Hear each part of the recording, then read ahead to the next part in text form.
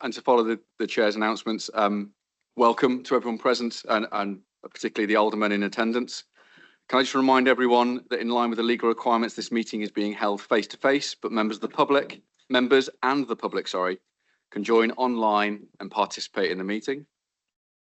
Only councillors present in the room that are taking decisions at the meeting, officers are in attendance to provide advice to the council as appropriate. The agenda and papers have been published on the council's website on the 10th of December 2024. The meeting will be live webcast and the council will be making an audio recording of the meeting, and this will be published on the council's website in due course. There are no planned fire drills today, and in the event of a fire, please follow the exit signs and congregate in the main car park outside of the Canalside building. Anybody present that might need assistance exiting the building, then please let one of our Democratic Services team know. If members in the room wish to speak, please raise your hand and the Vice Chair and the Monitoring Officer will note your name, and when it comes to your turn, please use your microphone on the desk in front of you. For members that are joining virtually, please use the raise your hand facility in Microsoft Teams and the Chair will invite you to speak. The request that people only speak when invited to do so by the Chair of Council, and that is then addressed to Council, and request that members and officers please say your name and role before speaking. Thank you. Thank you, Alan. Right, if we move into agenda item 1, which is apologies for absence. Have you got the list, Alan? Thank you, Chair. I have a number of apologies today. Councillor Steve Ashton, Councillor Nicola Clark, Councillor Nick Cottle, Councillor Martin Dimery, Councillor Andrew Govia, Councillor Ross Henley, Councillor John Hunt, Councillor Val Keach, Councillor Andy Kendall, Councillor Tim Curley. Here. He's behind me. Sorry, someone told me you'd left, Tim. Sorry.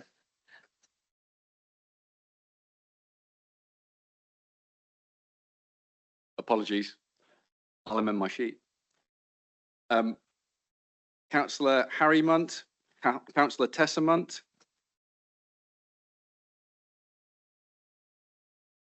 Councillor Graham Oxley, Councillor Peter Seeb, Councillor Jill Slocum, Councillor Andy Sully, and Councillor Gwyl Wren. Thank you, Chair. Is there any more? Yes. Mandy. Thank you, Chair. Councillor Hayward Burt and Councillor Sarah Jula. I think she will probably be online. Can I check if Susie here? Thank you, that's it. Could you move your microphone closer to you, Mandy, just so we can put in the future? Dave Mansell. Councillor Shane Collins as well, please. Thank you. Does that conclude the list? If so, we'll move on to agenda item 2 to confirm the accuracy of the minutes, the full council meeting held on the 26th of September 2024. I know, David, you wish to speak. Thank you. You see, you can't get rid of me for that long. Can you move the mic closer to you? Sorry. Old habits. So I would just like to raise the fact that under our Constitution 3.74, a named vote requires those names to be listed in the minutes, and they're not for the item which was in the last relating to the winter fuel payment. So we'd need to have the names listed in there. Okay, we need to add those names to the minutes. It was a named vote, therefore, under the Constitution, it must be recorded as a named vote and the names recorded. Okay, with that amendment, is everybody happy that I sign them as true record? Okay, that's fine. Moving on now to declarations of interest. I pass over to Jill. Thank you, Chair. In addition to the normal declarations of interest in relation to town, parish and city councils that are on our website, I have received a declaration of a pecuniary interest from Councillor Stephen Pugsley in item number 7, which is the non-domestic rating discretionary rate relief, he has declared a disclosable pecuniary interest in that item because his wife teaches at Wellington School. Any further declarations? Yes, Sue. Just for the sake of clarity, I just noticed that my name was omitted from the town and parish council list. I'm actually an Ilminster town councillor as well. And I've only just noticed that my name was omitted. Okay. Tony Robbins. Thank you, Chair. I declare an interest in item 7, being a business owner and ratepayer in Wales. Thank you. Any further declarations? Okay. Yeah, Oh, sorry. yeah, on that, Marcus. on that course, on that case, I will declare an interest as well on that item. Being somebody who does own it as a business and a ratepayer and also receives hospitality relief, etc. Thank you. Diego. Just for clarity, if we do have to declare my partner as a named owner of a business in Bridgewater, but I don't know if we have to. Okay, thank you. Yes, moving down the line. Thank you, Chairman. Myself too, business rates for me. Don't think, do you want to comment on the? I think those are noted previously, or they don't need to be referenced as part of this conversation. It's only relating directly to the schools piece within that item. Norman Cavill. Thank you very much, Mr. Chairman. Declare an interest in item 14, being a farmer. Thank you. Anyone else? Oh, here we go. Alan, yes, I started an epidemic now. Alan. Are you?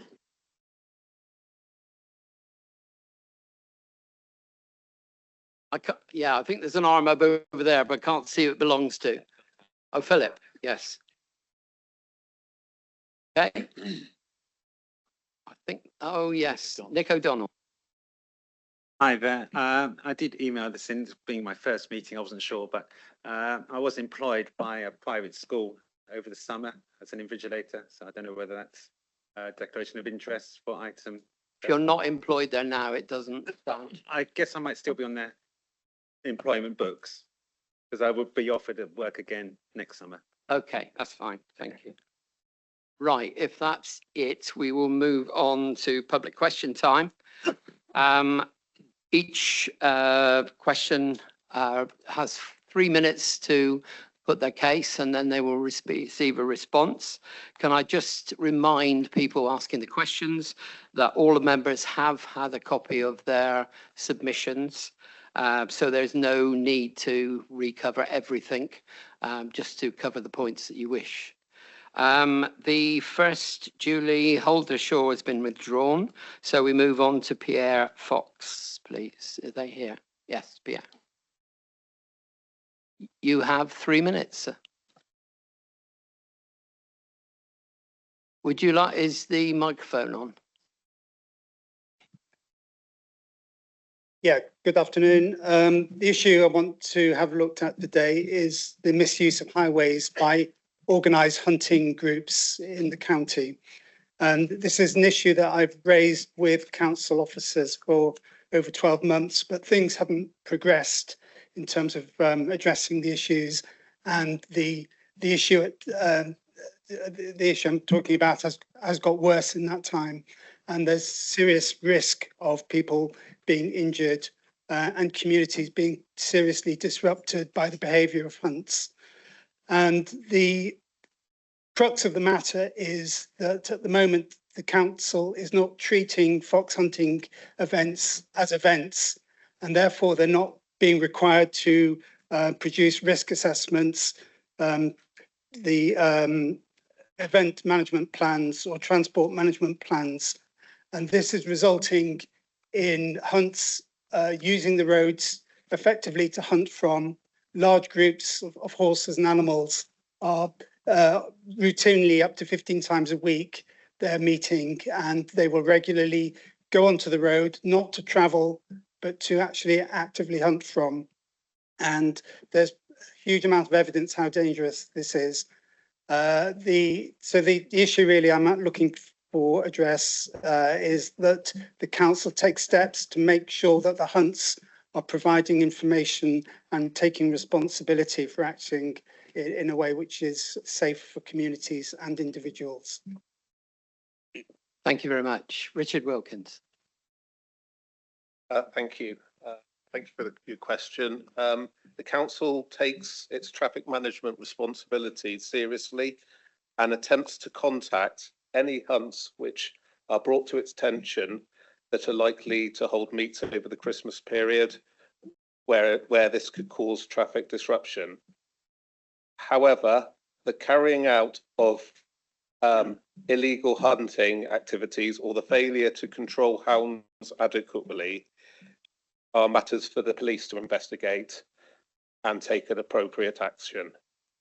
We understand that the local constabulary are aware of the matters you raise. From a public highways perspective, horse and dogs can pass and repass along public highway and do not need our permission to do so. Any incidents of the nature you have referred to need to be reported to the police. Thank you. Thank you, Richard. Okay, we move on now to Pip and Marion, who've come to present a petition. Have you brought the petition with you today or submitted it? Yes, okay. You have 3 minutes and then I will come and receive the petition and then Richard will reply. Okay, I'm Pip Sheard and this is Marion Nevenhuizen. We're both members of Taunton Area Cycling Campaign, known locally as TAC. We've got an online and a paper petition, which has a total of 430 signatures. It asks the council to carry out essential maintenance to the cobbled roundabout in front of the Market House in Taunton to make it safer and less slippery. It's in urgent need of repairs. Many cyclists have told us that they find this junction scary. Some, including myself, avoid the roundabout entirely, and others that they've fallen off. This is due to the slippery and uneven cobbled surface, making it difficult to properly steer your bike and to do hand signals, and especially when vehicles are pulling out and following on behind. And motorcyclists and drivers also tell us the surface is poor. And here's the experience of a couple of lifelong cyclists. This is Sue Mo, who was cycling on 19th of December 2023 on a wet day in Taunton.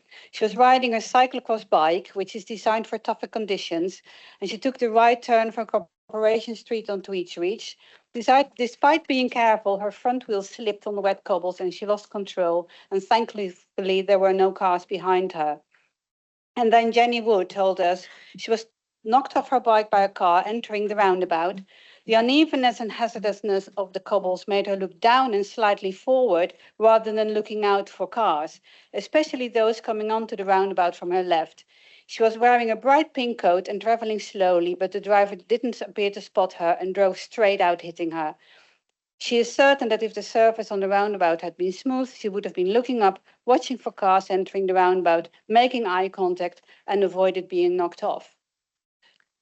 The council asked TAC to support their bid for the government for future high street funds to replace the cobbles with a safer surface, and we did this. After the money was awarded, the council decided to spend it elsewhere. The junction is a key location for cross-Taunton cycle journeys. Our survey of cyclists highlighted it as the top problem spot in Taunton. No proper repairs have been carried out in the 30 years since the cobbles were installed, and now the surface is pitted, sunken and broken. So my question is, will the council please take the issue of cyclist safety seriously, live up to your duty of care and do the essential work needed to repair the surface? Thank you.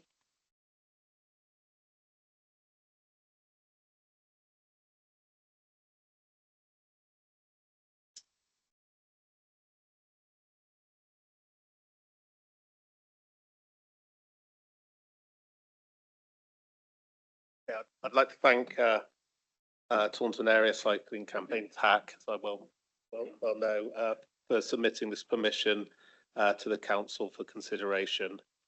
The council is aware of the concerns about this junction, and it's been unfortunate that the cost increases in delivering infrastructure projects has meant that the future High Street Fund wasn't able to stretch to some improvements at this junction. Somerset is a large county, and you'll be aware of the council's financial situation. The funding we have had to stretch a long way, and we have to rely on external funding for significant improvements. We continue to look for appropriate funding in order to deliver improvements at this junction. In the meantime, please report any safety defects via our report a problem on the road webpage, and these will be assessed and repaired by our maintenance teams. The roads and footways within Taunton Town Centre are inspected on a monthly basis. Defects are identified as likely to create a danger to users to the network are programmed for repair as a priority, usually within 24 hours. This includes for the roundabout on North Street referenced in the question. All inspections are undertaken in accordance with the policies and protocols detailed in the Highway Safety Inspection Manual 2018. Thank you. Thank you very much. The next speaker is Seth Dello.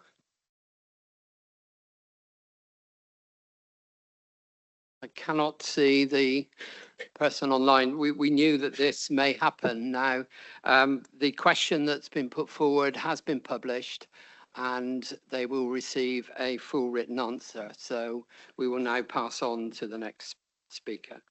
Paul Partington.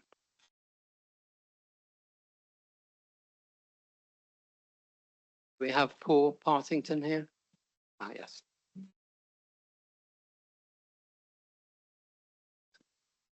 You have 3 minutes, sir. Can you hear me? Yes. Thank you, Chairman, for me being able to address full council with my questions. I have a hearing impediment. I cannot hear what's being said though I'm speaking to you. So please can I have all the answers in writing, please? Personally, I feel I shouldn't be here tabling these questions.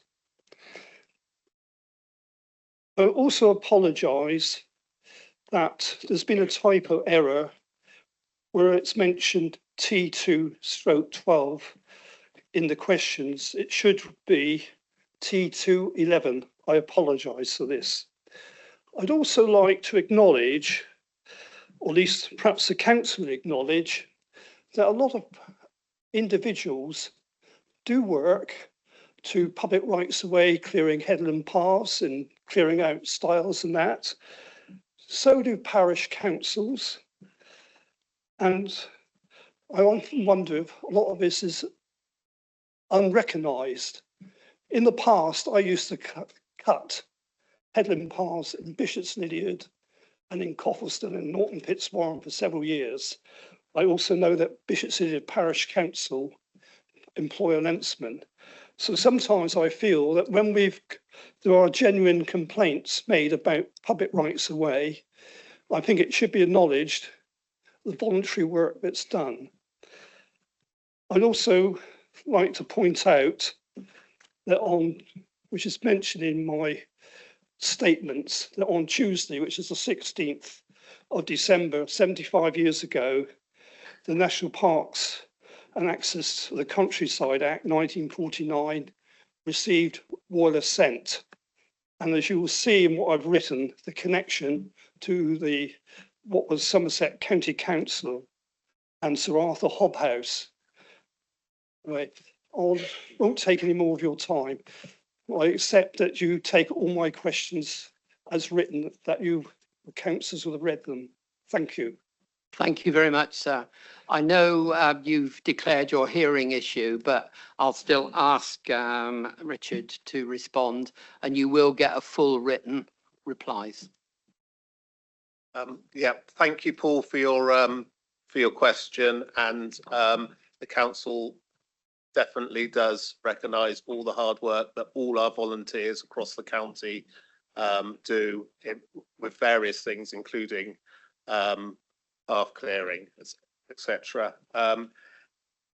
You will be getting a full written response to your very detailed and specific questions, and our service manager for the rights of way is preparing that response as we speak. Thank you. Thank you very much, Richard. The questions that were put in from Taz Haysham and Nigel Pearson have been withdrawn. So we move on to Trevor Challenger, who has come to present a petition. I believe that you do not wish to speak, but once I've received it, I will ask Richard to reply.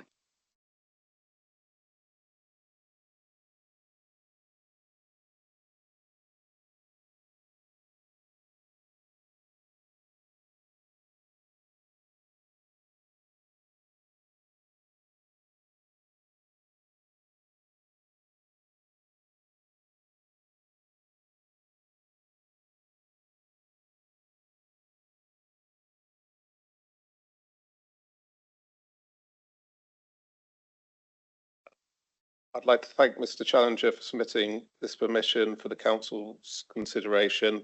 Council officers have been in dialogue for some months with the community representatives, local councillors and the bus operators to look at improvements to the service in the area. The service that used to connect with Liscombe to Wellington and the villages in between was discontinued in around 2015 because it was no longer commercially viable and carried only a small number of passengers. Currently, the communities around Wither-Liscombe are served by the scheduled bus service into Taunton, the Wivy Link community transport, and the council's Slinky service. The financial position of the council means that unless funding comes from external sources, we cannot increase the number of bus services that operate in the county. Following our submission to the Department for Transport for a revised bus service improvement plan in June, we have been awarded a one-year grant of about 6.3 million. We're currently awaiting the detailed terms and conditions of funding from the DFT before we can work with partners and stakeholders to set out how the money can be used. Somerset is a large county, and unfortunately, I can't make promises about funding anything specific until we have undertaken full analysis and discussed regarding potential uses of the funds. Thank you very much, Richard. Right, moving on, the next speaker is Andrew Lee. I believe Andrew may not be with us. I can't see. Again, as the question has been published and as well as the reply, and he will be sent a full written answer following this meeting. So moving on to Sue Isherwood, and I've been told we'll be joined by Chris Langdon to share the 3 minutes on the next question.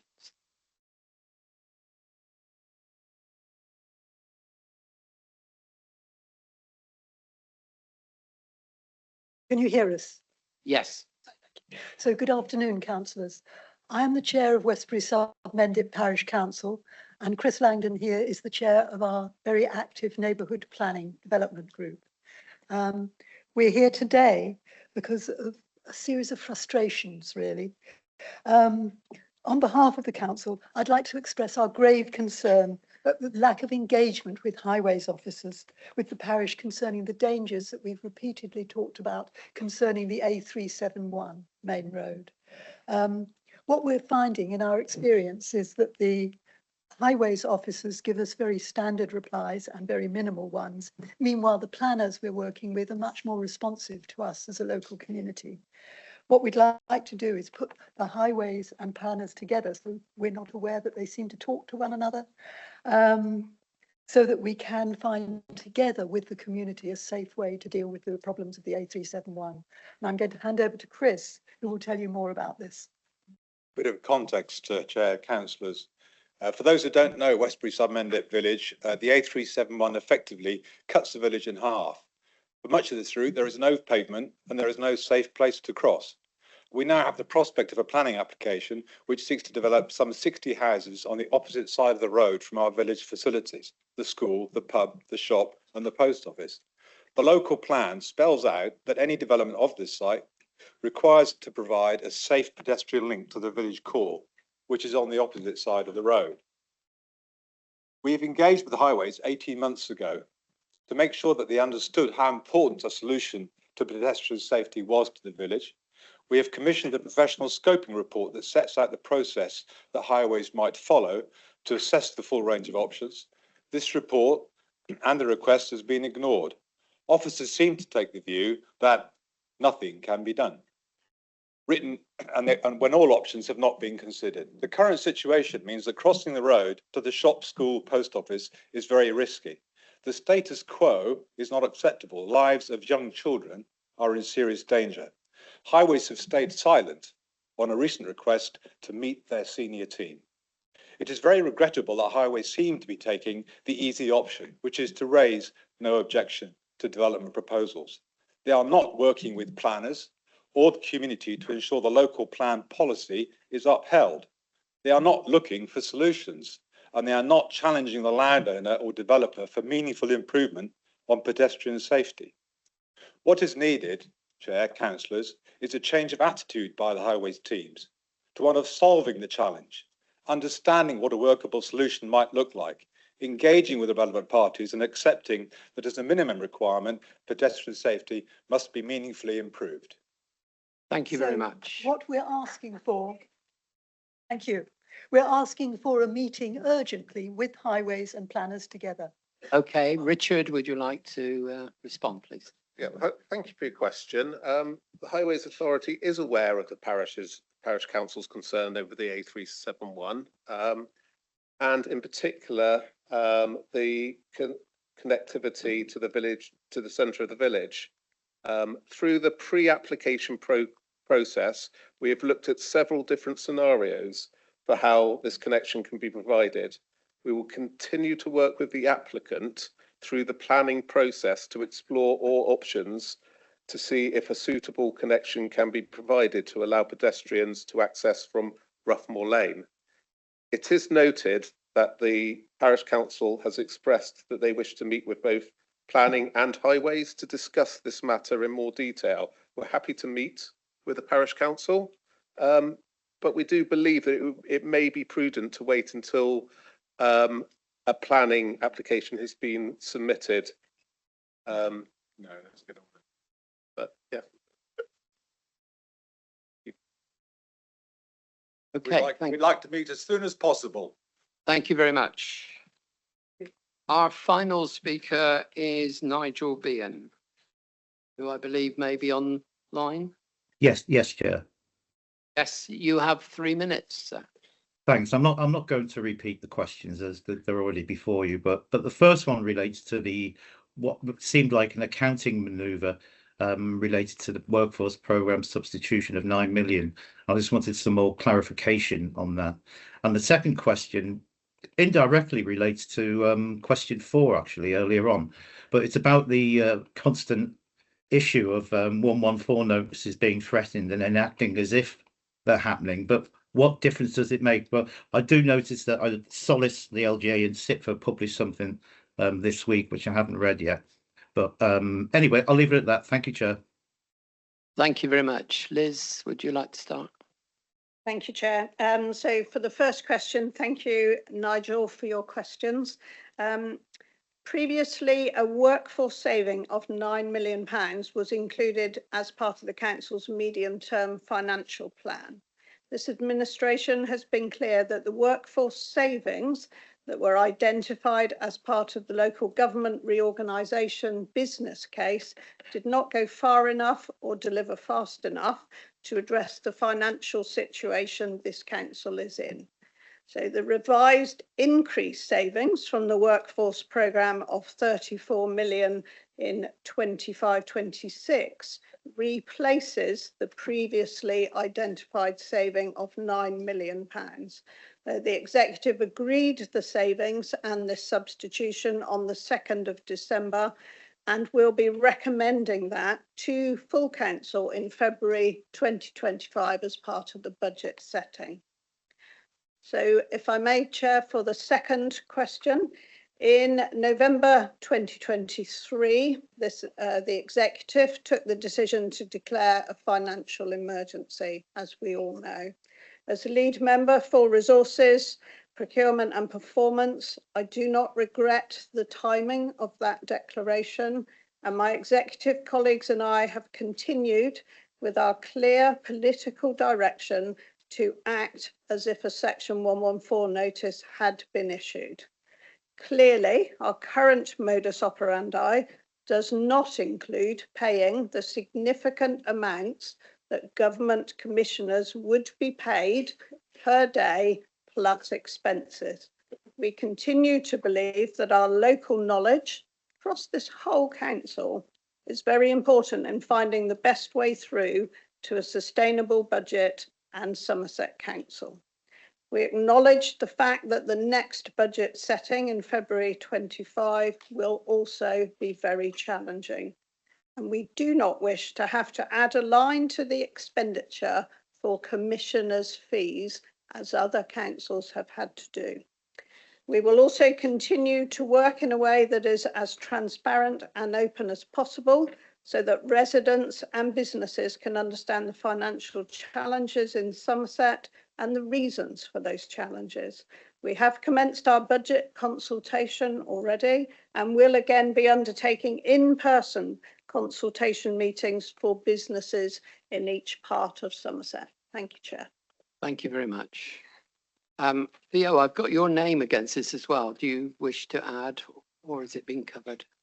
No, I have nothing to add. I think it was one that could be answered by either of us, but it's been very ably answered by Liz. Thank you very much indeed. Can I thank all of our public speakers who've come along or online? We do value the questions when they come in, and I apologise to some people that wanted to add to the list, which unbeknown to me had shrunk, but there are other opportunities either at this meeting or other meetings of the council, like the executive or some of the other committees. So please put questions to them as well as full council. Okay, we move on to the next item, which is Chair's announcements. Unfortunately, again, I have to start this section to record the sad passing of past members of our fellow councils from the past years. The first is Councillor Janet Reid, who passed away on the 12th of November, aged 81 years. She served as Wellington Town Council for 12 years and as a district councillor for 8 years, finishing the term in 2019. I've had some words that have been given to me by her daughter, Julie, and I will read them. During her time as a councillor, she served on a number of committees, including licensing and planning. Her biggest determination while working as a councillor was about being able to help anyone who crossed her path. And with her normal determination, she would do everything in her power to help local people with their local issues. Often being involved in issues with council housing for her local Wellington residents, she became very passionate about planning and was a massive advocate for the local sports facility in Wellington, as well as supporting the return of the Wellington railway station, and supported the proposed cancer centre, Maggie Centre, that did not go ahead and was much great disappointment to her. The other member that has passed, which was John Sharp, who passed away on the 27th of November. He served as a county councillor from 2001 to 2009, but unfortunately, due to the late knowledge of this, have not been able to put together a fit passage for him, and I will do that at another meeting. But if you could join me now in rising for a moment's silence, please.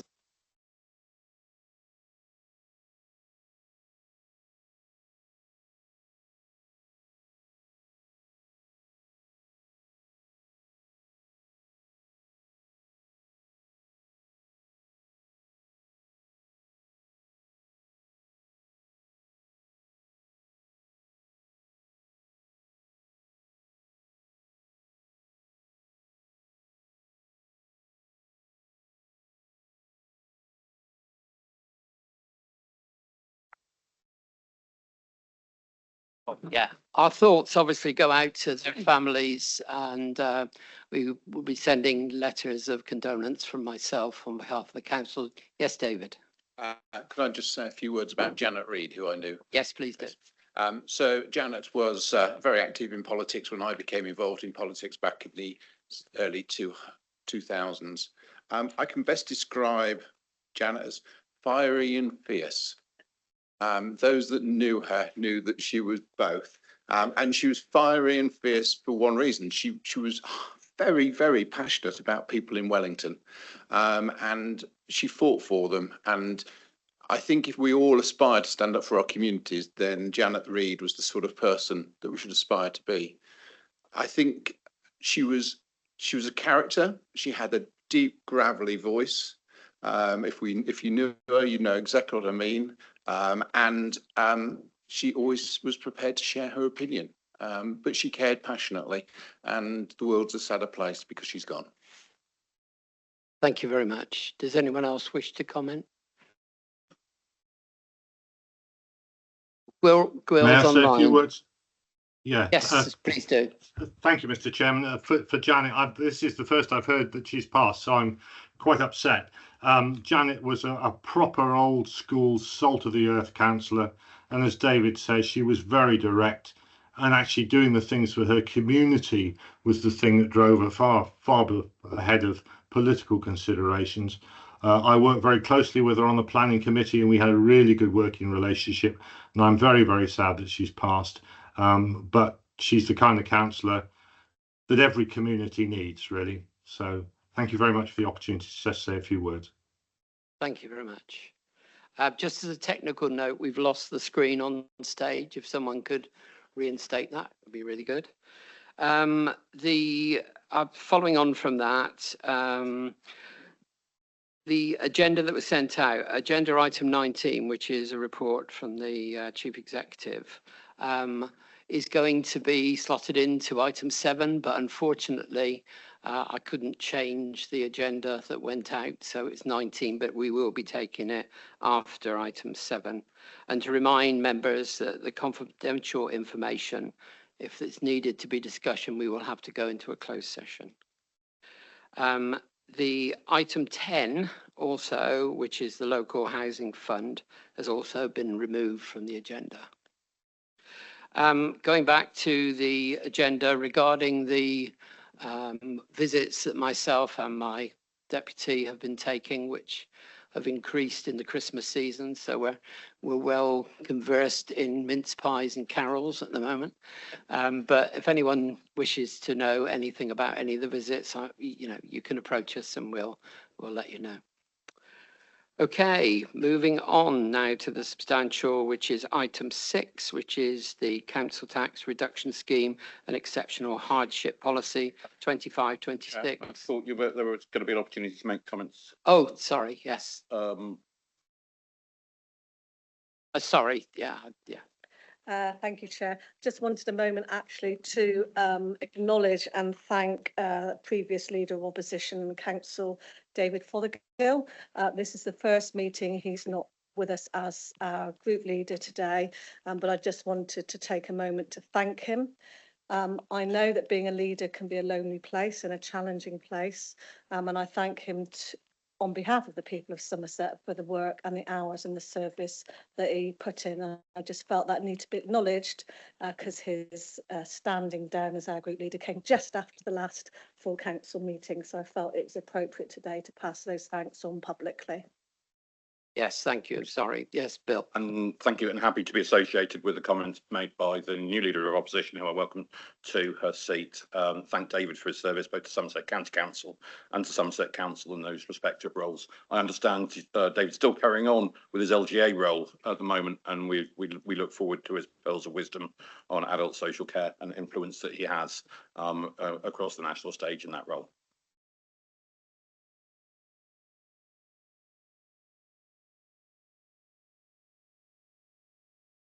Can I echo that? Over the years, David, you've done a lot of service for the this council and obviously for the county before.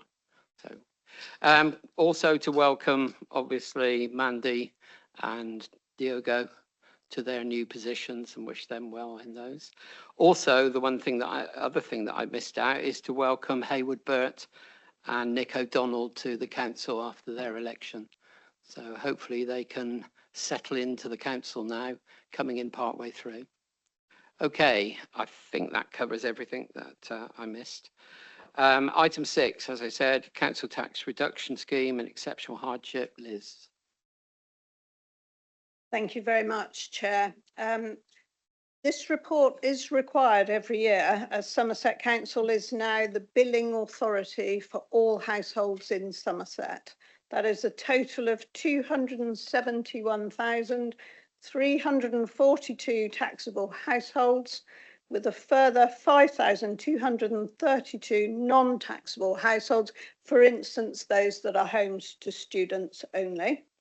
The 31,745 households claiming a reduction on their council tax in the current financial year represents 11.7% of total taxable properties.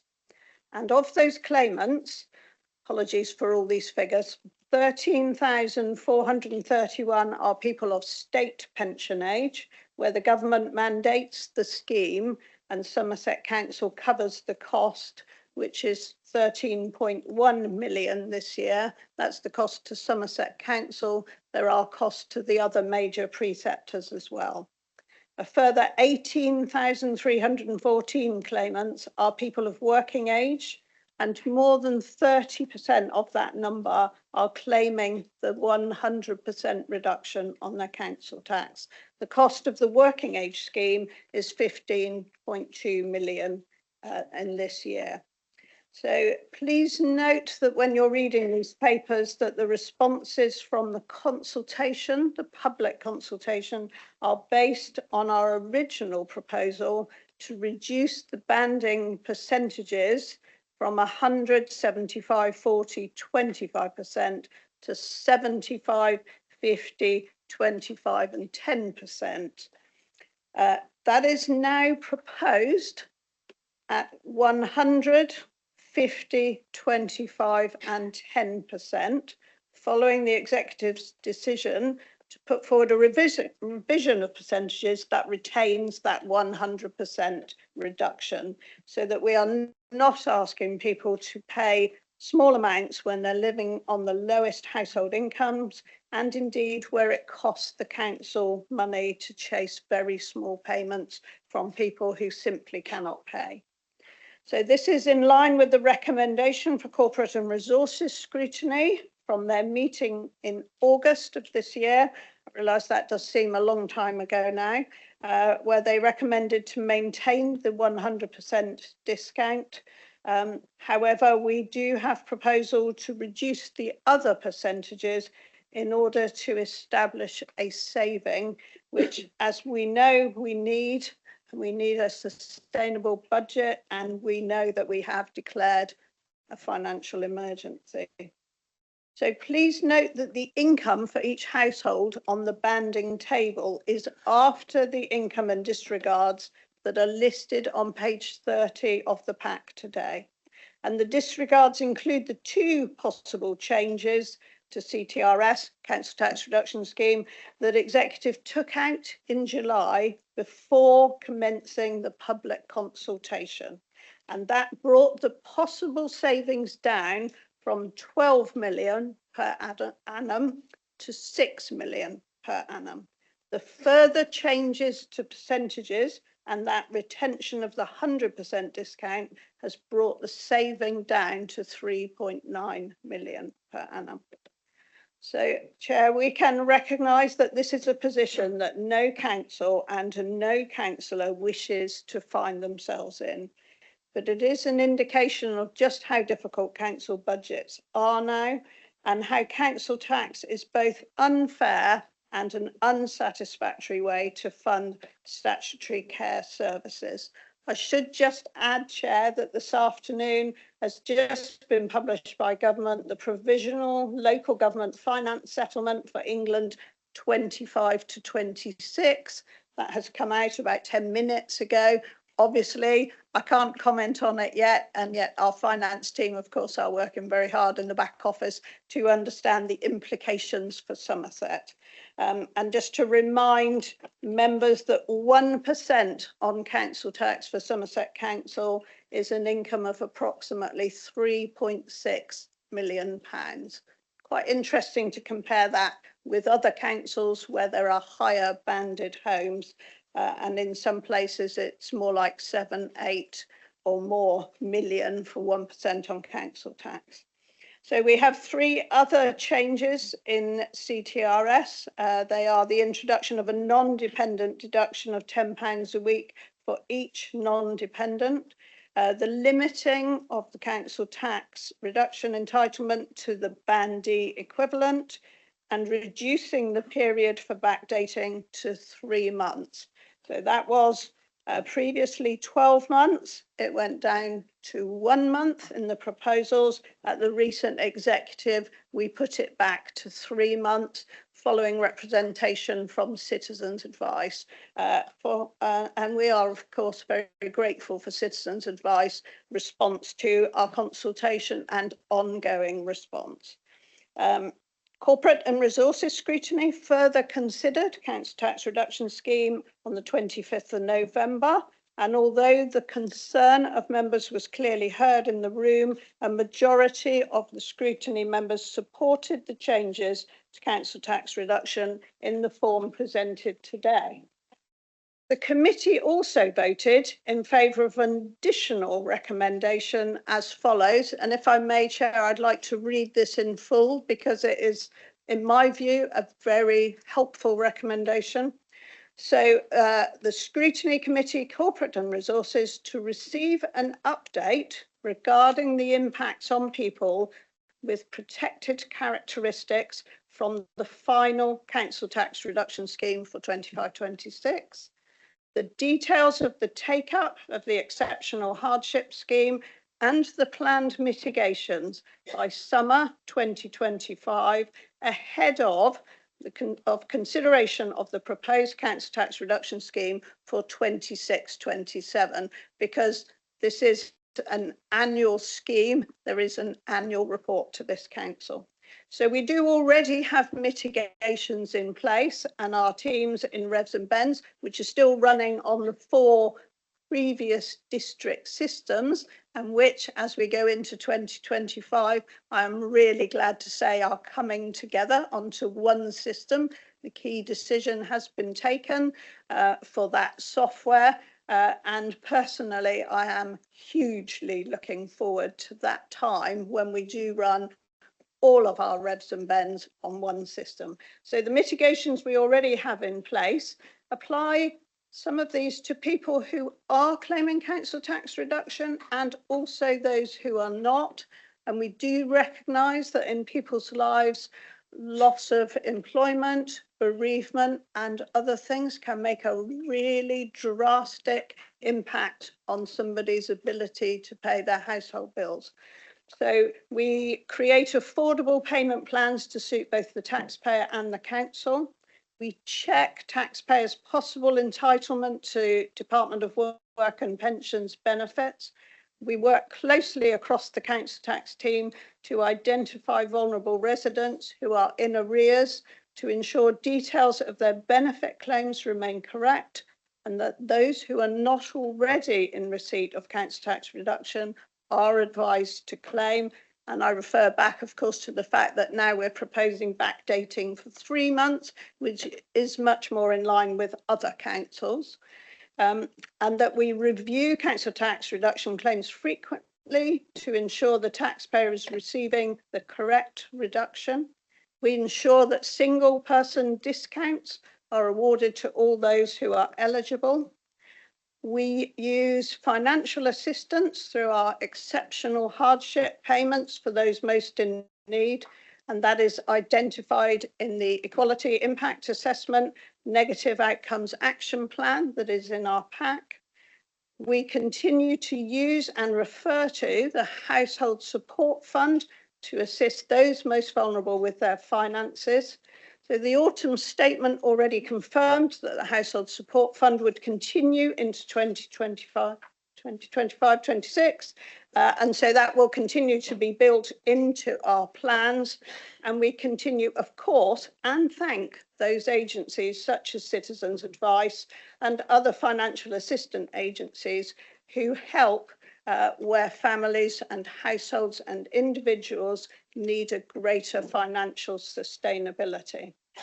Chair, if I may, I would like to suggest that recommendation 1, the recommendation to agree and improve the increase to income band thresholds by the CPI rate of 1.7%, might be taken as a first and separate vote on this paper, please. As I've already referenced, of course, we have the provisional local government finance settlement out this afternoon, but I cannot comment on that. And I am always interested to hear, Chair, from other members right across the council where they believe further mitigations are possible, because we understand, following the cost of living crisis, although inflation rates are lower, prices are still higher. So I'm always welcome to hear from colleagues on any ideas on further mitigation. Thank you. And my seconder on this paper is Councillor Bill Revans. Yes, Bill. Chair, I'm happy to second this and reserve my right to speak later in the debate. Thank you. Tom Deacon, you have your hand up. Thank you very much, Chair, and a huge thank you to officers and members for all of the work that's gone into this paper. I know that there's lots of information contained within it that hasn't been easy to source, I think would be an understatement. And I know that there have been lots of questions asked about the details, whether that be through scrutiny executive will come today and through other channels as well. So thank you for all the effort that has gone into pulling this together. Along with Councillor Baker, we represent not only the best division in Somerset, but also one of the most deprived. And on seeing this report, I did take a sharp intake of breath when I was looking at the impacts on our most vulnerable residents, particularly those who are most disproportionately affected by the proposed changes today. I'm conscious that these changes will have a direct impact on them and their finances, and I want us as a council to really carefully consider the mitigations that we can put in place whilst ensuring we deliver a sustainable budget for the whole of Somerset, which is the right thing to do. So I have some questions, Councillor Lation, if you wouldn't mind responding to, and then I have some thoughts I jotted down whilst you were speaking about some language that I would quite like to see in the report and in the recommendations to just strengthen our position if we do choose to go ahead with these recommendations. So my questions are, what assurance can we give that the mitigations, including use of the Household Support Fund, will be enough to support residents through these changes? That's number one. Number two, how will we communicate the additional support available to impacted residents? And number three, can we be assured that if we do find as a council additional funding capacity, that we mitigate the impacts of the changes as much as we possibly can? Thank you. Liz, would you like to respond, please? I will, Chair. Thank you. On the Household Support Fund, we're still working through the 6 months agreed by the previous government. We know there's Household Support Fund for next year. We don't have the total available to Somerset yet. I would suggest, if we are able, that we would like to bolster that through our exceptional hardship scheme. We do already have an exceptional hardship scheme, and that is where I would like all our efforts to be directed. But if it's possible for that scheme to be bolstered, I would welcome that through the Household Support Fund and any other way. On how to communicate changes, we do have the ability to include with our billing, as we have done for the last years, a letter from the leader. And I'm looking at the leader now because I think that that is a real opportunity to speak to people in a kind of one-to-one approach about how we're helping households everywhere we can. And we have used graphics very successfully in the last year or two from our comms team, and I wonder whether there's something more we can do there. So we're already paying for the envelope, we're already paying for the postage. Let's make best possible use of that. And then if there were any additional funding, I would welcome that coming in with Household Support Fund through the exceptional hardship scheme, because we already have that in place. That is part of this paper and these recommendations this afternoon. So I thank Councillor Deacon for his questions. I appreciate that every single member of this council has concern for people in their division who are finding household budgets more challenging. And I would be very keen to hear of any specific ideas on mitigations over and above what I have already read out from the paper, from my introduction. Thank you. Thank you. Tom, you wanted to add just before I go open this out. Do you want to continue? Thank you, Sharon. Thank you, Councillor Lushing, for your response. Given those answers, if you're agreeable as proposer and seconder of this paper, I'd like to insert some additional wording to strengthen the paper and associate it with the comments that you've just made. I've just drafted something quickly here, so please do feel free to tweak anything if you don't feel it's appropriate. But my draft wording would be: conditional upon the local government financial settlement and associated household support fund announcement, this council commits itself to 1. Further increase support to the Exceptional Hardship Fund to target help at those impacted by these changes, with particular attention given to households identified as disproportionately affected. 2. Include details regarding information and signposting to additional support through both council tax billing documents and through making additional contact with every impacted household. And further, that this council agrees that should additional funding capacity become available and the budget balanced in a sensible way, the impact of these changes will be addressed to minimise, or if possible, remove them through the provision of a one-off grant or similar. Liz, did you want to go back before I go on to? Indeed, I think there's just one word in there that I think I heard a sensible budget. I wonder whether that should be a sustainable budget. Other than that, I'm happy with all of that wording and thank Councillor Deacon for bringing that forward. Okay, yes, Mandy. Just a point, there was a lot rattled off there, which I couldn't possibly get down quickly enough. My understanding was that amendments should come in with notice and that they wouldn't be just put into a meeting so that we could take in and absorb. Am I right? Am I wrong, please? That is the correct procedure. It should come. Chair, if amendments come through as part of the debate in the room, they can be accepted subject to the proposer and seconder being voted on. But if there are matters that could have been foreseen beforehand, then that's a separate issue. So if they come through the debate and discussion, they can be accepted by the meeting and council. Thank you. I didn't know there had been any debate. Okay, Dave Mansell, if we open this out now. Thank you, Chair.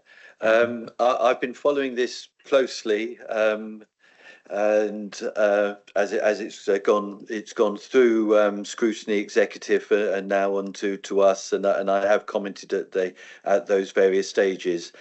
I have been pleased to note that as the consultation and the responses to that were given, that the scheme has improved by not taking some of the savings cuts that were originally considered. Nevertheless, I remain concerned about what remains. And my concern comes for several reasons. One is that we are now finalising the council tax reduction scheme before we set the council tax and know where we're going with the council tax. So we've done things in the wrong order. I understand, though, that there's reasons that are unavoidable that do that, but it is unfortunate that we find ourselves in the situation of finalising the reduction scheme before we finalise council tax. I have noted that the proposals have certainly improved, and some have addressed concerns that I've raised. Some of those improvements. But we are still going to be, with the latest proposals, we are still going to be reducing the discounts that claimants can currently benefit from. We've kept the sort of headline one of 100%, very pleased to see that. But in income bands below, they are reducing. So band 1 has stayed the same, but bands 2, 3 and 4 are reducing. Band 2 previously gave a discount of 75%. That discount will reduce to 50%. Now, the effect of these the reductions that we're now proposing, it will apply to 12,633 working age claimants. And on average, those people will have to pay £415 more. As was mentioned, those to whom it will apply are indicated in the table on page 81. My reading and understanding of that is that having to pay more will apply to single people who have a remaining income of only £5,400 per year. They will be asked to pay more. Households with 2 children, if their income is only at £12,400, they will have to pay more. And I do not feel comfortable with that. In total, the saving that we make by asking them to pay more will deliver £2.3 million to the council, but it's not a saving I feel comfortable with. I have noted, and in the circumstances it's good and the right thing to be doing, that a lot of attention is being given to the exceptional hardship scheme and to further mitigations to try and help people who then struggle as a result. And that is good, and I'm pleased to hear that. However, for me, I would much prefer that we get the council tax reduction scheme right, and we don't create a whole series of further hurdles, further administrative burden, further claims and barriers to people getting the help that they need.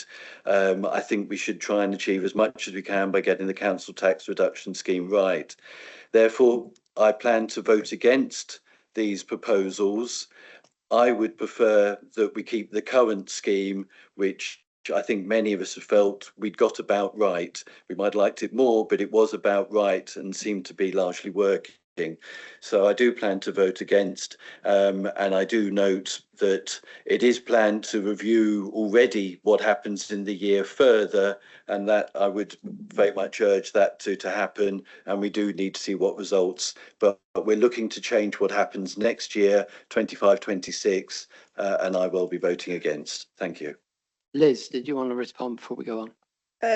Yes, Chair. I just wanted to say that for local authorities, budget setting is a timetabling nightmare because of the way information comes from the government, and we have to set CTRS in advance of the rest of the work on budget setting because it affects the collection fund, and it is always set before Christmas, CTRS. It could be set later. We do not have the luxury of being able to set it later because while we're still on 4 systems and one of those systems is outsourced, the former Mendip system, which needs more time before billing to get all of literally the bills and the letters from the leader and any graphics ready for mailing. So this year, I wish this table would, I really hope this is the last time we have to deal in that way of working on those 4 separate systems. I'm sure it is. And when we go to a new system, we will then be looking at CTRS for the next year. I'm losing count of the years now, 26, 27. We should then be able to work in a different, I want us to, Chair, to be able to spend more time now that we know Household Support Fund is confirmed for another year.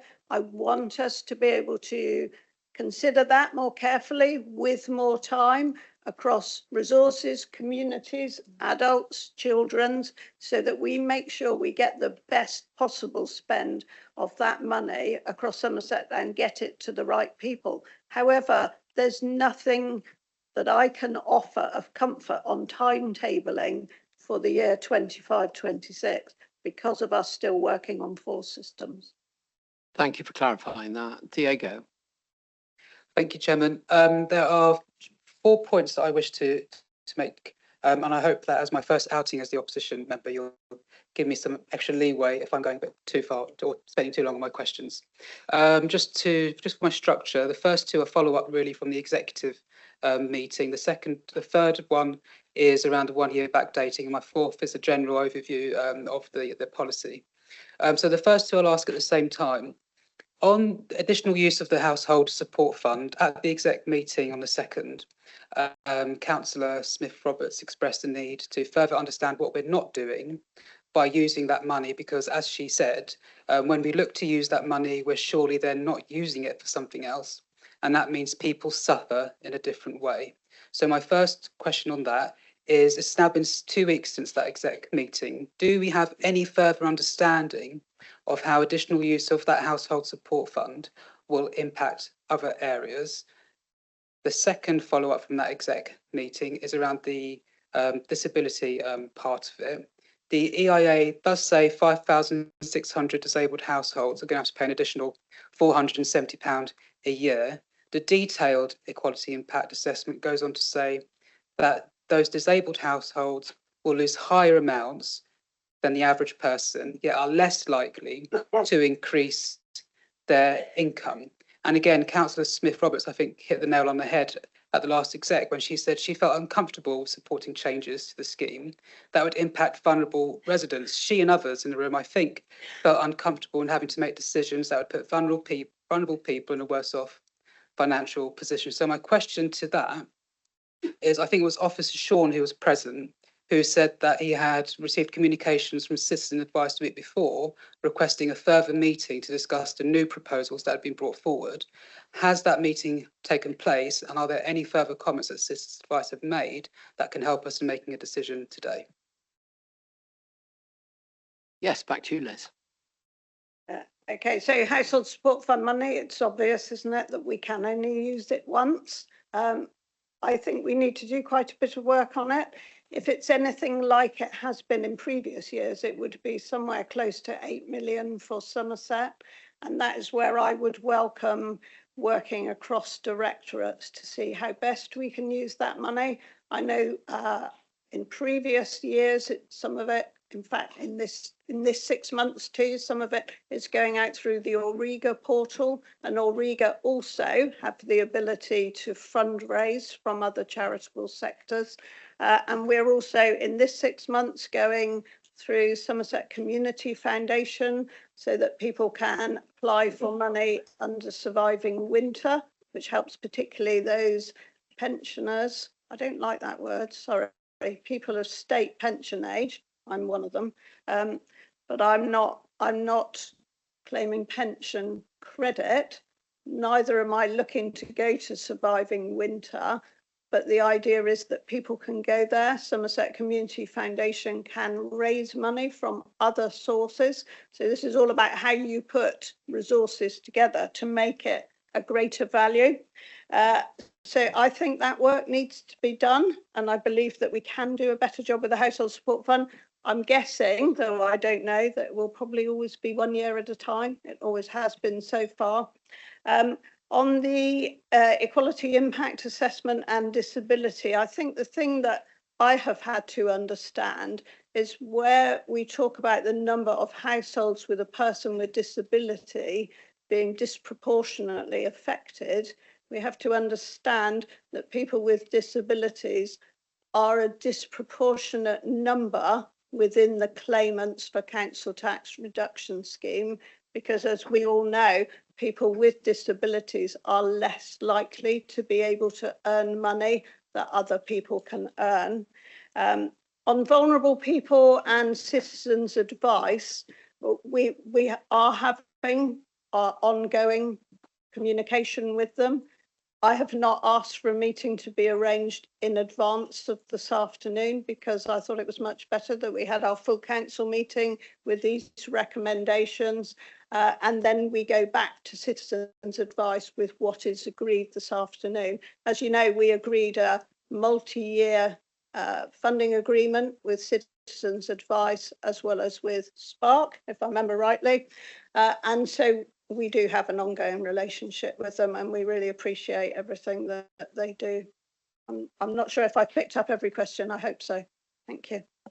Thank you, Chair. That's understandable. Just one point on that. It's a shame we don't have any updated comments from citizens' advice because there are changes to this compared to the consultation responses they gave before. That's the only point, but I understand the points that you've made. So the next question I had on 1 year backdating, then I've got one general comment after. The 1 year backdating to 3 months. So as I understand it, the proposed change to reduce from 1 year backdating to a 3 month has no associated cost saving within the document. If the purpose of the proposals before us is to achieve savings, then any savings, I would argue, should be clearly identified within the supporting documents. We know citizens' advice have expressed strong opposition to this particular change, and they've said that the 1 year backdate is valuable in helping vulnerable clients who have faced barriers to claiming CTR. They say that there are multiple barriers to claiming CTR, such as digital exclusion, lack of awareness, poor mental health, which prevent eligible individuals from starting or completing a claim. Now, I recall either at the exec or the previous corporate resources scrutiny that it was acknowledged that this particular element of the proposal would only affect a minimal number of people, a small number. On the surface, that sounds quite all right, but dig deeper and the few people that the proposal does affect are some of the poorest in society, some of the hardest hit, the most struggling.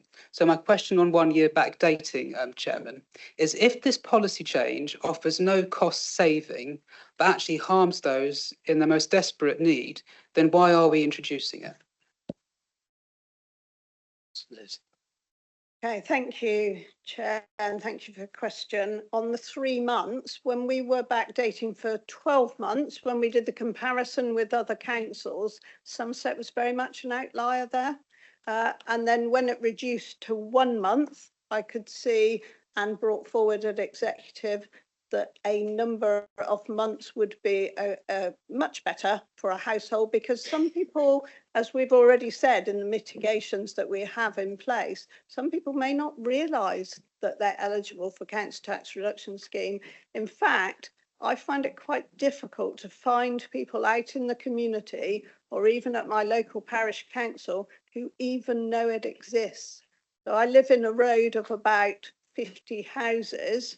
So 10 or 11 of those houses, if it were an average, would be claiming some kind of reduction on council tax. And yet neither of my neighbours either side know anything about council tax reduction scheme. So that suggests to me that the Revs and Bens teams, Citizens Advice and others who give financial advice are doing a good job. There are other mitigations that we can look at about going to 12 months instead of 10 months. And I have the figures now from those former district areas now, said again, still working on different systems, where those numbers are very, very different between the areas of Somerset. I believe that's another opportunity. And the good thing about a leader's letter going out with council tax billing is that it's a hard copy on paper. That is a real opportunity for us to speak to those people who are digitally excluded. And I know you're right, that is absolutely correct. I just have to say, when we talk about people who are vulnerable because their household income is low. The reason we are looking to make savings to CTRS is because the cost of providing services for some of the most vulnerable people in Somerset, the demand and the cost is increasing year by year, and that includes for some of the children who cannot be safe at home. So this is the point when I said no councillor wishes to be in this situation where we're now balancing and debating on where vulnerability lies most. And my personal view is that some of the best work this new council has done so far has been where we've worked creatively and differently with our partners. And I believe we can continue to work in that way with the Household Support Fund, with people like Citizens Vice, with Auriga, and that we can make a bigger pot of the exceptional hardship scheme, and we can communicate it. We can communicate it digitally, but we can also do it in writing, direct to every household in Somerset, because even if they claim 100% reduction, they still get their bill. I'm pretty sure I'm right in saying this. They still get a bill because it has the reduction amount on it. So every household will get that letter and will get that bill through the post. So I think we've got an opportunity to, again, work differently, work better, pull our partners together, pull in more money through the exceptional hardship scheme, and do a better job for the people of Somerset.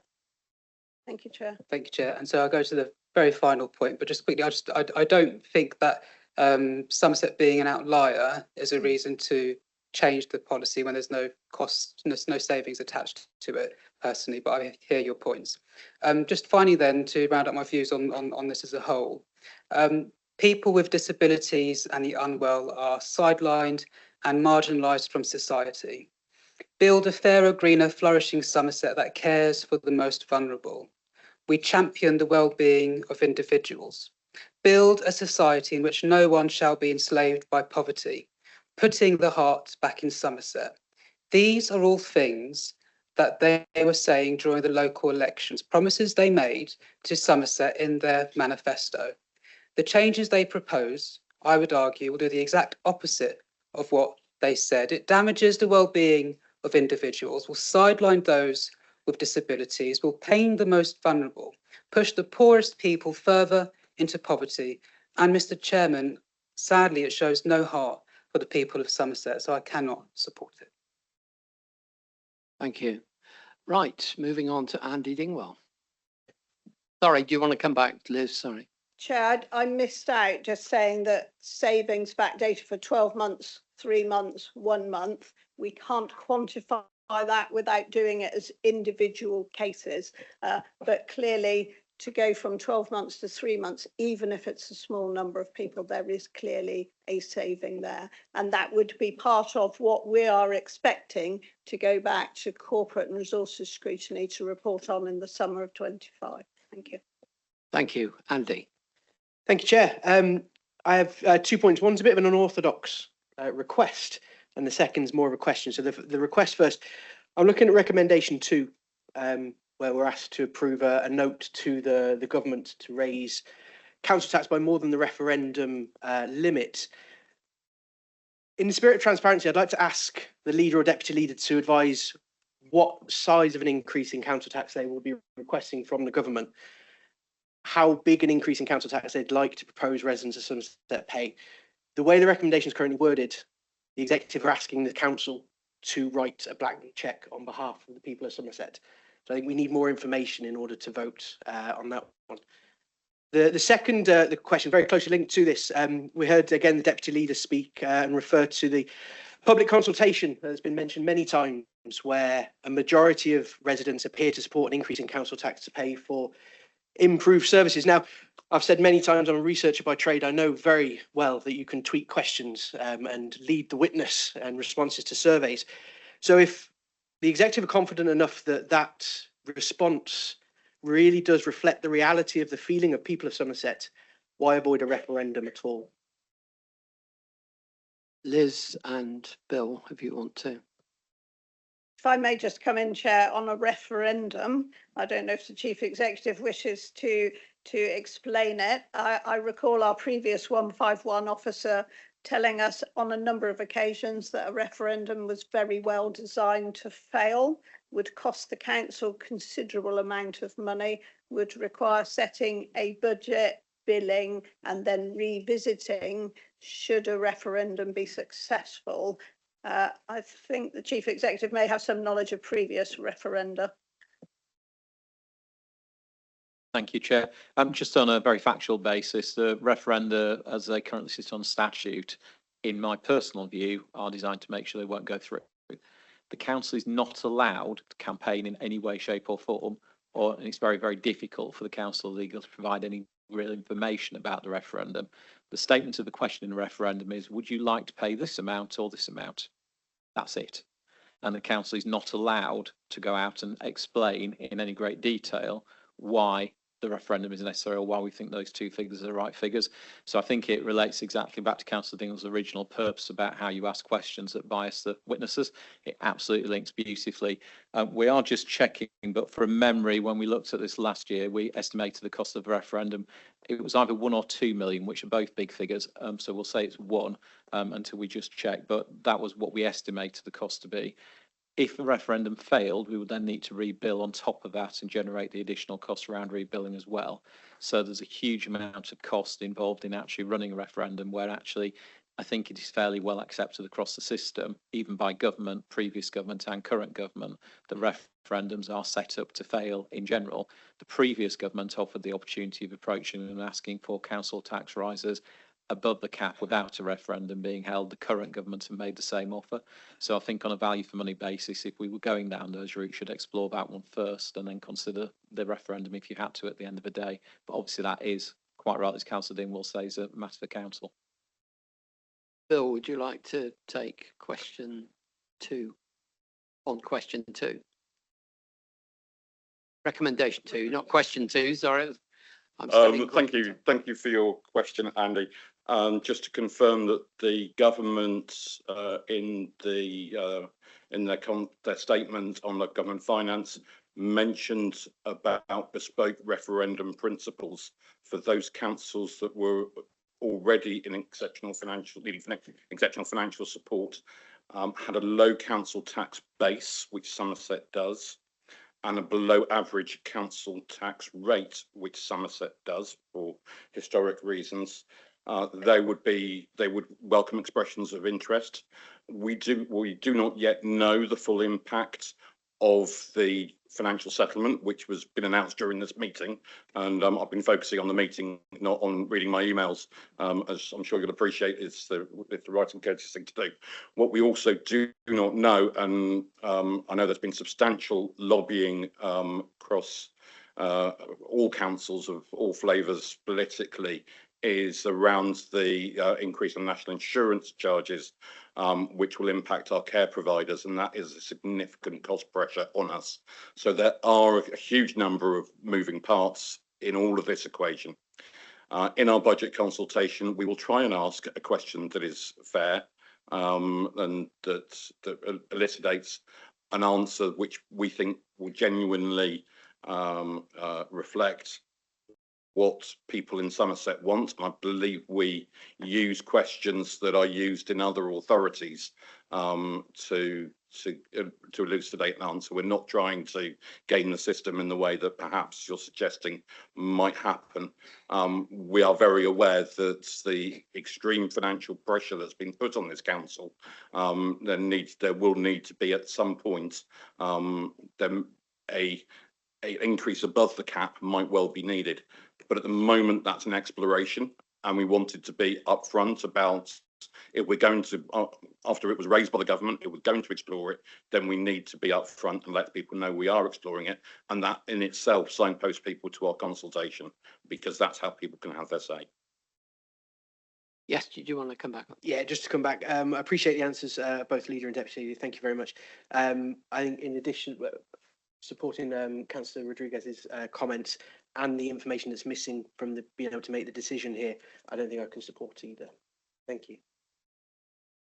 Sorry, just two other points that, yeah, we appreciate that, that the local government financial system works in a counterintuitive way. And we are in a position where we are having to make decisions before we have all the information in front of us. And that is no reflection on anyone in here in this room.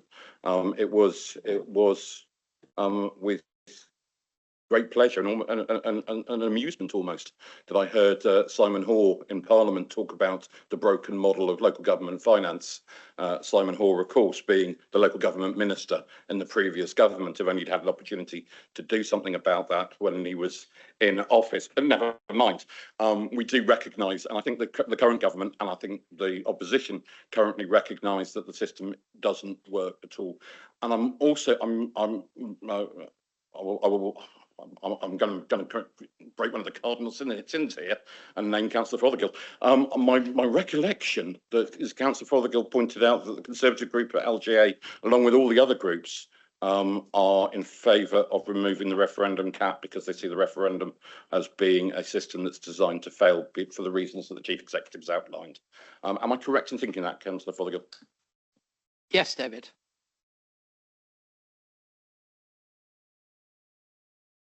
Don't worry, Bill, I never underestimate you to stoop below belt, and you can do. So the position is very clear at the LGA and the Conservative group that the referendum limit should be lifted because we know that Conservative councils run councils better and therefore they would not go above that limit anyway. Thank you for that answer. Okay, can we move it on to Osborne? Thank you, Chairman. So much seems to be increasing amount of clutter around here, not to worry.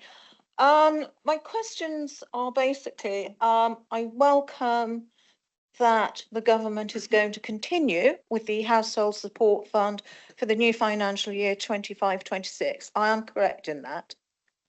And it would be great if the money that we have lost from the loss of the rural support grant of £4 million, that some of that comes back via this mechanism. That would be extremely welcome, I'm sure. But my concern is that we are asking the Exceptional Hardships Fund to do an awful lot of heavy lifting here because we're asking it, if I've got this right, that it's going to cover and help with the discount for care leavers, the discount for foster carers and the discount for special guardians as well. Are we confident that there is going to be a sufficient budget in the Exceptional Hardship Fund, which my understanding is just to cover council tax, especially when we will have pensioners who are losing their £300 winter fuel allowance, and we have something like a significant number in Somerset, just around the 100,000 mark, that may well make a claim on either household support fund or exceptional hardship in order to try and compensate and make up for that loss. And if we do find ourselves running short of money before the end of March, what happens then? Is anyone turned away? Liz. Chair, it gets technical on foster carers, special guardians. We do have specialists in the room if we need to go to them. By putting those discounts through that way, it brings in all of the major preceptors, not just Somerset Council. That is the difference, and it is actually a saving for Somerset Council. So the other major preceptors, which I believe is not parish councils, but is of course fire and police, then also contribute through their precept to supporting the discounts given to those groups. I'm sure I'll hear from behind me if I have any of that incorrect. Does anyone wish to add from the background? My name's Sean Warren. I'm the interim head of revenues and benefits. I would just like to confirm what Liz has said there. Sorry, apologies, Councillor Lation has said there is correct. Fine, okay. Right, so if we move on now to Lucy Tremor. Thank you, Chair. I believe that I've said before in a previous meeting at some point that my concern always is that in an attempt to ensure that we fill any gaps in our budget, any deficits, or if you like, black holes, it's really important that we don't pass those black holes and those deficits onto the budgets of our residents, the people who at the end of the day are the last line in being able to fund our pay gap and so, or our funding gap. And so I think that we need to be really careful. And I am really concerned about that. It's projected that changes to the CTR mean they're going to be more of a pull on the exceptional hardship scheme. In 22-23, there were 849 cases. 23-24, there were 923. I wondered, do we have a projection for 25-26? And do we have sufficient allocated resource for the additional pull on this, assuming that there will be a cost of some sort? Thank you. Yes, Liz. I think the whole tenor of this debate is about increasing the exceptional hardship fund by use of a line in the household support fund distribution, by going to other partners such as Auriga, and actually increasing the size of that fund, and then also by any other available funds, which we may find out more about when we have read what government has published this afternoon. But we still have a budget gap, Chair. We cannot get away from the fact that the cost of looking after the people who most need our support is growing, because it's growing in numbers of people and individual cost. And that is the reason that we are here debating and deciding on the council tax reduction scheme. If we did not have those pressures on our social care, children's services and homelessness budgets, we would simply be agreeing the first recommendation that is on this paper, as we did at this time last year. I only regret we're not doing the same thing this afternoon. Thank you. Yes, did you want to come back, Lucy? I did, if that's okay. Just because I didn't catch what you said about other partners that we'll be approaching. Did you say Auriga? And who are the other partners and how does that work? Because I don't know anything about this. Thank you. Chair, if I don't have the link here, but I'm very happy to make the link available to the key decision paper that was taken by myself, Councillor Shearer, Councillor Wakefield, for the Household Support Fund for the 6 months, the second half of 24-25, that references how that money is being distributed. And some of it is through the Auriga portal.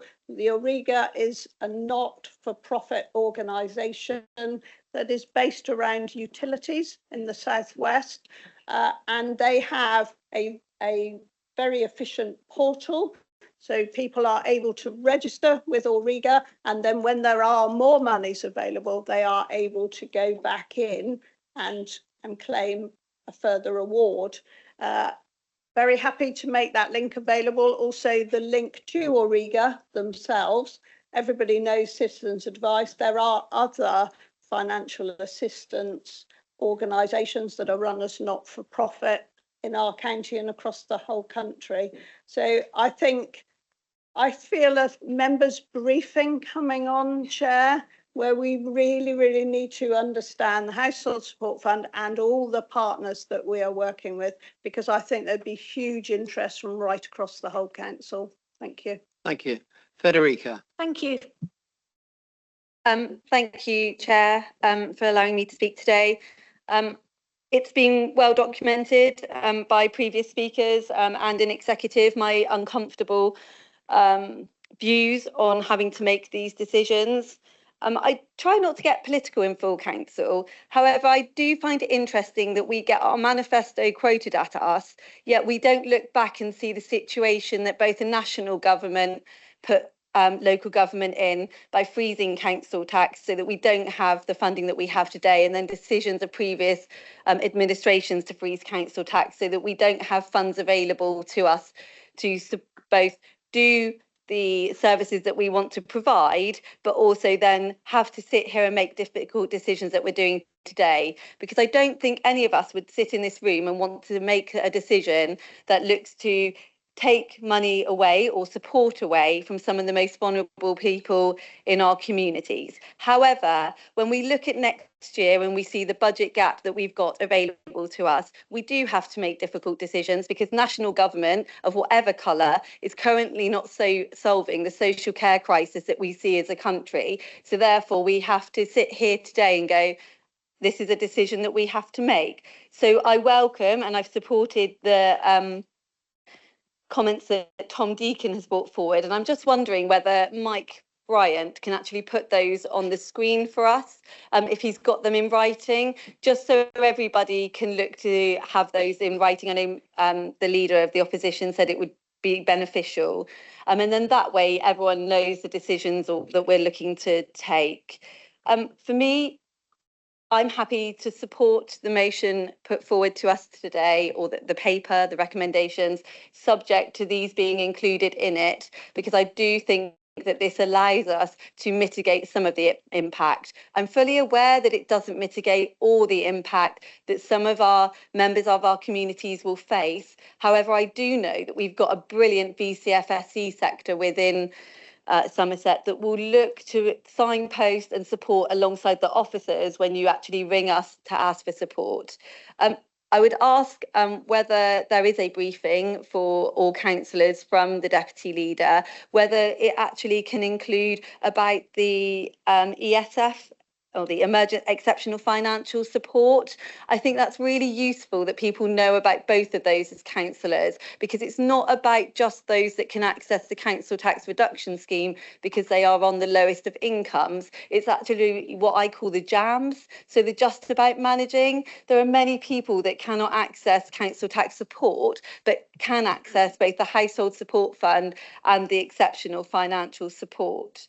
I also just want to double check that when we do write to all those impacted, and we do look to put it within our council tax letter that the leader sends out, that we do make sure that goes out on the email copies. I don't believe I received one last year attached because I got sent it via email. So I just want to check whatever way that we communicate with our residents that they get signposted, because so that we can look to help them, and also that we educate us as councillors. So subject to these being included in the recommendations, I'm able to support with a heavy heart what we're doing today. Thank you. I was going to come back to this point. I've got two more speakers listed plus one that's just come up. What I'd like to do is take those three, and then come back to this as a final. So I've got Faye Purbrick. Thank you, Chair. And my question is actually quite in line with what Councillor Smith-Roberts just said. I think there are many people who already feel their council tax is too high and are concerned about further rises. But it's absolutely right that we provide our services within the budgets that we have. My concern with some of the things that we've heard about this morning is actually how many people will be driven as bad debtors from the changes that we are looking to make. What will be the impact both financially to the council in uncollected debt? I know we already have quite high levels of uncollected council tax. What's the modelled forecast that this is going to impact on that as well? And what difference is that going to make to those individuals' lives who find themselves with bad credit ratings and other things they won't be able to access? And squaring off the circle, which we keep going round and round on, is Councillor Lation has talked about the need to provide our services, which we absolutely need to do to the most vulnerable. But if in making these changes, we put more people into that vulnerable setting, if we have children who are in families that can no longer cope and they come into our care, if we have older people who find that this is the final straw that puts them into the need for social care outside of their own home, how much will that cost, and how are we modelling the impact of what we do today and with every council tax change that we make in order to make sure that we are protecting those who we're here to serve and making sure we've got secure budgets for the future. And just one quick question on the letter in point 2. Does the leader need our permission to write a letter asking for something from government, or will it just happen anyway? And in which case, is it worth having these kind of things within full council documents rather than just an email to us all? Thank you. Liz. Thank you, Chair. The recommendation 2, you're quite right. That, of course, came from executive on the 2nd of December, and life seems to be moving quite fast at the minute. So I take your point on that. Council tax being too high, I'd suggest you stay this side of the Dorset border. If you live in Dorset in a Band D home, you pay about £275 more in a Band D in Dorset than you do in Somerset. So council tax is low in Somerset. Our base is low and our rate is low. That dates back to, as Councillor Fothergill, I will mention you. I remember you telling us in a member briefing that actually in 74, when Avon was split away from Somerset, the council tax base for what was left of Somerset was then lower because a lot of higher banded houses in what was Avon actually moved out of Somerset. On the uncollected council tax, I think the figure being referred to is historic totals, accumulated totals from all the previous district councils.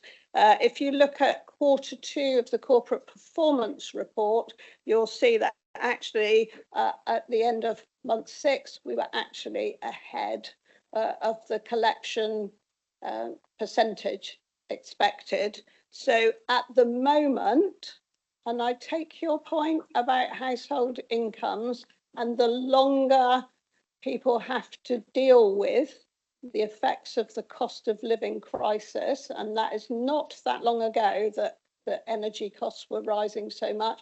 The fact that inflation is lower now does not mean those prices have gone down. So we do acknowledge that, we do appreciate it. We are in a financial emergency, and that is a difficult position for this council or any council. And we are now hearing it from other councils too, the same language. Thank you. Yes. So can I just clarify, we haven't modelled what the likely impact would be, but we recognise that there will be some.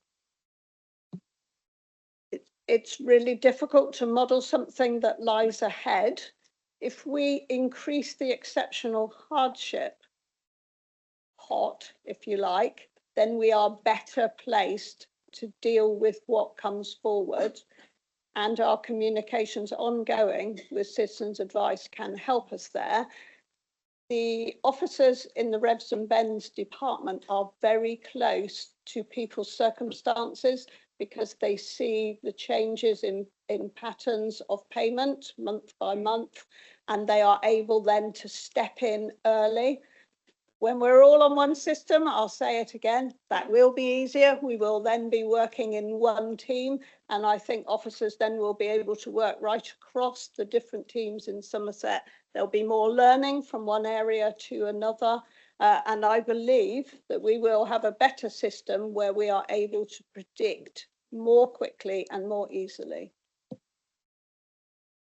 David, you were named, so I'll give you the opportunity.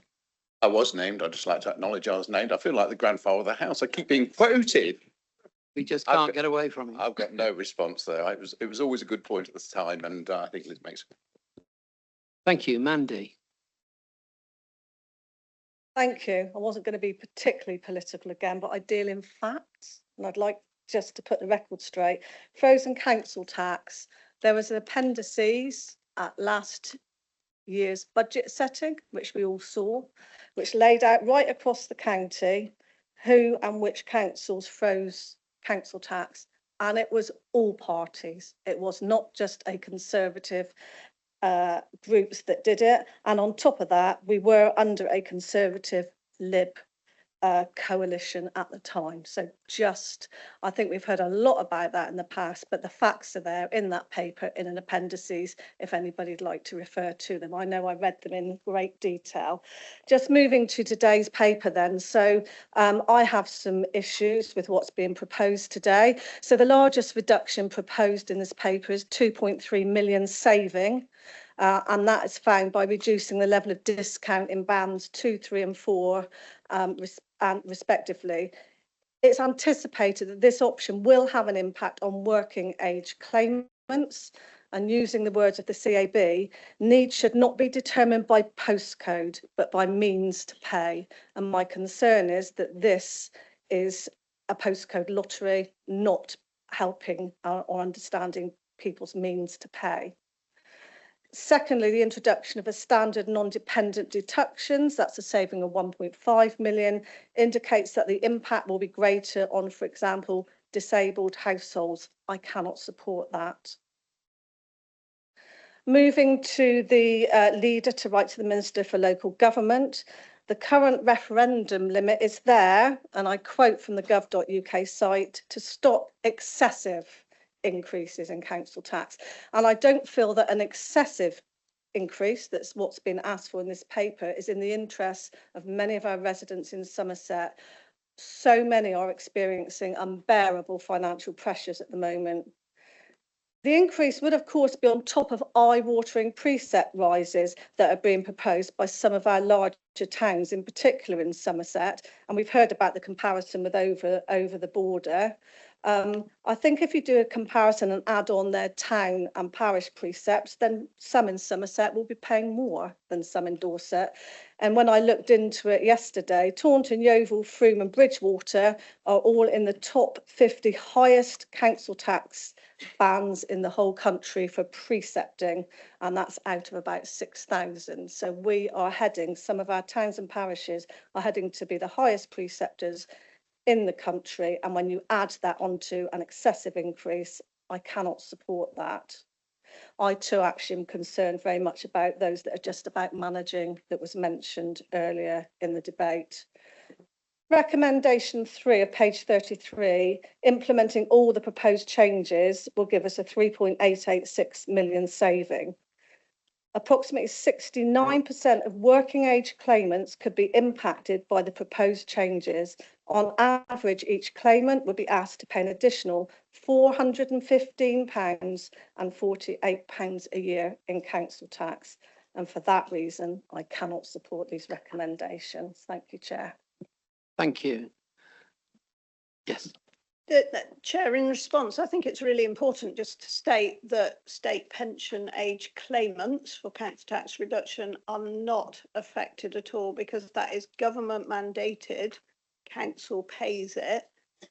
I have to say I am pleased that that's there for people of state pension age, because many of them, of course, have lost the winter fuel payment. So I'm glad that that is protected. I only wish government were able to do a working age scheme, and I only wish that, as they did before 13-14, it was funded by government rather than funded locally. So I don't see that changing anytime soon, but I do regret that there isn't a mandated. So as we move, of course, to regional devolution, then I think that argument of government mandating a scheme is probably less likely to happen, not more.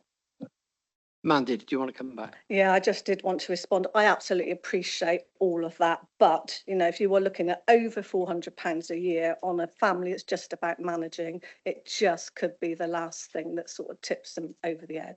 Thank you. Thank you. Sarah Wakefield. Yes, thank you, Chair.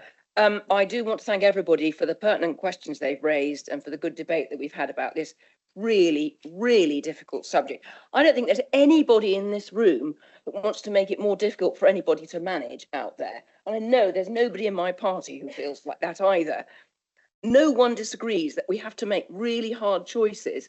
And I would like to commend Tom Deakin and Frederica Smith-Roberts for their proposed amended wording that's up on the screen, to just help with those mitigations if we, as much as we possibly can, depending on the financial settlement and other information.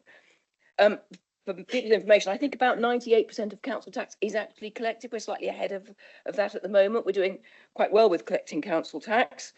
My main point really is, if government of any type would actually reform the way we pay for adult social care, then we wouldn't be using up most of our council tax to pay for the very vulnerable and very needy people that we have to look after, and we look after as well as we possibly can. I urge people to support this because although it's hard, we are here as councillors to make hard decisions about the budget and hard decisions that none of us like. And I can tell you, there is nobody on this side of the house that likes this decision. Absolutely nobody. Thank you. Yes, Jill Mornbach. Just some clarity, what we've got on the screen was the proposal that comes to a recommendation 5 and is separate to the rest, just for clarity, because I couldn't see that on the screen. Yeah, I was just going to move to, as I've finished everybody going around, I was going to come back to Liz because obviously proposer and seconder has to accept the amendments that would add number 5 to the recommendations on the paper. Chair, I would take advice, but I wonder whether that could replace recommendation 4, because that kind of includes that work that we're looking to do on Household Support Fund. So I would suggest we take recommendation 1 as a separate vote, because that is to go with the DWP increase CPI rate, and then 2 stays, because that was agreed at executive, 3 stays, but 4 is an additional recommendation that has greater mitigation on 3. Does that make any sense? If that's acceptable and to Bill and Liz. Acceptable to me, Chair. To me. Right, that now obviously changes the what's on the table as a substantive, but Sorry, for clarity, cancellation did say to remove 3. You can't remove 3. Was that wrong? I take 1. I got it wrong. I'm apologising unreservedly. So take 1 first as a separate vote for the 1.7%. Leave 2 in, because we still don't understand the impact of local government finance settlement. Leave 3 in, but replace 4 with the amendment we saw on the screen, because 4 mitigates 3 more effectively. So I'm happy with that if my seconder is. okay. Yeah, David, you wanted to? Thank you. I have a point of order, and it's a question for the monitoring officer. So the question on whether we should encourage the leaders to write a letter to the government seeking an increase above the limit seems to suggest that we accept the limit as an amount, and therefore by seeking to increase above that limit, we are actually taking a decision on the council tax level, and therefore ought to be a named vote. Speaking on behalf of the officers collectively, recommendation 2 is not setting the council tax. Recommendation 2 is writing to the Secretary of State, effectively Minister Arbour, the ability from government to choose to increase council tax that we set is not the same as council agreeing to do so.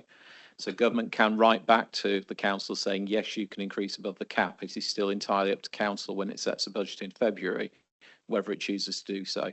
So there's no requirement for it to be a named vote. Obviously, that's entirely up to members and in members' hands, but it's not a requirement because it's not a budget vote in that sense.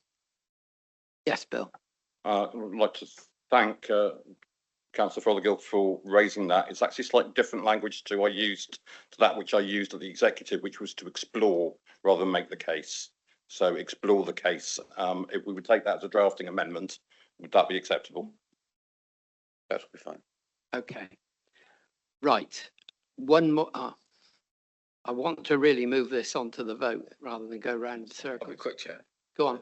Yeah, I was going to say, if you reduce your discount, you as an individual pay more in council tax, and therefore it is a rise for an individual in council tax. Surely it'd be best to have a named vote in that case.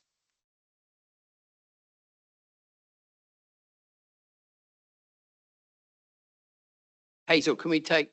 Thank you. It's a technical point. Could you somebody read out what was on the screen? Because I can't read it from back here. Thank you. Okay, if I can go back to the name vote, we need 15 people to stand to substantiate the name vote. Yep, I think that's enough. Sit down. Yes. If this is something new, Dave, go for it. If not, we're moving to the vote. It is, and I was sort of struggling with it, but I think that just confirms. I've got a difficulty which others may have. To let you know, and you've already gathered, I'm inclined to vote against 3. I'm inclined to vote for recommendation 2. Maybe it's enough that I've stated that, but given that we're now having a named vote because of recommendation 2, it would feel best to me that we take 1 separately, 2 separately, and then 3 and 4 together. Could I suggest that? Okay, if we do them all separately, would that? Chair, are we proposing taking all separately with name votes? Is it? It's name Just a name vote on 2? Name vote on 2? Yeah, that's fine. Okay, that's fine. So if we start then with 1, which is agree and improve the increase into income band thresholds. Yeah, right, go on. This is a real technical point of clarity. I just want to be sure before we separate out those different points. I think there is a technical issue around the EIA that has been written as if all of the 2, 3 and 4 were being taken together. I don't know if this is right or not, and I'd seek clarification, but I would hate to think we separated them out and that left us open to any kind of challenge because the EIA had been written for a particular purpose. A genuine question. Tom. Yeah, thank you. Just on that point, Chair, the purpose behind my amendment, it really is intrinsically linked to point 3. So I would be far more comfortable if we took 1 separately, 2 separately, and 3 and 4 together, because they are linked. That sounds more reasonable. I agree with that, Chair, and I okay, agree can we move this forward? We're going to vote on 1, which is agree and approve the increase to income band thresholds by September 2024 CPI rate of 1.7%, in line with percentage increase to the state benefits as implemented by the Department of Work and Pensions, DWP. Can I have a show of hands, all those in favour? Any against? Any abstentions? Okay, that is carried. Sorry, okay. Apologies, Chair. I had to leave the room during the debate. Item 1 is carried. Now, item 2 is where you want a named vote. So I will have to pass it over to the monitoring officer to go through. Yes. I do recall the drafting change at executive on the 2nd of December, where it says leader to write to the Minister for Local Government. Here it says to make the case. At the executive on the 2nd of December, there was a drafting change to explore. And I do have recollection of that and I believe that we should have that drafting change in this recommendation today. So to be clear, would you like to read the actual recommendation that should have been for 2? Okay, so recommendation 2, agree for the leader to write to the Minister for Local Government to explore the case for Somerset Council's council tax to be raised by more than the referendum limit due to exceptional financial support, low council tax base and rate, increasing demand and taking into account government's requirement that plans be in place to protect vulnerable people. That is recommendation 2. Right. That is the recommendation that's being put, and it was seconded by the leader. The name vote will now take place. Thank you, Chair. Councillor Steve Ashton. Councillor John Bailey. Councillor Jason Baker. Councillor Lee Baker. Yes. Councillor Marcus Barr. Councillor Mike Best. Councillor Brian Bolt. Councillor Adam Boyden. Councillor Alan Bradford. Councillor Hilary Bruce. Councillor Hayward Burt. Councillor Theo Buck-Phillip. Councillor Simon Carswell. Councillor Mike Caswell. Councillor Norman Cavill.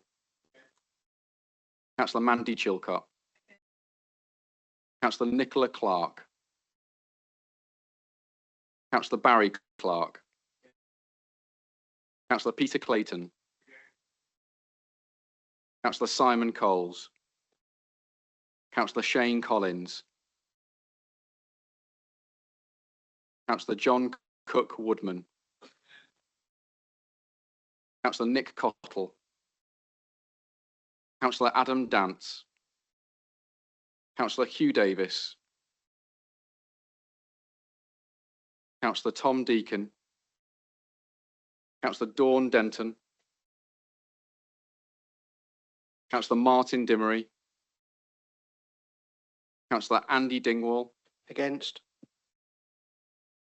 Councillor Lance Duddridge. Councillor Michael Dunk. Councillor Caroline Ellis. Councillor Habib Fabahi. Councillor Ben Ferguson. Councillor Bob Filmer. Councillor David Fothergill. Councillor Andrew Govia. Councillor Tony Grimes. Councillor Andy Hadley. Councillor Pauline Ham. Councillor Philip Ham. Councillor Susanna Hart. Councillor Mark Healy. Councillor Benty Height. Councillor Alistair Hendry. Councillor Ross, he's absent, do apologise. Councillor Mike Hewitson. Councillor Edric Hobbs. Councillor Henry Hobhouse. Councillor John Hunt. Councillor Dawn Johnson. Councillor Helen Kay. Councillor Val Keach. Councillor Andy Kendall. Councillor Jenny Kenton. Councillor Tim Curley. Councillor Marcus Kravis. Councillor Christine Lawrence. Councillor Liz Lachon. Councillor Tony Locke. Councillor Martin Lovell. Councillor Dave Mansell. Councillor Matthew Martin. Councillor Kevin Messenger. Councillor Mike Murphy. Councillor Francis Nicholson. Councillor Nick O'Donnell. Councillor Graham Oakes. Councillor Sue Osborne. Against. Councillor Stephen Page. Councillor Oliver Patrick. Councillor Connor Payne. Councillor Kathy Pearce. Councillor Emily Pearlstone. Councillor Derek Perry. Councillor Evie Potts-Jones. Councillor Tom Power. Councillor Hazel Pryor-Sankey. Councillor Stephen Pugsley. Councillor Faye Purbrick. Councillor Wes Reed. Councillor Lee Redman. Councillor Rob Reed. Councillor Bill Revans. Councillor Mike Rigby. Councillor Tony Robbins. Councillor Diego Rodriguez. Councillor Joe Randall Green. Councillor Councillor Heather Shearer. Councillor Brian Smedley, Councillor Fran Smith, Councillor Frederica Smith-Roberts, Councillor Jenny Snell, Councillor Andy Sultan, Councillor Mike Stanton, Councillor Andy Sully, Councillor Claire Sully, Councillor Lucy Trimnell, Councillor Sarah Wakefield, Councillor Martin Whale, Councillor Richard Wilkins, Councillor David Wone, Councillor Rosemary Woods, Against. Councillor Gwyl Wren, Councillor Ros Wyke,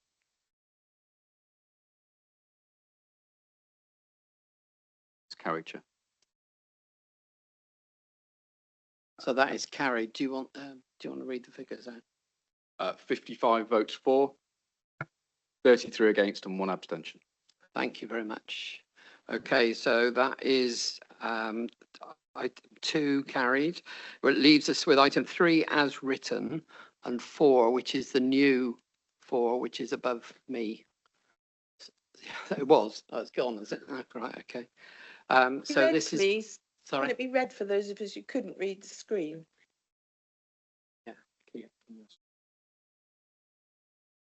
Mike, can you put them back on the screen, please? Yes.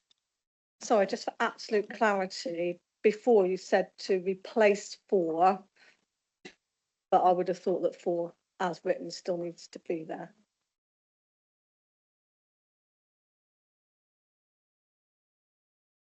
You want to comment on that, Liz? Suggestion. Well, Sorry, I missed that. I'm really sorry. That's all right. When the rewording total rewritten amendment has appeared, the commentary was that 4 as it stands would be replaced by that. But there are some actions in 4 that I don't know if they would still need and want to be taken. The current 4. Yeah, I understand what you're saying. We can leave 4 in, or we could say further increased support. Sorry.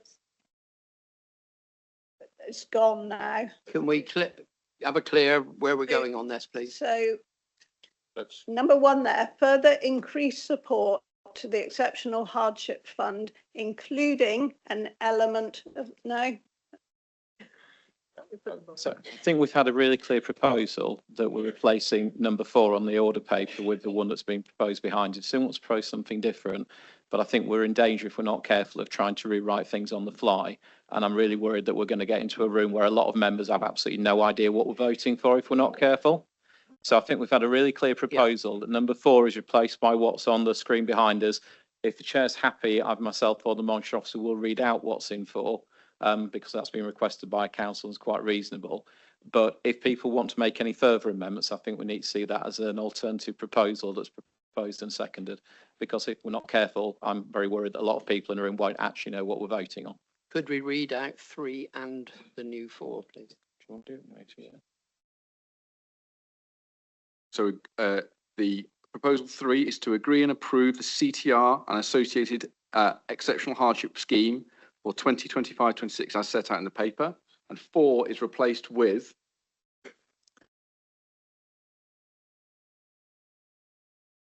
Mike, can you go back to the We want the amendment. amendment, please? That this council commits itself to further increase support to the Sorry. Mike, we need it to stay on the amendment, not on the behind you. Thank you. Yeah, it's the whole thing, Alan, not just the bottom. Conditional upon the local government financial settlement and associated household support fund announcement, this council commits itself to 1, further increase support to the exceptional hardship fund to target help at those impacted by these changes, with particular attention given to households identified as disproportionately affected. Include details regarding information and signposting to additional support through both council tax billing documents and through making additional contact with every impacted household. The council further agrees that should additional funding capacity become available and the budget balanced in a sustainable way, the impact of these changes will be addressed to minimise or, if possible, remove them, the provision of a one-off grant or similar. Right, everybody now hears what we're voting on, unless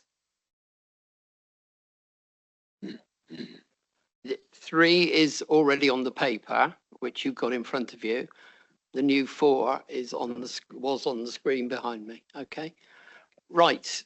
So voting on that, Lucy, did you want to say something? If this is going to put an alternative, I need the wording for it. It's not an alternative. I just want to check because number 4 is 2 parts, which are numbered 1 and 2. So we are voting for numbers 1, 2, 3, and then 4.1 and 4.2. I just want some clarity. Yeah, but we've done that. If I So- can, Chair, I think, we are replacing 4 on the order paper with the element that's been added as the amendment, which is on screen behind us. It contains 2 sub-clauses, 1 and 2 within there. If it's helpful, we'll reword them when we write the minutes as A and B, just to make it clearer for people. Okay. Right, with all those changes, can I have a show of hands, all those in favour? You need to count.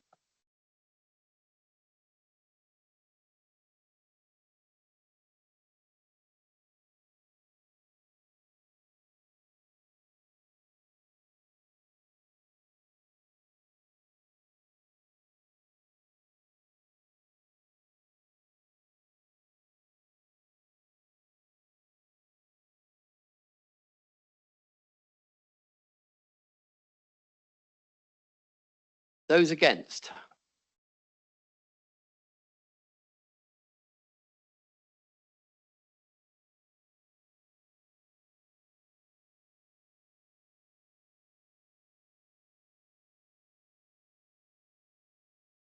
Any abstentions? 2. Right, that's carried, the majority. So 3 and the new 4 are adopted. Okay, thank you very much. I would like to carry on to item 7 before we have a break, if we can get through that. Okay, so we move on to the non-domestic rating Chair, Yes. I've got to confess that I wasn't sure that we did need to be declaring interest on this, but on reflection, I think I do, because my wife also works at a private school. Yeah.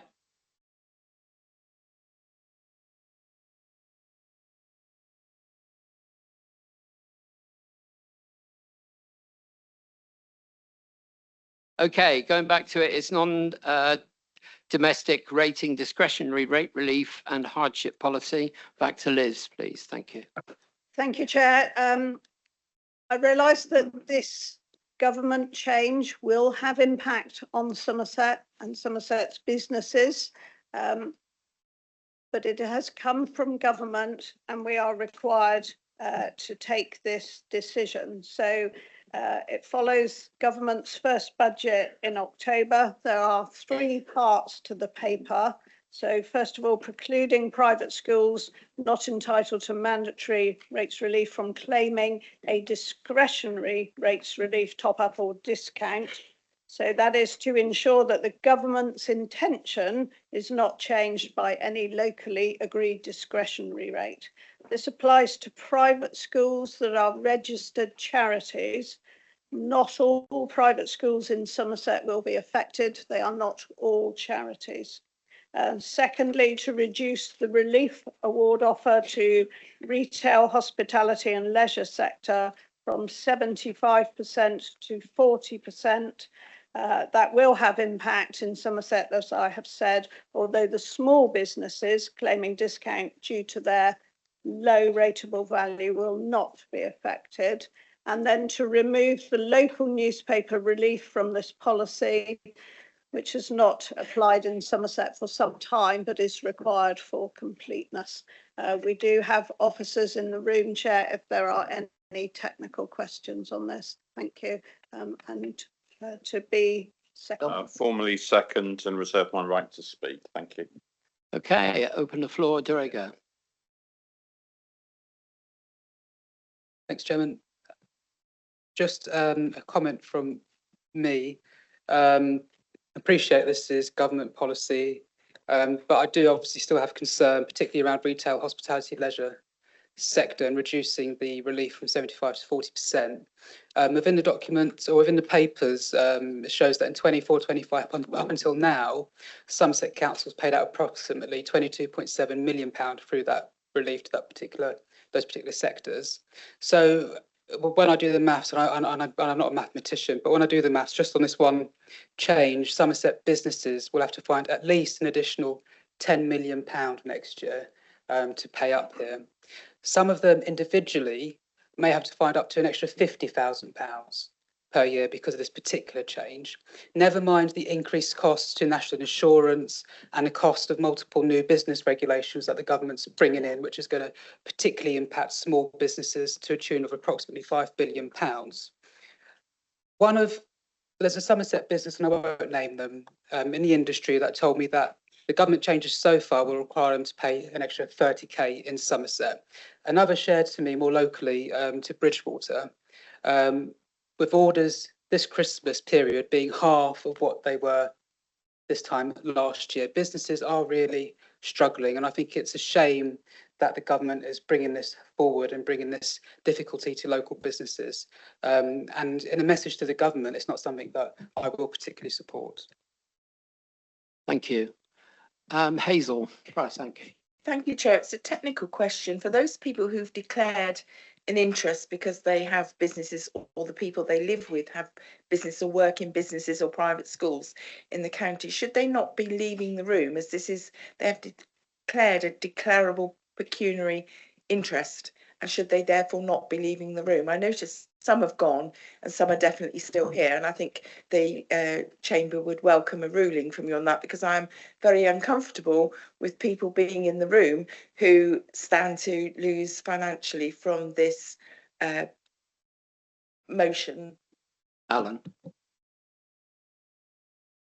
Thank you, Chair.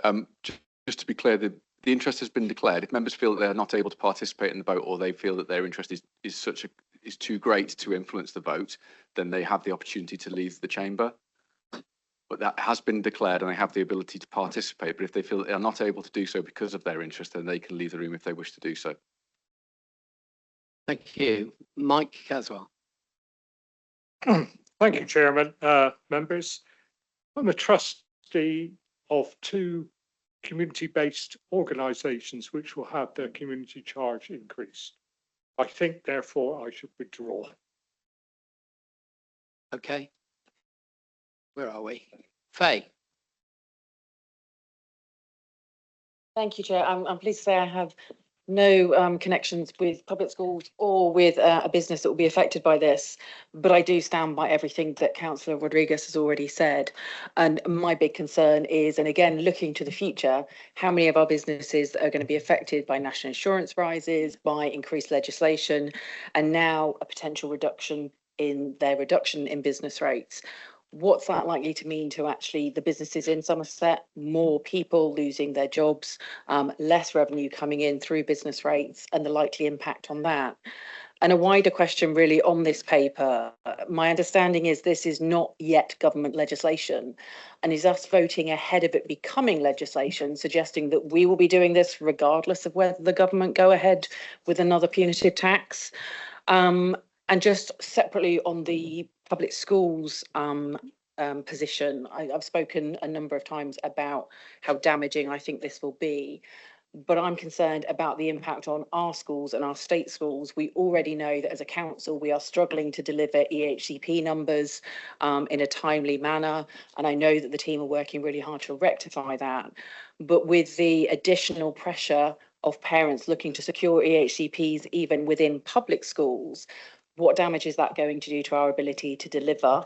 And if those children have to come out of those public schools and go into the state sector, how is that going to damage this council? So I feel like we're voting ahead of something that we necessarily need to do, and doing something that will be punitive to both us as the council and the people that we represent. Yes, Liz. Thank you. Thank you. I understand your concern. I recently had a conversation with the head teacher of one of the bigger private schools in Somerset, The head teacher told me that they had planned for VAT, they had planned for business rates. The bit that had come as a surprise and not a happy surprise was actually the difference in national insurance, and particularly, and I think this is going to be of concern to us and to providers of social care as well as education, is actually dropping the threshold. My personal view is I wish the Chancellor had done her work in an incremental way instead of all at once, but that is, of course, totally beyond our control. Thank you. Right, I just need to say something just before we go anywhere. I'm actually a director of a leisure company, which I now need to leave. So I will pass it over to my vice chairman to take this.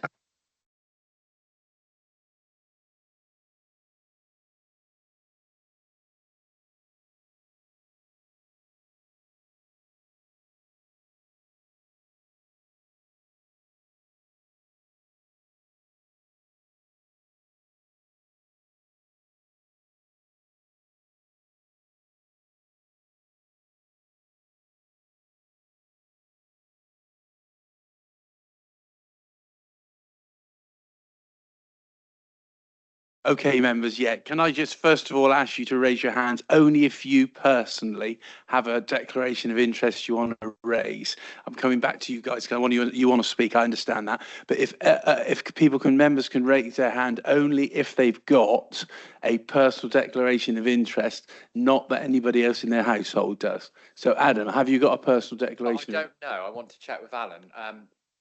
Obviously, I'm about to. I've just leased a shop in Yeovil to have as my constituency office. So next month I will be paying business rates. So do I have to? I'm quite happy because I've got my ploughman's under the table. I could go. So just to remind members, it's not a declaration of interest. It affects you no more than it affects everyone else in the county or the country who will be affected. It's government policy that we're bringing forward. So therefore, everyone is affected by this. We're enacting a government policy. So if you feel you should leave the room, then obviously please feel free. It is up to individual members to decide if they have a declaration of interest. But the advice from the monitoring officer has been that that would not constitute an interest you need to declare right now. Because you're no more affected than every other shopkeeper in the county. So does anybody want to leave on that basis or declare an interest on that basis? Right, no, okay. Let's move on.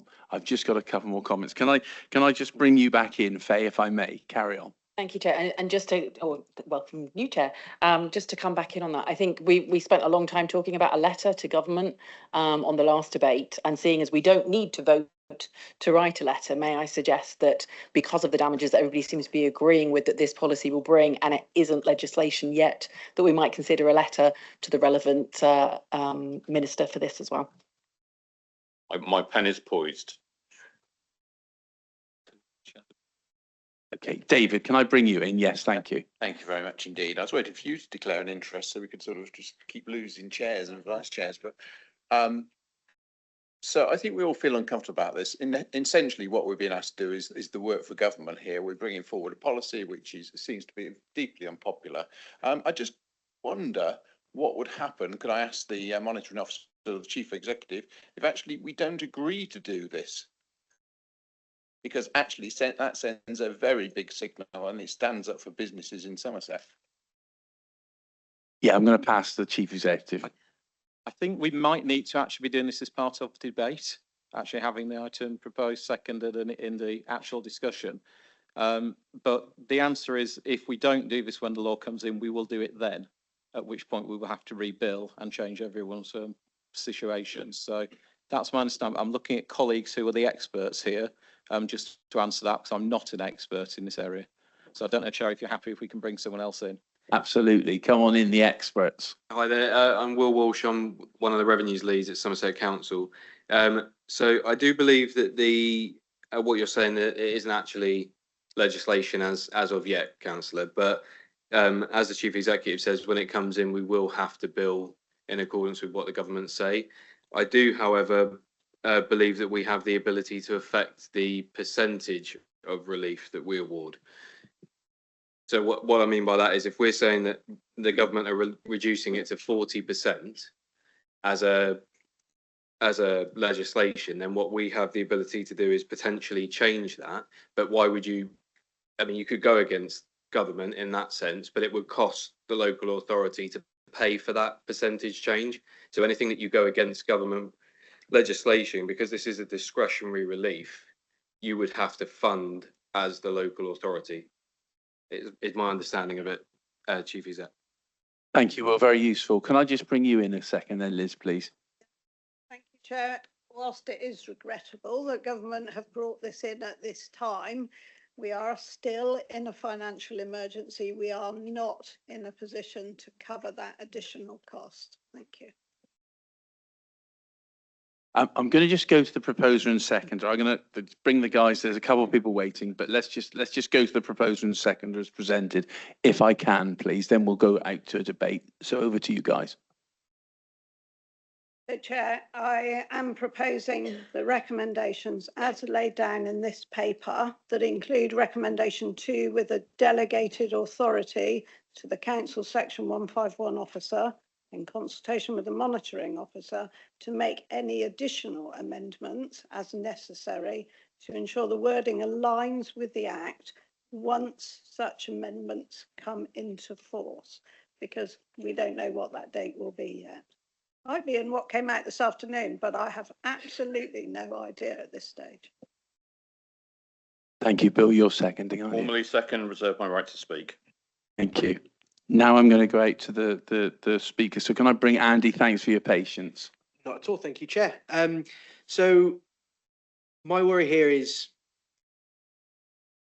when the government want people to drink less fizzy drinks, they stick tax on the fizzy drinks. When the government want people to smoke less, they put tax on cigarettes.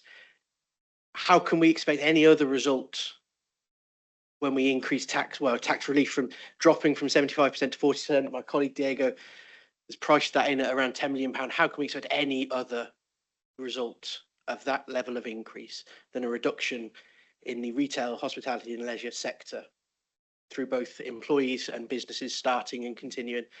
I think it's a very strong message to the government if we were to vote against that policy today. Whether or not it comes to us when it comes into legislation or not, I think we can send a message to say that increasing taxes on these businesses who employ our residents, who provide services and shops in our communities, it would be a very strong message to do that. Thank you, Andy. I'm going to go to a couple more speakers before I come back to the proposer. David, you're next. Thank you. Actually, I think Andy's just picked up my point, which is it just if we were going to, if the government's telling us to implement things relating to smoking or drinking or whatever, that would automatically. Why are we being asked to do the dirty work here? We need to be standing up for business in Somerset and saying this isn't acceptable, and we need to vote against it. And that's not a party political point. That's just it shouldn't be happening. Thank you, David. Hazel. Thank you, Chair. I just think that we would be totally irresponsible if we don't agree to this today and have to rebill. We would be absolutely pilloried by the public for an irresponsible decision. Sure, we can write a letter to the government if you want and complain about it, but at the end of the day, we have to be responsible. And in my book, it is not responsible to put ourselves in a position of liability of having to rebuild all those businesses or schools or whatever in a few weeks' time. That would be absolutely, totally, utterly ridiculous. Thank you, Hazel. Can I bring in you, Fed? Thanks for your patience. I know you had your hand up a while ago. Thanks, Chair. I've just got several points in relation to this. I think one is around us understanding the impact on leisure facilities who provide services on behalf of the council. So it would be good if we could just have an update after this meeting in writing, because we have 4 different leisure providers, and whether this will impact them, because obviously it then impacts our relationships with them. If we are going to proceed to a vote on this, could I ask that we take it separately, because there's lots of different stuff happening in here in this debate. And for me personally, I actually agree with point 1 in this, in the fact of private schools. So I would like it to be that if we are saying that we don't want to approve the reduce the relief to retail, that actually that's taken as a separate vote, because I feel differently on both aspects. Thank you, Fed. There's been a couple of speakers. Is there any other hands? Mandy, you've got your hand. Thank you very much. I'm uncomfortable with the paper. I think this is another example of government trying to raise funds in one way and costing councils in another. If we look at the private schools as an example, any child that moves into a state school, there is a cost, immediate cost. And if we look at Surrey, we've already heard that they have run out of space, meaning many will be left without school places. If we move on to the retail, hospitality and leisure sectors, for my area in particular, this will be crippling. Many just about get by. Many are lifestyle businesses, make next to nothing anyway. And this again could be the tipping point for them. And I'm really uncomfortable that we're putting another pressure on. I did ask actually at the executive meeting whether this council captures any information on the number of businesses that are closing or are having to close. And we don't do that at the moment. And I know there's been some emails going back and forward. And I really think we need to keep a close eye on our businesses around Somerset. There are several things now that are going to impact them adversely. And that in turn means jobs and that means income. And the other thing is they might reduce this, but if a number of them close down, they're not going to get anything collected at all.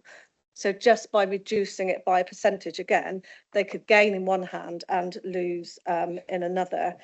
The other thing that I'm really concerned about, and I've had a session this week on impact assessments. Where are they? There's no impact assessment. Every time we get a decision that's just come from government, to me, there should still be an impact assessment. It's going to be impacting our residents. It's going to be impacting schools, businesses. And as we've heard, we've got some leisure provision as well for this council. Surely there should be some impact assessments here. I was expecting to see some and didn't, so I'll leave that with you. Thank you. Thank you, Mandy. Can I bring you in, Lucy? Thank you. I didn't know I was going to be so quick to be called. I just wanted to point out that I represent Bruton, and we have already seen, prior to any of the implementations by government or otherwise, the effect or the difficulties private schools are facing, because in Bruton we lost a private school 2 summers ago now. Bruton School for Girls has been left closed, empty, falling down to nothing.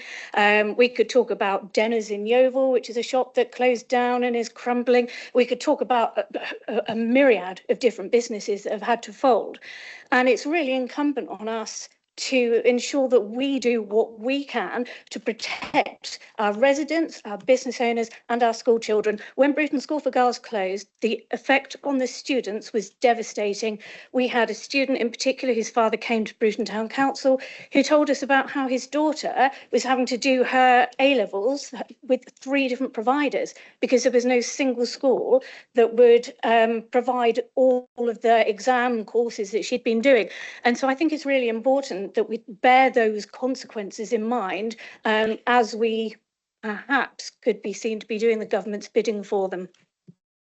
Thank you, Lucy. I don't see any other hands up, so I'm going to come back to Liz. Oh, yes, there is one. Beg your pardon. Stephen. Sorry, Stephen. Thank you, Chair. It's interesting listening to all the different views.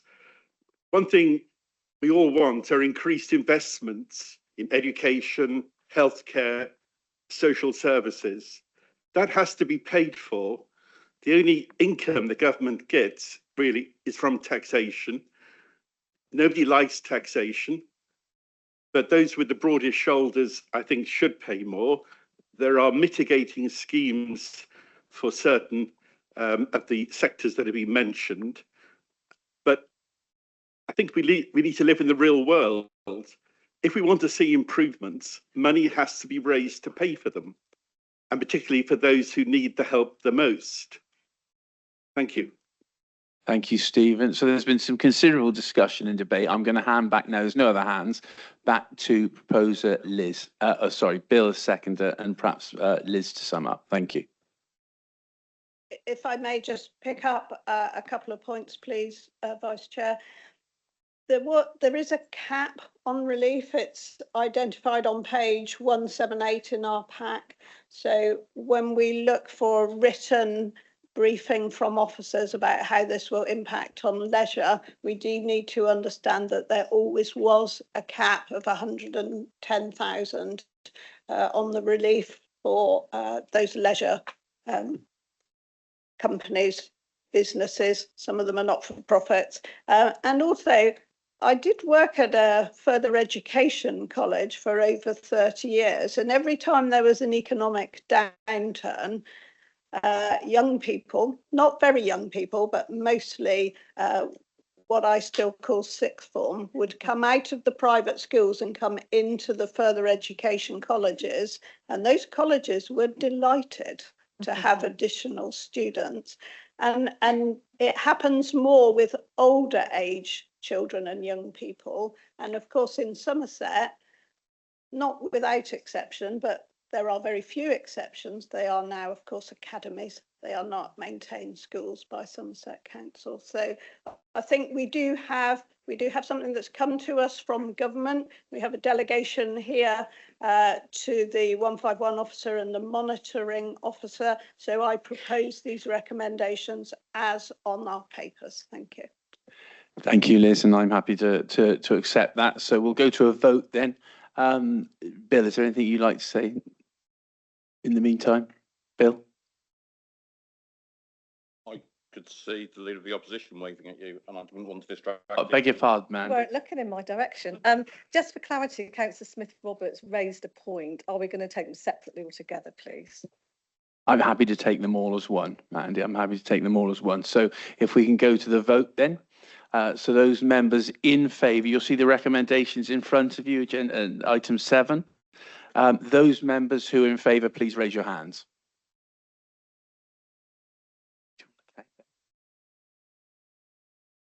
Okay, thank you, members. Those of you against?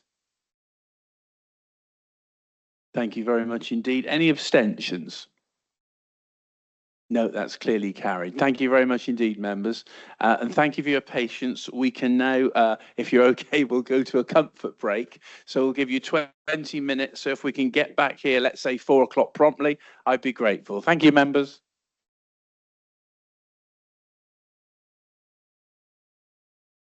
Too excited because it's not the end. The report from the Chief Executive, Duncan. Thank you very much, Chair. So members have in the pack a detailed paper which is exempt as it relates to an individual and their financial affairs. The matter relates to a redundancy which was previously agreed by Council, but unfortunately we were not able to effect the redundancy in the way that Council approved in terms of the mechanism.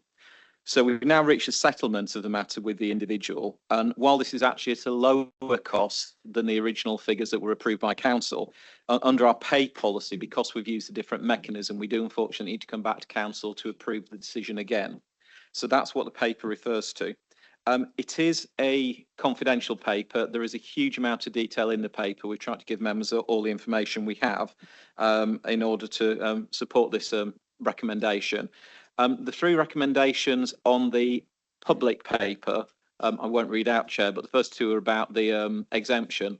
The third one simply says to agree the recommendation is set out in Appendix A, so members will need to refer to Appendix A.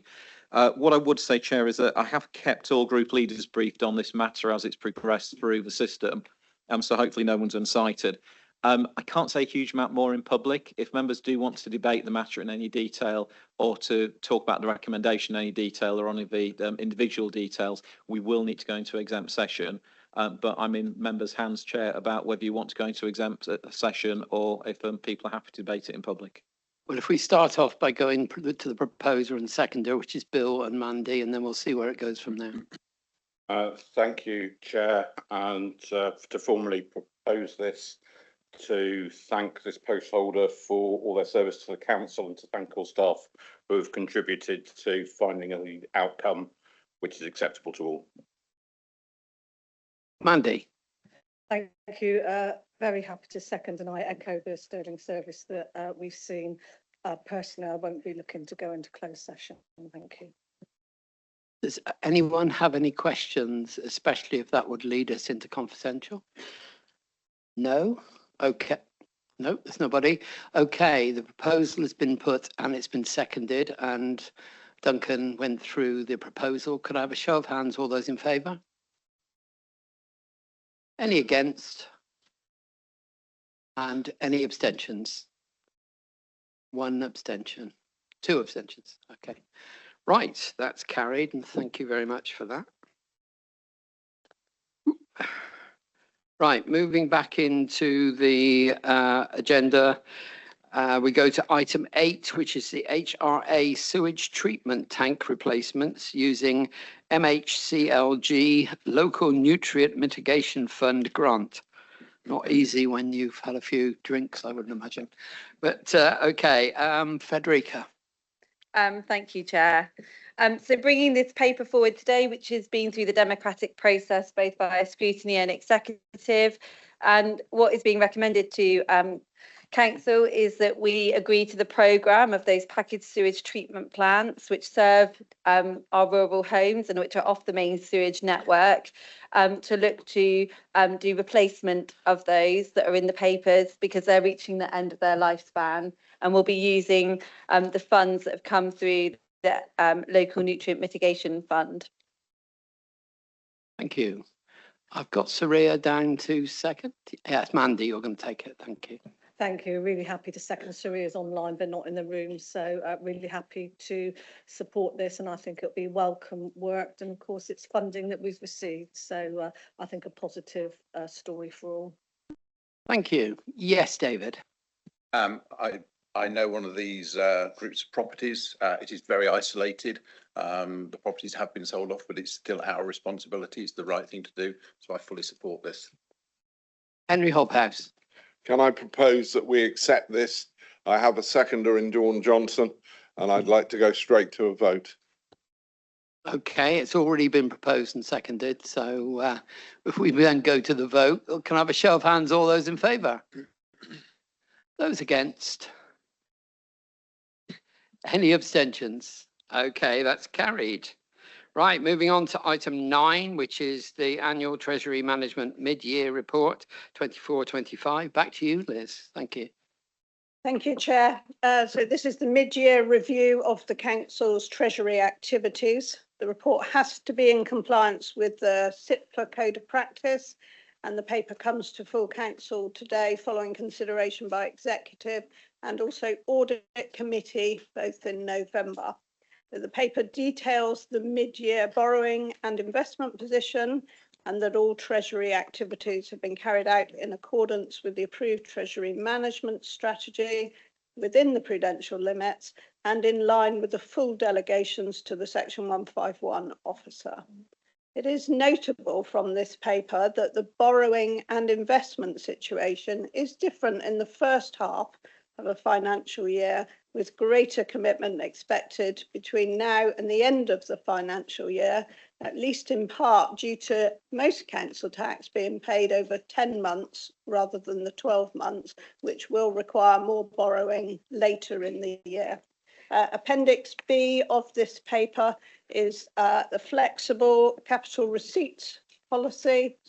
Well, I've put policy, it says strategy here. So Appendix B, flexible capital receipt strategy for 23-24 and 24-25.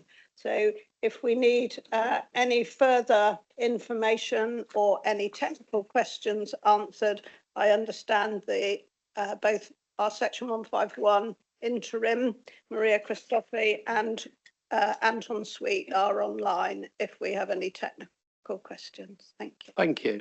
Diego, will you could second this? Yes, Chair. I thoroughly enjoyed reading the report in line with Mandy and thank the officers for all the work they've done in putting it together. Just one thing that obviously stands out to me as a point on there is the gross projected debt for 26-27. It's just quite an eye-watering figure. It's just something notable in there, over £1 billion, but happy to second the report. Thank you. Thank you very much. Are there any questions? Looking around the room, no. Okay, the proposal has been put and seconded. Show of hands, all those in favour, please. Any against? Any abstentions? No, that's carried. Item 10 has been withdrawn. Item 11, while I allow the Chief Executive to vacate the room.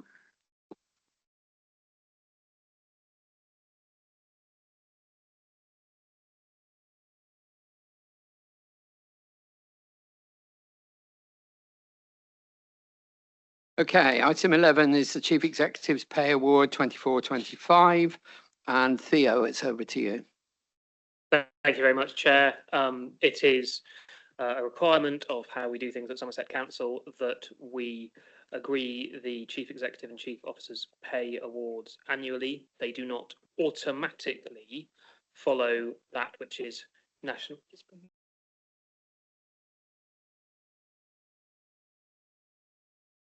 If the person next to me can't hear me, that's a bit of a problem.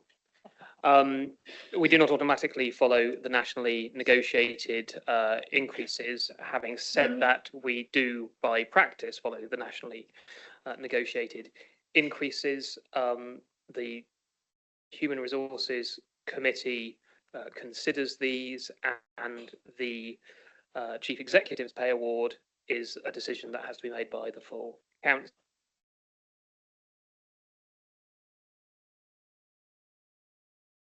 Hello?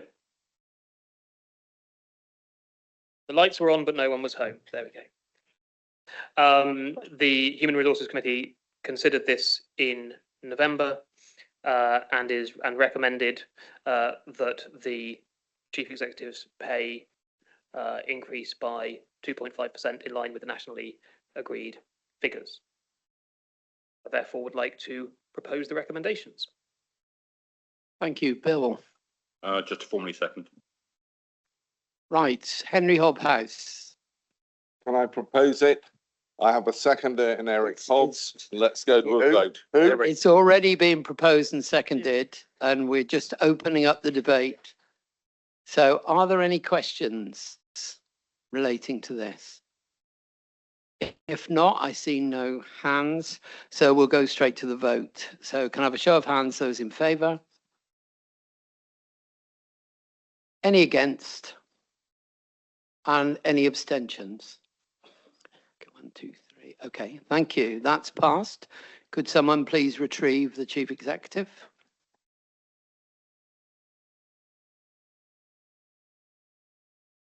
Can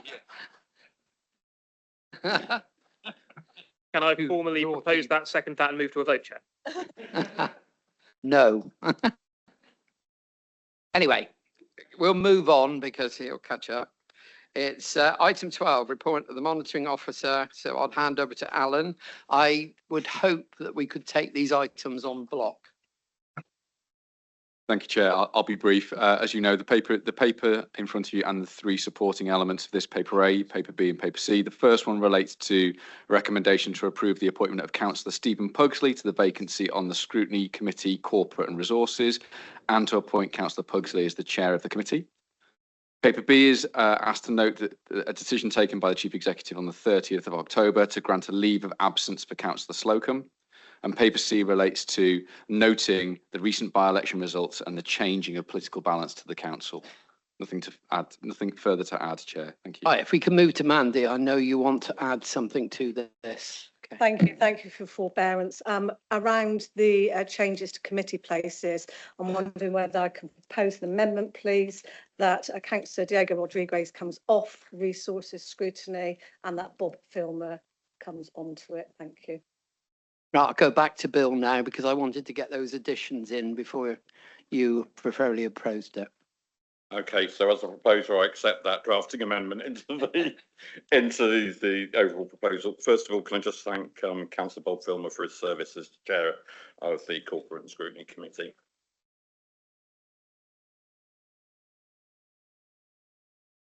He's been an outstanding chairman in that role, and we do understand his personal circumstances have changed, and we do send him condolences as a consequence of that.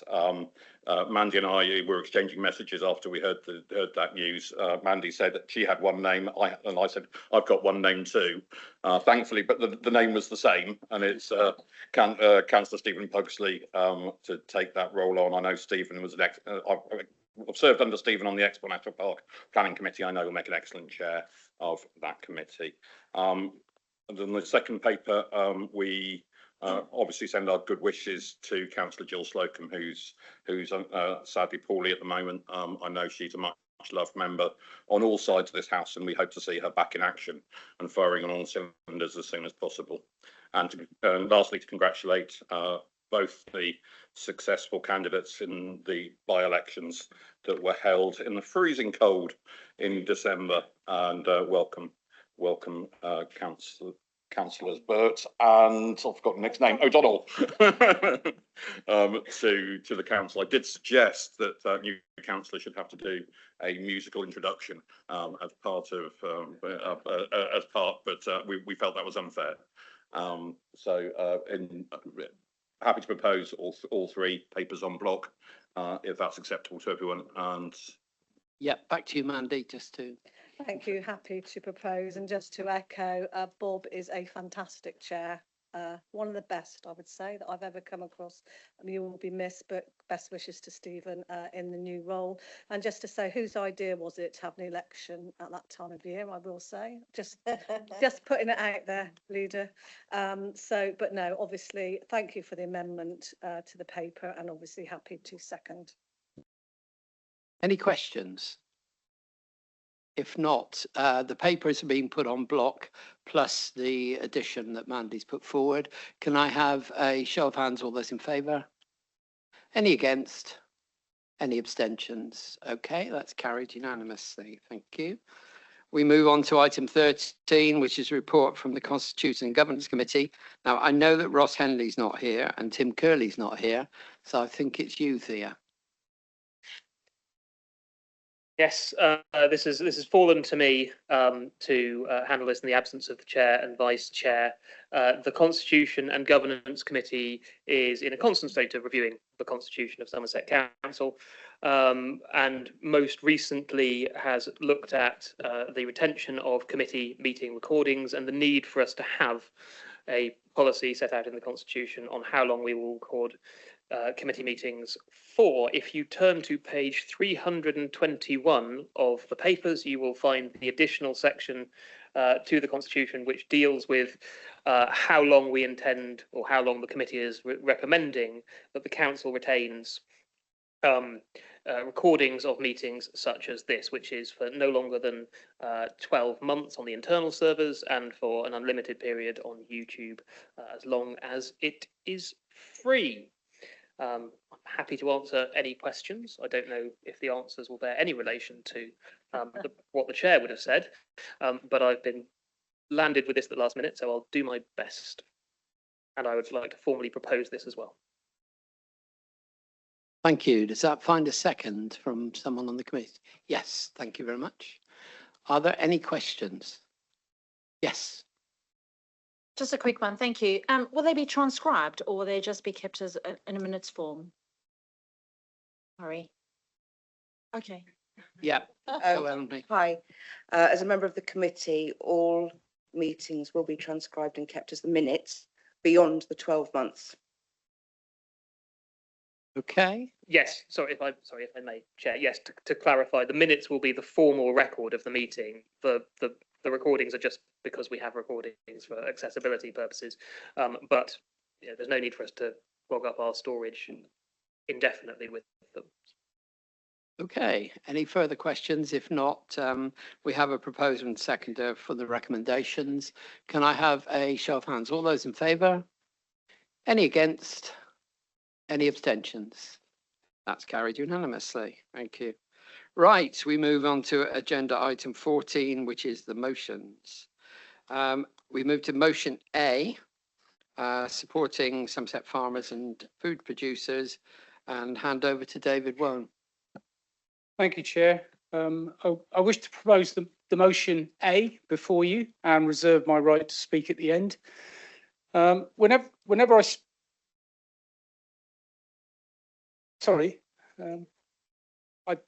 thought Councillor Fothergill was interjecting there. No, I wasn't interjecting. I'm surprised the proposer is holding his right to speak later. I thought the proposer proposed and then the seconder held their right to speak. Yeah, that's correct. Yeah. Okay, I'll withdraw that remark then. Yeah, carry on. Okay. Thank you for the point of order. Whenever I speak with people from beyond Somerset, I try to ask them what they know about Somerset, and the response that I usually get is cheese or cider. And as well as that enduring public perception, farming in Somerset continues to be a powerful local economic engine worth £267 million at the last count, representing 3 times as much to the Somerset economy as UK farming is to the UK economy. So the farming sector in Somerset continues to prevail, but is facing some fairly stiff challenges. The rising cost of running their businesses, land and waterway management, plus pressures to improve practices, enhance animal welfare, and to decarbonise, not to mention maintaining their mental health in the face of some of these pressures. I am mindful of where Somerset stands in the national context, and excessive interference, which is in the motion, is a cover-all pledge, and it asks Somerset Council to stand alongside and support Somerset farmers against any attempts from central government or any big corporates to diminish the role of meat, dairy or arable production and our local food and drink supply chains. Hard on the heels of the inheritance tax relief debacle, the UK government is now considering talks with the US to ramp up chemically engineered meat imports to the UK. But as well as all that, there is a hidden insidious dynamic already at play in the dairy sector. Although UK milk consumption remains relatively steady, the number of dairy units in England and Wales has declined from 27,000 in 1995 to just under 7,500 in 2024. Somerset farmers on my travels tell me that UK governments stand by and do very little, while supermarkets pander to and drive UK consumer habits, influencing Somerset farmers towards practices which are less about local and more about volume. And I feel that if this is left unchecked, this evolution could result in less but larger industrial scale dairy farms across Somerset, less inclined to buy into our local food and drink supply chains and outlets. In line with our neighbouring councils in Dorset and Wiltshire, which have passed similar motions, Motion A is, I feel, a line in the sand.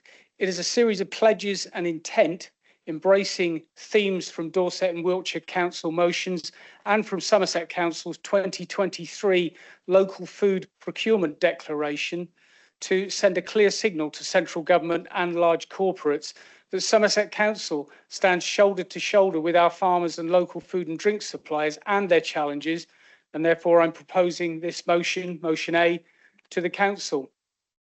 Before I finish, I read motions B and C thoroughly, and I note that all 3 motions are dealing with the same themes.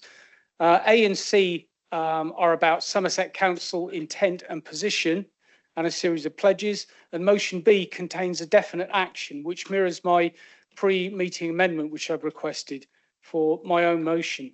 Could I suggest or request that motion C is merged into motion A and motion B is added to motion A as an amendment or action? In other words, could we merge all 3 together? No. No. Okay. No harm in asking. Okay, Oliver. Thank you, Chair. Thank you, Councillor Wayne. I'd like to second this motion. I'd like to reserve my right to speak later. Thank you very much. As is proper. Thank you. Right, any questions? Right, I can see a hand, but I can't. Christine Lawrence. I think I want to share with you. Lots of people ring me up for queries and things need. Can you move the microphone closer to you, Christine? Lots of people ring me up, like I'm sure they do to you, to ask for help, advice and all the rest of it. And you do what you can. But I've never had so many people ring up to say, you will support the farmers, won't you? I just wanted to share that with you. I think people out there in the rural area and in the towns are very concerned that we are doing our best to support our farmers. So here I am saying exactly that. I hope everybody here feels the same. There's so much we need to get behind and help them through what is an extremely difficult financial time. And without our farmers, then we will be in a very difficult place. Thank you. Mr. Bradford, sir. Thank you, Mr. Chairman. I fully support Councillor David Well in what he said, very much so.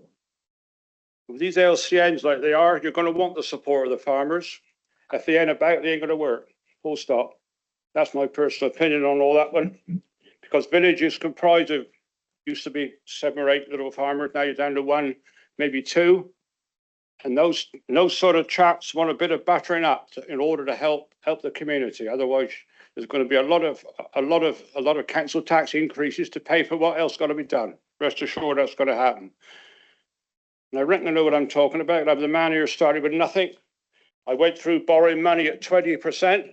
20%. I went through it on a mortgage and an overdraft. I went through it. I come out the other side and ended up like I am now.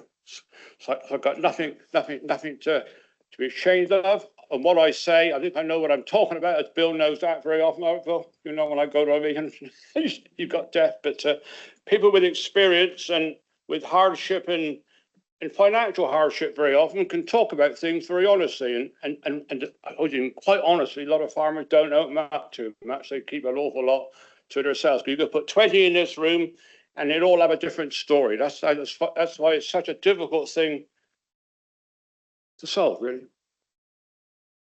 Plus the weather. And we don't really want, and we really don't want governments putting a knife in and saying what we've got to do when we're dead. Full stop. Thank you, Mr. Chairman. Thank you. Sue Osborne. Thank you, Chairman. It'll come as no surprise to those that know me well that I would certainly support, and I intend to support all 3 motions. And I welcome that we have taken this level of interest in what is a very key strategic sector in Somerset in so many ways. I will speak more on Councillor Purbrick's motion, but just to comment on Councillor Wone's. I understand we're working on an economic development strategy at the moment. Is there going to be a part of that specifically dedicated to food and farming in Somerset, and how that will fit in? On the subject of dairy, you're absolutely right. We started farming in 1996. We took on a county holding called Lower Sea Farm. And it was a super little farm, but I have to say now it was part of the county council sell-off, and it is now a very nice housing estate, as you will see when you drive past there. We then moved to a much larger farm, and all the while this revolution, it wasn't evolution, it felt like a revolution was going on, where farms were getting progressively bigger and the smaller ones, for all sorts of reasons, were getting squeezed out. At the time, I was a board member of Dairy Crest Direct, which was the producer group that represented producers and negotiated milk price with Dairy Crest. I was the only woman on that board, and believe me, it was tough. There was no prisoners at all. But I'm glad I had the experience, because if I hadn't have had that experience, I wouldn't have had, I think, the guts to stand up and be a councillor, or to stand up at full council many moons ago and support the retention of county farms, which I still believe are important. But in terms of dairying, it hasn't got any easier since we left. I can tell you that from looking at the farming headlines. It's getting harder and it's getting tougher. So all support is welcome. But I will reserve further comments to talk on that. But I would welcome seeing explicit inclusion in your economic development strategy of how we are going to support our food and farming sector going forward. So thank you for bringing that, Councillor Wone and Councillor Patrick. Bill, you wanted to come back on that? Yeah, if I could just answer the point on the Somerset Growth Strategy that's forthcoming. That strategy is led by the Somerset Growth Board, which is a business-led board on which I sit, Councillor Rigby sit on behalf of Somerset Council. We'll take on board your comments. Can I just highlight that there is currently a survey going on to input into that strategy. So I would encourage all members to share that with any business contacts that we've got. The more voices we get into that, the better. There will also be stakeholder sessions in the new year as well, moving forward to the strategy being launched in the late spring. Yeah. So that is very much open for consultation, and we look forward to your input and anybody else from the agriculture, food, or rural technology sectors. I would welcome receiving the link for that, but the strategy I was particularly referring to was Somerset Council's own economic development strategy, which I think you raised when we had that countryside day. Was the Economic Growth Board. where it was, Yeah. it was in formation at the time. So to be clear, the let function has now come to Somerset Council, and the previous government model was for that to be to set up a growth board so that it was business led as well. So it is the same thing that we're talking about. Thank you for the clarification on that, Leader. But either way, I'm not fussed who does it, so long as it gets done. Right, Richard Wilkins. I think this is a brilliant motion and I will be fully supporting it, but I just, I know he's very guarded on this, but could Councillor Bradford just clarify whether he has any farming connections?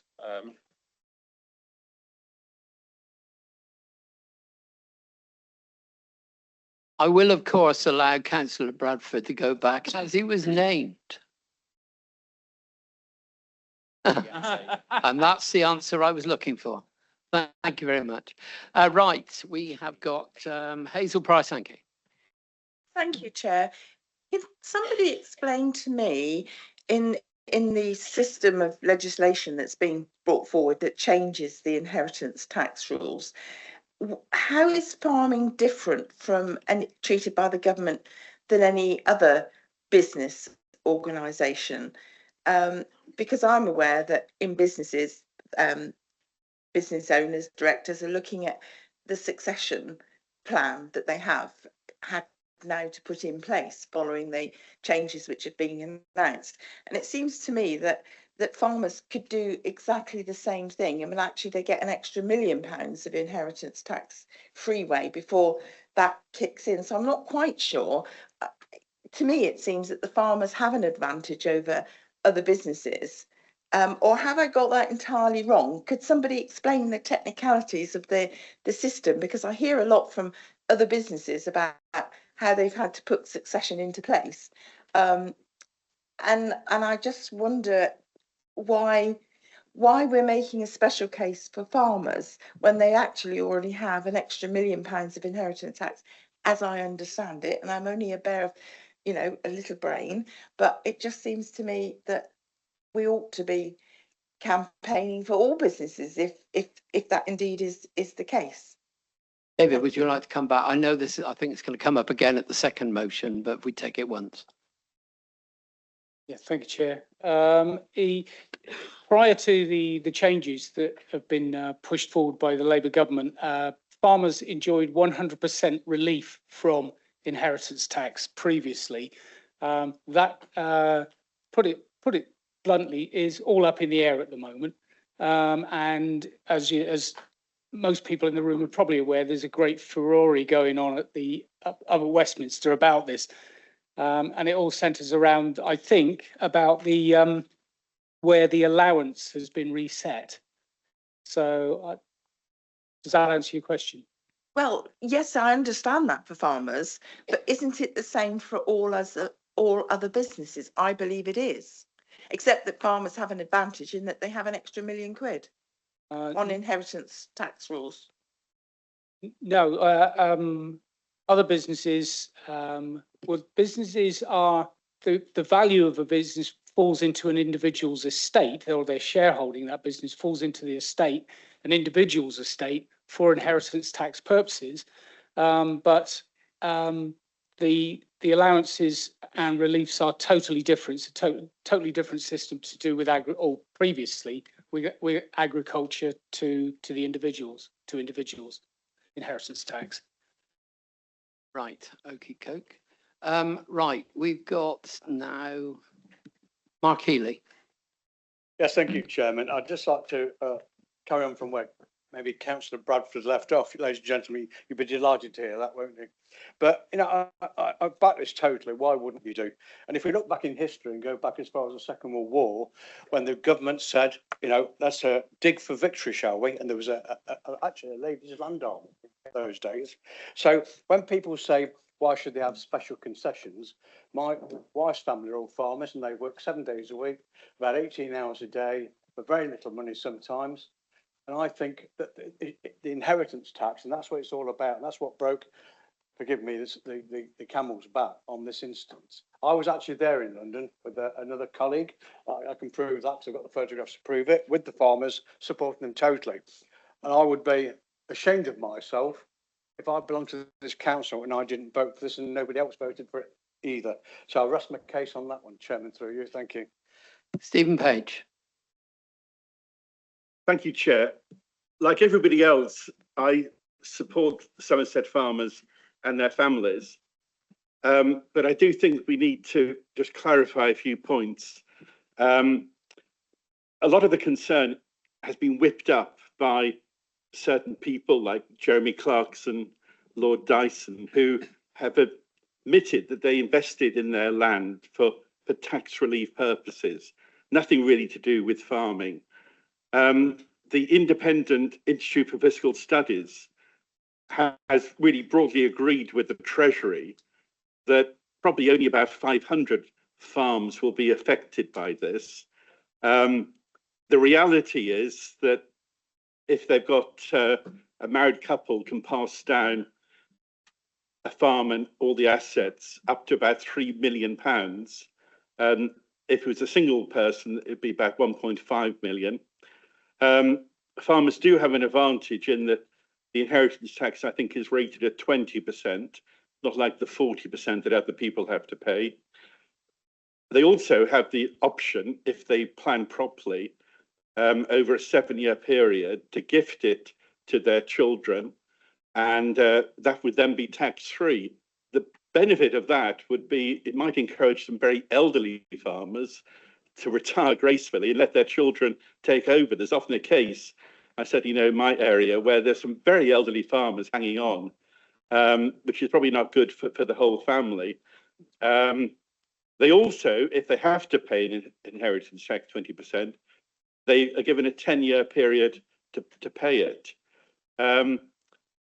Theo, did you want to make a point of order? Sold, last point, if some land had to be sold, it could be a benefit in terms of younger people might be able to buy some land, tenant farmers might be able to buy some land.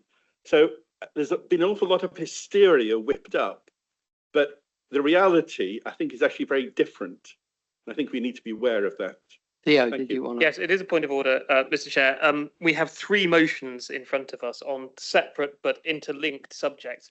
I wonder if you can impose upon members the requirement that they speak to one motion at a time. Correct. Otherwise, we risk having the same debate 3 times. Correct. That's correct. Yeah.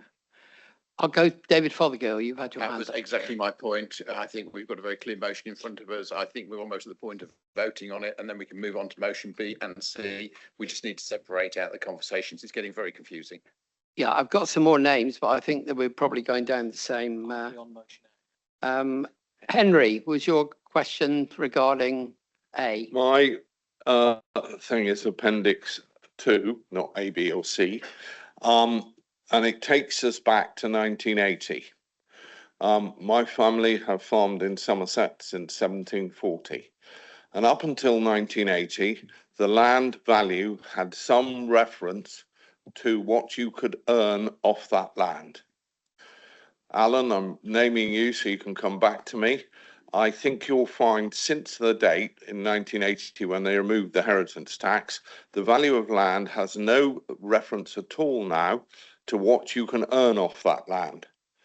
And it needs to be understood that the economic problems that have been created by the inheritance tax being removed, allowing very rich people to come in and buy the land which the local farmers can't afford, has not helped the farming industry in anywhere in England.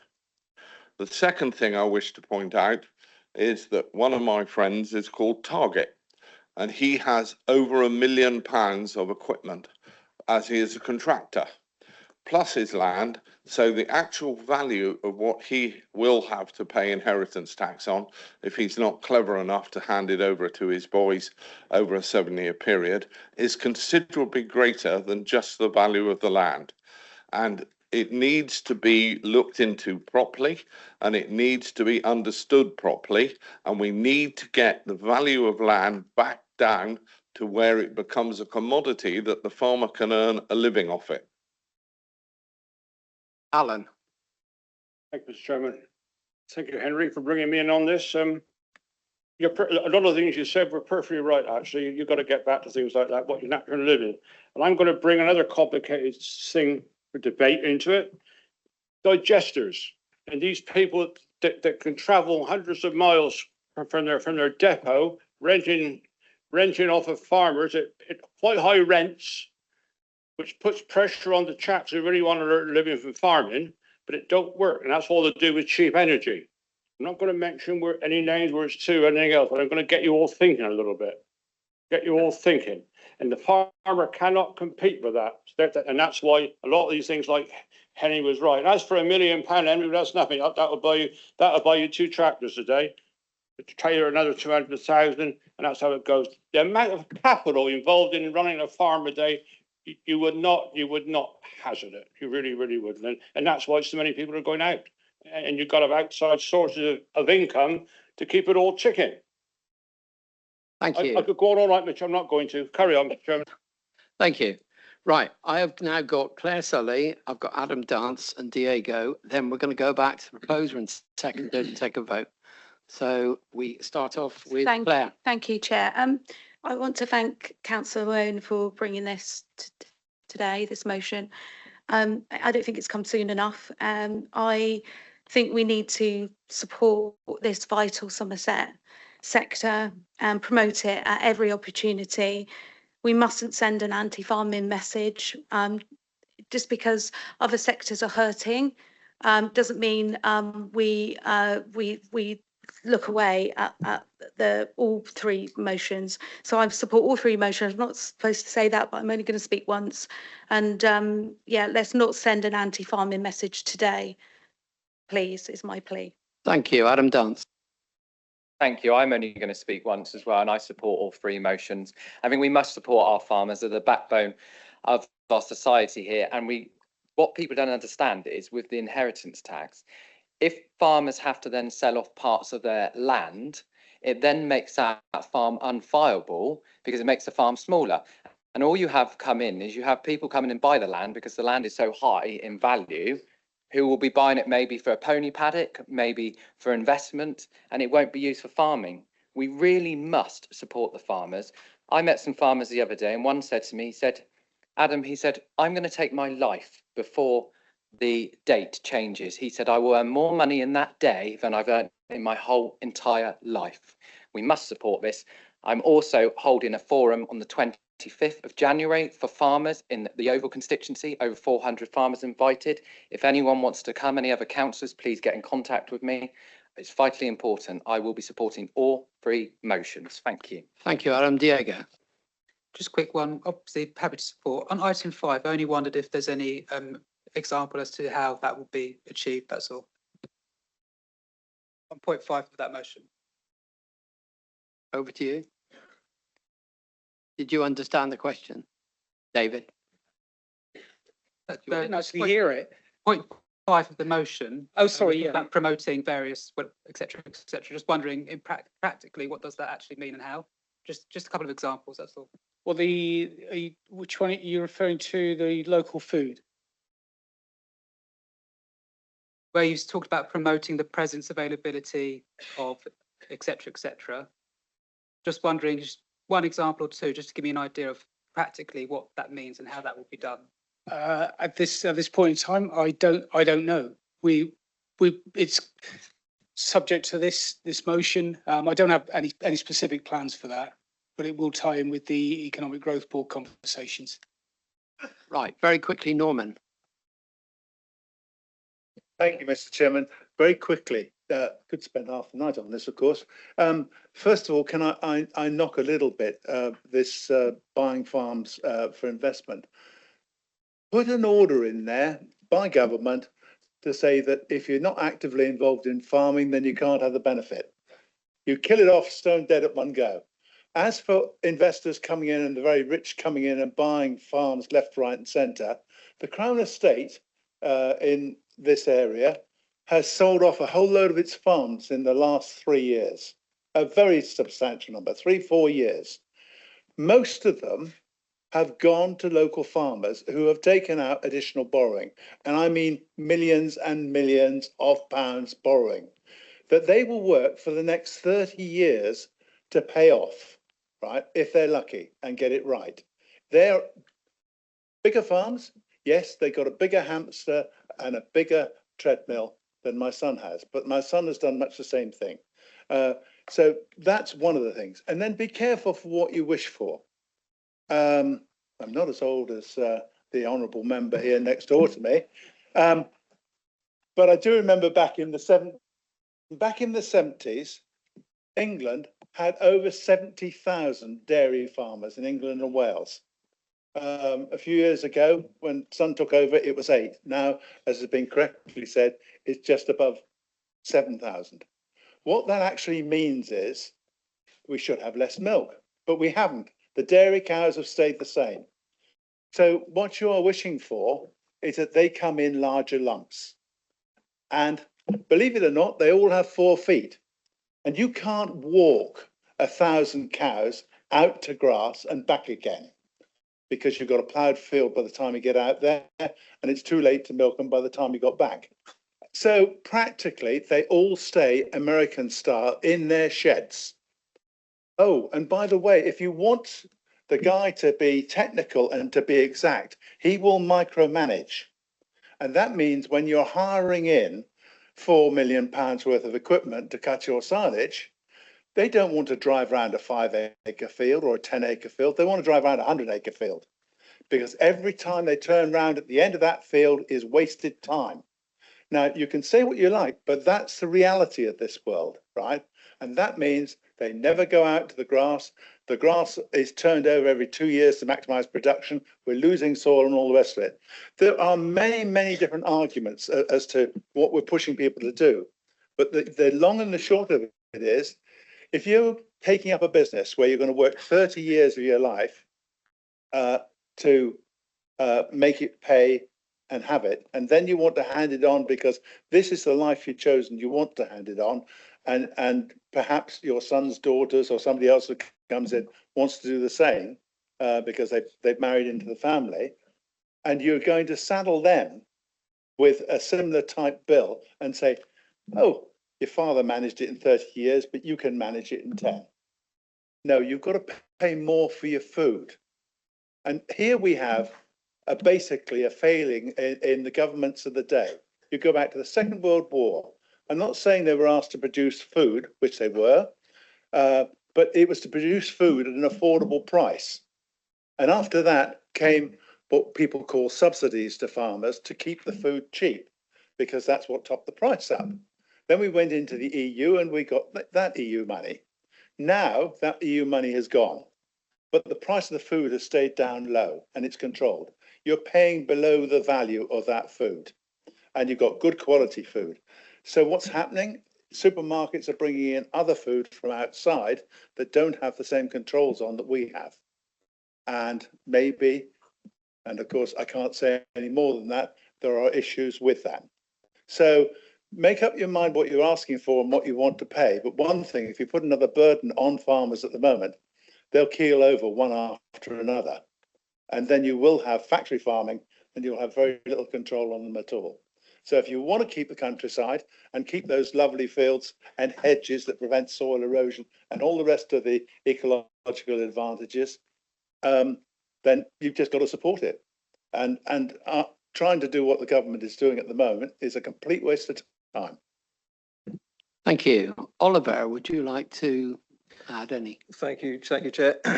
I'd just like to say a couple of things. Firstly, I don't know about you all in this room, but I've got 3 young mouths to feed at home, and the cost of food is going up. I don't think it's stayed low at all. You know, punnet strawberries, punnet blueberries for my 3 boys. You know, we go through them like there's no tomorrow. Look, this meeting's gone long enough. I'm going to cut to the chase. There's been lots of talk about dairy farming, but I'd like us to focus on fruit farms as well. I'm also going to do a bit of promotion today. So Councillor Rodriguez will be very happy. I have here a bottle of apple juice, which comes from North Perrott Fruit Farm. I'm going to give it to the chair later, whether or not you like apple juice. You know, farmers have been through a pretty torrid time, and I'm really pleased to see this motion, really pleased to work on it with Councillor Wone. So firstly, thank you to David, who arranged the National Farmers Union Engagement Day back in September, which really prompted this motion. I represent a really large rural ward called Coker, along with Councillor Hewitson. And I know many farmers who I'm lucky enough to count as friends. One of them said to me recently, Oliver, look, you have to remember farmers love a good whinge. It's been a very wet year, as Councillor Bradford said earlier. The weather has been very much against farmers and everyone's yields are down. So look, whilst that might or might not be true about farmers loving a good whinge, I think they've got a bit of a point. Hardly anything seems to be going their way. They've endured enormous challenges in the past few years. You know, I've got a long list here from post-Brexit trade barriers, increased labour costs. North Perrott Fruit Farms had labour costs go up by 42% in the last few years. You know, the list goes on. Inflation in fertiliser costs soaring over 100%. Things are really tricky for our farmers. And then I'll cut to the chase because I think we need to move on. My third and final point is please support this motion. We have very little influence over, or no influence over inheritance tax or farming subsidies because that's the job of central government. But what we do have is a platform as elected members working for the people who put us here to act as their voice in the corridors of power whenever we have that opportunity. So I welcome this motion and I second it and I urge you all to support it, please. Thank you. Thank you, Oliver. Dave, would you need to add anything before we move it into the vote? No, I just wanted to thank all the members that showed up for the NFU Farming Day Pearland Farm on 17th September, who will have heard firsthand the NFU and some Somerset farmers talking about the challenges and the themes and the issues that we've been debating here this afternoon. And for me, that was the trigger point, going to that farming event. I've been to lots of other farm days and spoken with farm support groups, farm sector support businesses, but it was that day at Pearland Farm that really rammed home the challenges that are beset our farmers here in Somerset. And as a townie, this was a fairly steep learning curve, but it didn't take long. All I had to do was get in front of the right people and listen to them, and it was pretty obvious to me what we needed to do, and that's why I put motion A together. Thank you. Thank you. Right. The motion has been put forward and seconded. Can I see a show of hands? All those in favour? Any against? And any abstentions? Okay. Oh, was that an abstention, the last one? Okay, thank you. Right. Before we move on to the next, because we're reaching the 4-hour mark, I have to propose an extension of 30 minutes, which would take us to 5:30. If we get near that, I will have to do the same again. So if everyone is happy, then that proposal would stand that we continue. Okay, we move to motion B, which is protecting British family farms and preserving rural communities. Faye Purbrick. Thank you, Chair. I'd just like to say I'm really heartened to see 3 motions talking about our farmers and our rural communities today. I think there are nuances of difference between them, and it's important that we get a chance to debate. And some of the questions that I've heard around the room that particularly pertain to the inheritance tax, I do think that potentially it would be worth suggesting an amendment to my proposal, a fourth matter, to request a briefing for members that weren't able to attend the farming day. Maybe, I'm sure the NFU would be very happy to do a member briefing, whether that be in writing. So I'd be happy to add that to the motion if Councillor Trimnell would agree, and if I'm allowed to make that amendment on the hoof. I think it's really important that we're talking about our farmers as a whole and everything that Councillor Wone and Councillor Trimnell will be talking about later. But I think one of the core elements for Somerset is this threat to family farms through the change in inheritance tax. Now, there are nearly 4,500 farms in Somerset, employing nearly 10,500 people. And the NFU analysis suggests that 75% of commercial farms will be affected by this tax, and government departments can't even agree on what their number is, but certainly everything points to the fact that their numbers are wrong. At 75%, that could mean over 3,000 family farms in Somerset being affected. So if you think about that and selling off 20% of land here, 20% of land there, you very quickly reach the point that those across the room have said will mean that those farms aren't viable anymore. In support of the Stop the Family Farm Tax, myself and a number of councillors attended the protests in London last month. We've been pushing both NFU and other petitions. In Somerset alone, there are over 2,000 signatures on our local petition. And I know the NFU is much, much higher because they do a much better job of promoting the work of our farmers. But it's important that we all show the strength of belief in our farmers that I hear from most members within this chamber. Agricultural property relief, or APR, is not a loophole. It's a policy that was designed specifically to protect Britain's family farms from being sold or broken up in the way we've heard about, and to keep them sustainable as the stewards of our countryside. If a business needs to make some money and sell off some assets, it doesn't necessarily stop that business from existing. If farms sell off 20% of their land, the only people that will benefit is those who can buy that as an investment and half their inheritance tax. So what we're doing is not stopping people from having these benefits. It's actually offering benefits to those who aren't farming and a nice regular supply every time a farmer dies to be able to buy up. So we just cannot support this kind of crazy breaking up of Somerset. Now, I've received briefings from individual farmers, farming groups, the NFU, and spoken to so many farmers over the last few years about the pressures of feed, fertiliser, fuel. With this on top and the weather, because it's always the weather, it's like we're sending a message that we don't want food security. And ultimately, what farmers do is feed us. And if they can't make a profit from feeding us, then they won't be able to feed us anymore. And those profits are already tiny. They will not pay, in many farmers' cases, over a 10-year period for the amount of money that inheritance tax would be due. So farmers have two options. They either quit and sell up everything, and somebody will happily buy that land, I'm sure, because they get 20% less inheritance tax on it than the 40 they would pay. Or they sell off chunks and become unviable. And sadly, there are many farmers, and it makes my blood run cold, the number of conversations I've had with farmers who've spoken to friends and spoken to family about the mental health challenge that this will bring to an already massive mental health challenge that many farmers face from the difficult work that they do in isolation. And we need to stand up to them. Nobody should think that inheritance planning is to figure out when you need to die. That is disgusting. It should not be something that anybody thinks is appropriate. And if this was something that was being said in 7 years' time, this is going to happen, and all those farmers could go, there you go, you have your inheritance, hand it over and you won't have to pay any tax, then where are they going to live? Because that only works if you don't benefit from that property anymore. So those farmers have got to find a house to live in, and they can't benefit from anything that they've handed over. It does not make sense.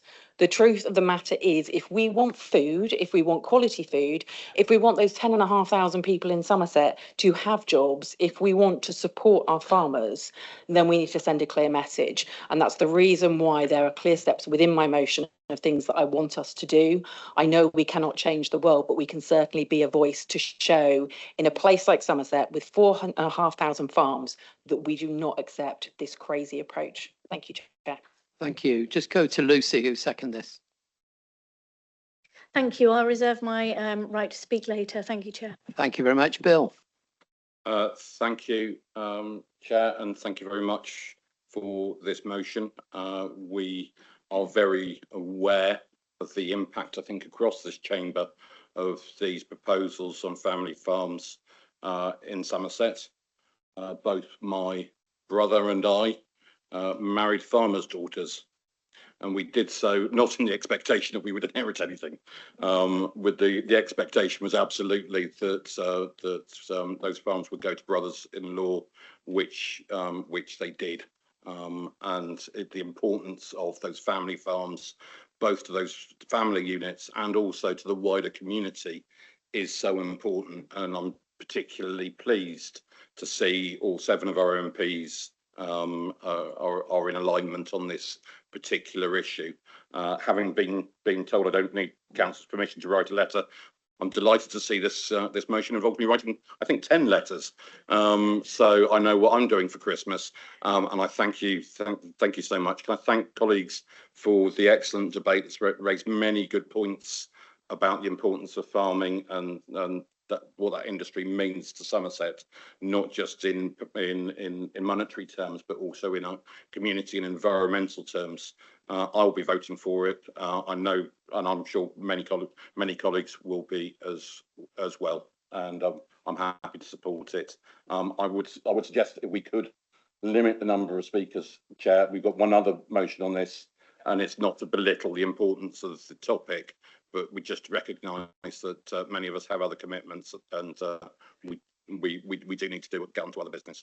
Okay, Oliver, you were starting. Thank you, Chair. Just a quick note to say, Councillor Purbrick made a really good point earlier about, she requested, I think, a briefing following the Countryside Day. One was circulated at the time, and I've just sent it to everyone again.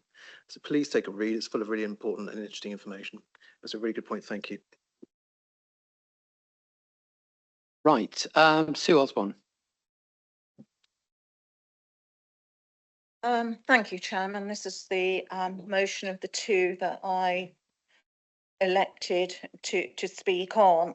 Thank you, Councillor Wone, for bringing your motion first. You raised a lot of very important and very valid points, and particularly the decline of dairy farm sizes and the impact this is particularly going to have on Somerset. We're quite fortunate in Somerset that most of the big land buyers and the ones that have been described earlier as buying land as a tax loophole, I think they've actually, the more famous ones have actually stayed to the east side and focused where it's predominantly arable or perhaps more mixed. As I said before, I come from many generations of farming. When my grandparents got married, I found a piece describing the marriage in the local paper, and it was classed as a union of two of the oldest farming families in Lancashire. So very clearly I go back a long way. And in America, they actually established or figured out there was something called a farming gene, because why the hell else would people go out in all weathers for absolutely no money and probably not a lot of thanks either, and go and produce food? And they figured out that this went back an awful long way, and that in return for producing food, you had the protection and the support of the remaining community, who actually got something decent to eat because of your efforts. That was actually a paper I think I read in an American journal many moons ago. So that, I think, is suspect is why some of us have stayed where we have. Farming is very important to Somerset. It made me very welcome coming down here as a Lancastrian. And we also had the opportunity to farm in our own right, thanks to the county farm system. But I also learned as well how dependent you are on the weather. If you get a good year and the weather is kind to you, you will do well. If you get a bad year and the weather is unkind to you, you will actually lose the profit you made the year before and probably a bit more else beside. If you want to know about the impact of weather, the lesson nearest to home for us is the Irish potato famine. And there are lessons from there that are still relevant for today. At a practical level, farming supports a huge infrastructure below it. That infrastructure is technical, highly skilled, and requires highly skilled, well-qualified people. It also provides apprenticeship and training opportunities for both graduates and people coming in at school level, and for people in rural areas. If we don't have the money to invest, or you decide not to invest because you're going to be faced with a huge bill at the end of it, and this also covers agriculture, business property relief, because a lot of these smaller farms, these are the engines of your diversification. This is where your diversification came from. Your food processing, for example, your cheeses, your ciders, your drinks, your farm shops, your glamping sites, your art studios, all the other things, the support to the local community. When the weather is against you, guess who's going to clear the roads for you? It's the local farmer, because we've got to get to feed our stock and we've got to get that milk tanker in and out. And lots of people benefit from that. They've benefited from Open Farm Sundays, which has given them free days out. which lots of people have enjoyed, and introduce them to the countryside, to fresh air, and to the possibility of a career that some of them might not otherwise have thought of. It also underpins culture. There's two parts to the word agriculture, agri and culture. And if we lose our diversified farms, if we lose our family farms because they cannot support the tax and survive, if we lose our tenanted sector because many farms are a mix of rented and tenanted, and if a tenant loses land because his owner, because the landlord has to sell to pay his own inheritance tax bill, that will undermine and scupper that sector. If you look at the arts sector in Somerset, it's thriving, it's booming. It certainly did in South Somerset. And a lot of the inspiration comes from people who've been interacting with the farm environment. They've either been born on farms, had friends on farms, or relatives who's farmed. Have a look at the landscapes, the scenery you see painted. It adds to the exhibitions in our arts centre and keeps people coming back for more and more and more. It's not just about food production, which is hugely important. It is the primary fundamental thing without food. Without food, you are about, and in this country, we're roughly about 4 square meals away from anarchy, and that gets forgotten about. So please don't forget the agri in agriculture, but don't forget the culture either. And we do have a cultural strategy in Somerset, but whether it links into agriculture or not, I do not know. Maybe something for Messrs Ward and Frederica Smith-Roberts to consider, but please keep the culture in agriculture. Please keep our family farms. Dave Mansell. Thank you. Sorry, that was very, very quick coming to me. I should have been better prepared. I too wish to support all three motions and only wish to speak the once. So as you've gathered, I'm supportive of what is being discussed, debated and being proposed here. There are two aspects though which I would have liked to seen a little bit better covered, but which I wish to draw attention to while still being supportive of what is proposed. This felt like the right motion to do so because one of them is connected to the inheritance tax. And I will say I think very good points in this regard were made by Councillor Hobhouse, which sort of reflected part of how I was thinking as well. Now, as the motion proposes, it is very much looking at protecting family farms from the changes in inheritance tax. And yes, I will go along with that and see the need for that. That said, as I understand it, there are some who are using this as a tax loophole. So there are wealthy individuals, corporate bodies who have been investing in land and farms to avoid tax. And that is a problem and needs addressing, but also, yes, must protect family farms. They are very important, especially in Somerset. So, as I say, happy to go along with that. The other aspect which I would have liked to see addressed a little bit more fully is in connection with the environment. And I will mention, I particularly appreciated and been interested and taken note of the contributions made by Councillor Bradford and Cavill. Good points made there. As was being said, we don't wish to be heading in the direction of factory farms. That is clearly a problem for many reasons, not least for the environment. As Councillor Purbrick said, we want quality food, and the bit that I feel is just a little the motions are missing. There's talk about locally grown produce, yes, absolutely, but on its own, that's not a guarantee of quality and good food. What we also need is the way farming is practiced, so it's not heading in the direction of factory farms, and that it is done. Farming practices are done with both the climate and nature in mind as well. Okay, thank you. Thank you. I've got two more speakers that haven't spoken, and then I'm going to move back to the proposed and seconder, which is Mandy and Sarah Wakefield.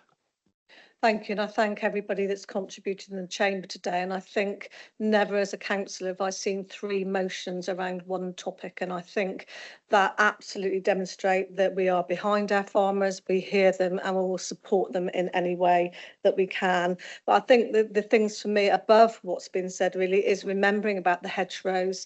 A lot of our farmers, they're custodians of our land. They look after the land, they look after the hedgerows and all that sort of nature and wildlife. We are absolutely dependent on them. And if you move into big farms, super farms, you will lose all of that and those habitats. And that is really integral to Somerset moving forward. So I thank everybody. But I think we are behind them. I would remind everybody, we are not inheritance tax planners in this room. It's a complex process, but all I do know is that the reliefs that were put there for good reason. There are a unique set of circumstances that surround farmers and how assets are handed and the way that they are often capital rich.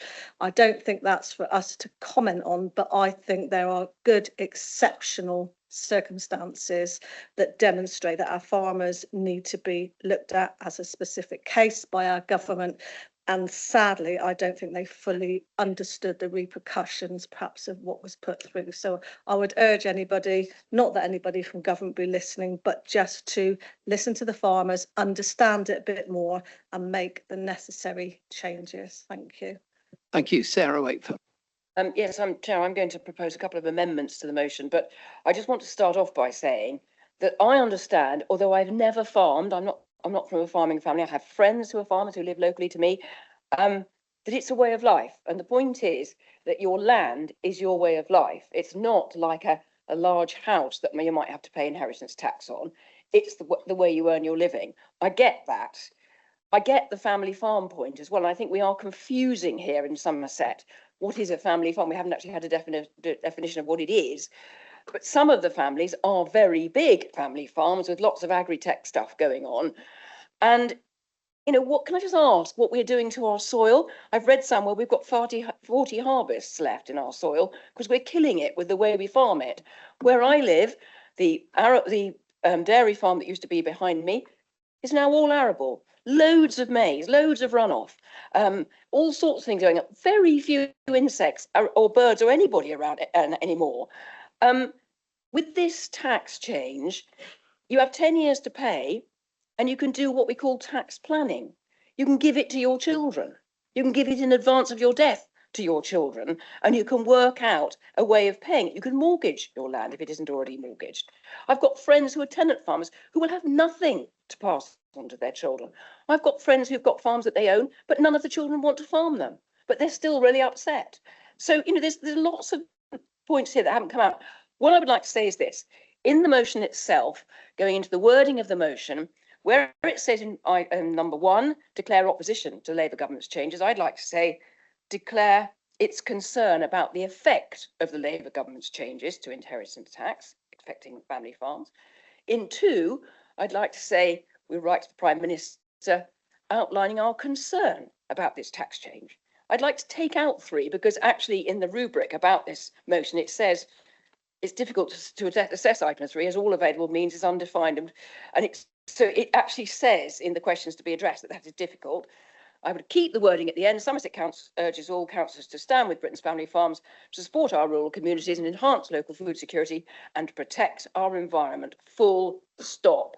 Because I don't think this is completely wrong. I think it's probably been brought in too quickly. I think it's upset a lot of people and it's made the security they thought they had not secure anymore. But there are also a lot of other people out there with concerns about all sorts of aspects of their life. And much as I'd like to support our farmers, I do not think that they are necessarily all supporting our environment. I think a lot of them are actually destroying it. And I'm sorry, but I can't agree that this is the right way to go forward. Let's express our concern to the government and say, have you really thought about family farms and what they mean to us? I have a seconder in Oliver Patrick. Right, is there a seconder for that amendment? Lee Redmond. I'll second that, Chair. Right. Right. I have a point of order, Chair. Go on then. this amendment significantly changes the motion and can't be allowed at this council. That's not within our constitution. It significantly changes what's being proposed. And can I also say, if we are going to consider it, we need it in writing in front of us. We need to consider it. And I request a 10-minute adjournment to consider it. Yeah, fine.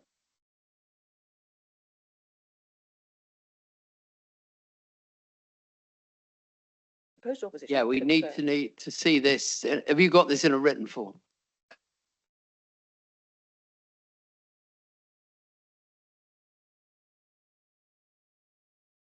Can you just hold fire a minute? Let me just sort this one out.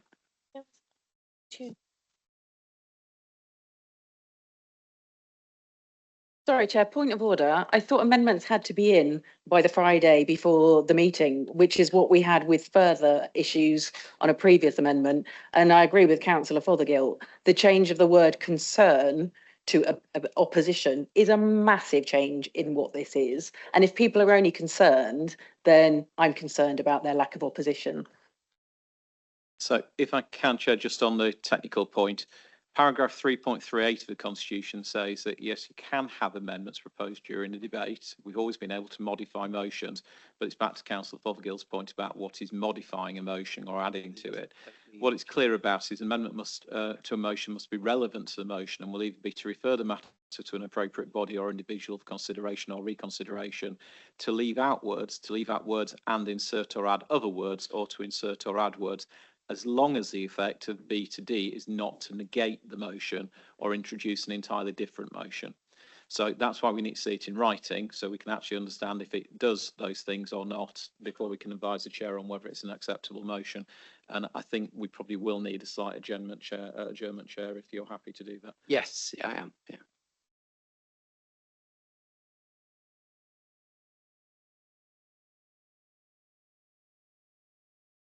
Can we have 5 minutes just for this to come forward?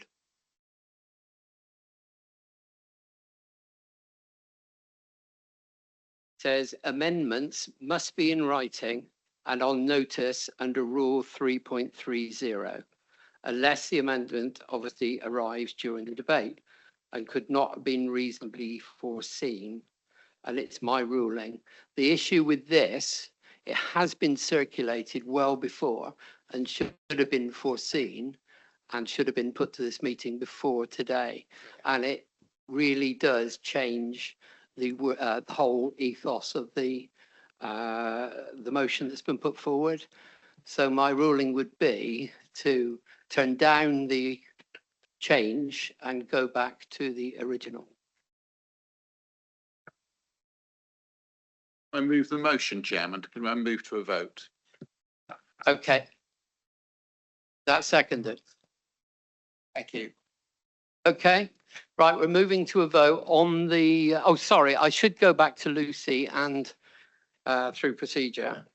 I do apologise, Chair. I will be as brief as I possibly can. I think to address Councillor Prior-Sankey's point about why farms are accepted, you can't start a farm up from your kitchen table. You have to have that infrastructure, that money. Very few people get into farming from non-farming backgrounds. I actually know someone who has.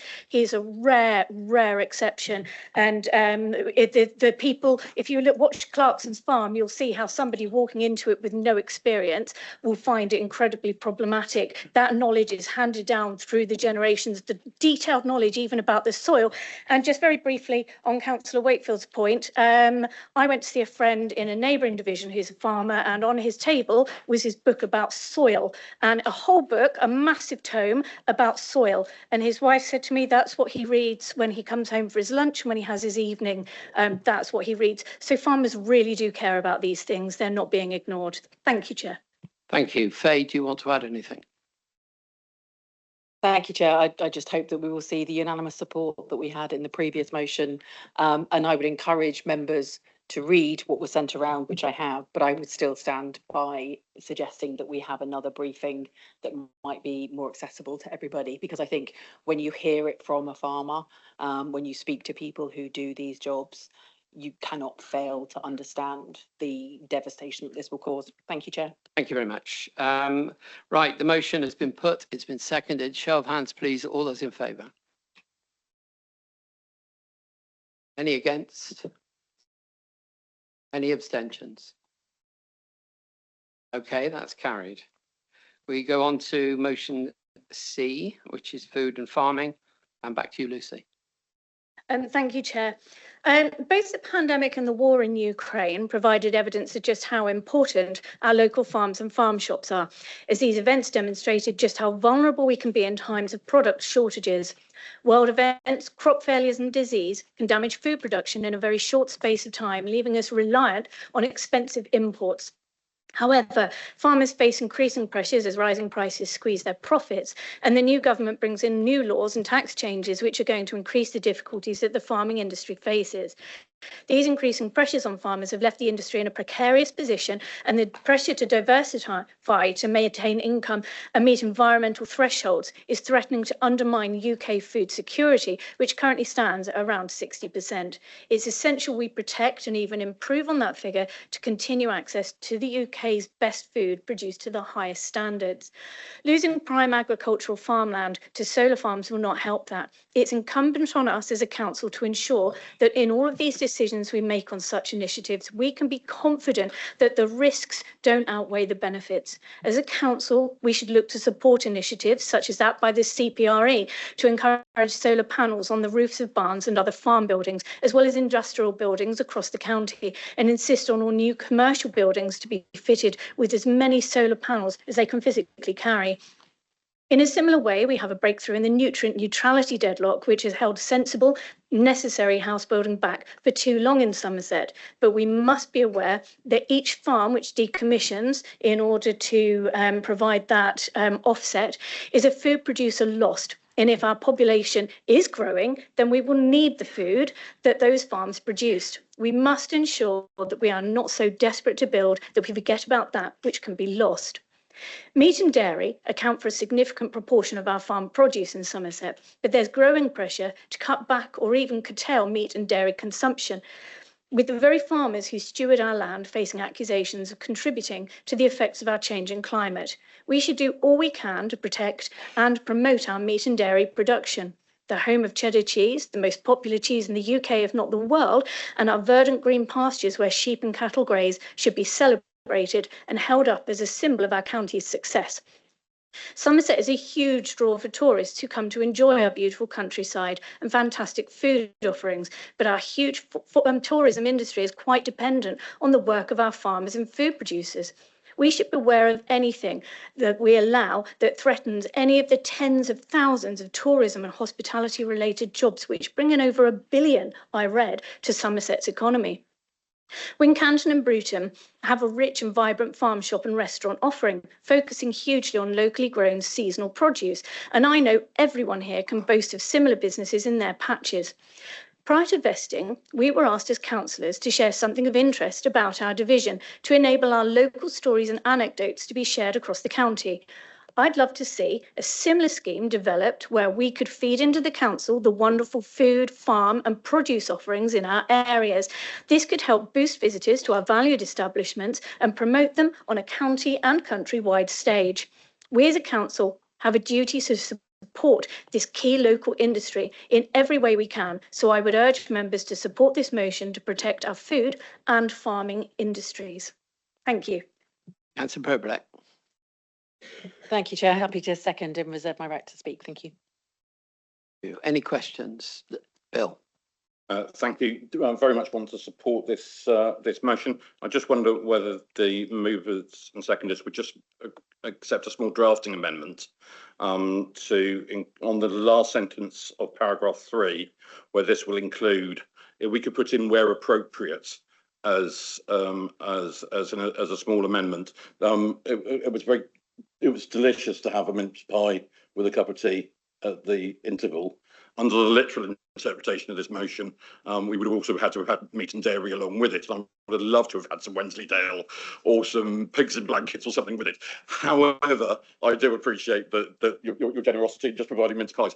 But much more seriously, there will be occasions when we're having meetings, and I had some, it was in the most difficult of circumstances. And in the summer, had meetings with some of our residents who attend mosques in Somerset, and they would have had different dietary requirements that would have made the meat and dairy a bit of a problem if we insisted on it. If we could just say where appropriate as an amendment, just so that it wasn't quite so directive, I would appreciate that, please. Thank you, Chair. Yes, I'm happy to accept that amendment. Thank you very much. Okay, Oliver. Can I please do Henry Hophouse? Can I propose and second this motion, please? And can we move on to the votes? You certainly can. Okay, if there's no more questions, then we go back to Faye first, then Lucy, then we go to the vote. Thank you, Chair. I'd just like to say I think all three of these motions have had some really key nuances for our farming communities, and I think we need to be very cognizant of all of those and make sure that we bear that in mind with the decisions that we're taking and the economic strategy that we have for this county going forward. Very happy to second. Lucy. I've nothing further to add, just that I hope that you'll support this motion. It sounds as if you will. And I'm really pleased to see, as you have said as well, and Councillor Wone, 3 motions coming forward that show just how supportive Somerset Council is of our agricultural, farming and food industries. Thank you. Okay, it's David. Yeah, thank you, Chair. I just wanted to finish off by saying somebody mentioned about follow-up with the NFU. I've got an email drafted in front of me, and as soon as this third vote goes through, I'll send it off to my officer colleague at council to set up a follow-up meeting with or member briefing with the NFU. Thank you, Chair. Just to confirm, I've already had some of those conversations as well, so it might be worthwhile just hooking up to make sure we're not doubling up on that. Emily Right, yeah. We're now going to move to the vote unless David's going to spoil it. All those in favour, please show. Any against? Any abstentions? Okay, that's carried. Right, we have 4 more items on the agenda paper, but I can cut those down, but I need your agreement to go to no more than 6 o'clock. Okay, right. Okay, if we go on to item 15, rather than go round to everybody, I want just go to Councillor Lee Redman, who is going to put a proposal for the future of these reports. Thank you, Chair. Members, in May this year, full council endorsed the scrutiny review recommendations at the annual general meeting. That review set out the ongoing work of the 5 scrutiny committees to improve the scrutiny function. One of the proposed improvements is how the 5 committees report to full council. Currently, all 5 committees report to every full council meeting, setting out what key lines of inquiry they have undertaken since the last council meeting. It is proposed that this approach is improved, and rather than all 5 committees reporting to the same full council meeting, instead each committee, in turn, over the course of 12 months, submits an annual report summarising their areas of focus, key achievements and their proposed areas of focus for the next 12 months. With full council's support, this improvement would require Part 6, Scrutiny Terms and Reference, paragraph 1.17, to be amended to enable this. I therefore propose recommendation B for the council's approval. Thank you, Chair. Thank you. And Henry, you're going to second this. I'm going to second it, Mr. Chairman. I wouldn't mind taking it to a vote. Well, there we go then. Yes, Mandy, do you want to? I did have a quick question. Actually, firstly, to say always value the work of our scrutiny committees. And I think the recommendation here is actually suggesting that we bring an annual report for each of the scrutinies to full council. That's something I've advocated for and asked for some time, and I very much welcome and look forward to seeing them. Yep, that's what it is in a nutshell. Okay. You have the proposal before you. Can I show of hands all those in favour? Those against? Any abstentions? Okay, that's carried. Item 16, it's key decisions since the last full council bill.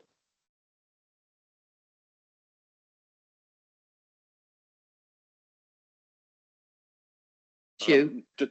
On my apologies, I have a battery issue. Oh dear. And I didn't understand no, you. no, I didn't know you ran my on apologies. batteries. I have no Bill. response. My laptop's imminently about to fall over. Right. Where are we on the agenda? What We're do you want us to on do? 16. key Formally decisions. move. Any questions? Yes, and then Henry. I do have one actually, because I've gone through them in detail before today. And it's just a question on how we are recording decisions. So we've got two here that we've looked at today, which is the sewage treatment, tank replacements, and also the treasury management. Now on here it says decision maker and date of decision. Actually, those decisions aren't taken by the executive, they're to forward on to council. So I'm just wondering, for the public record, should we say that the decision was actually to move on to full councils, because the decision makers are not in those meetings, they're here today. So I just asked the question just for the public record. Bill.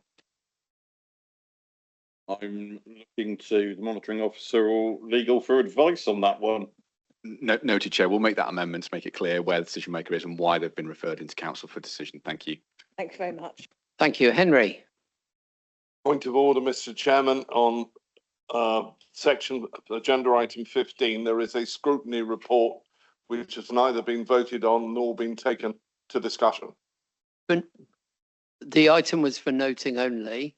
What we've done is, because in the future we're going to have regular reports as a set item for each individual. That's the way we're forward, plus limited time we have this evening. I understand what you're saying, Mr. Chairman, but today you have a report in front of you for all of the scrutiny committees for them to report back to this meeting. You have not discussed that report.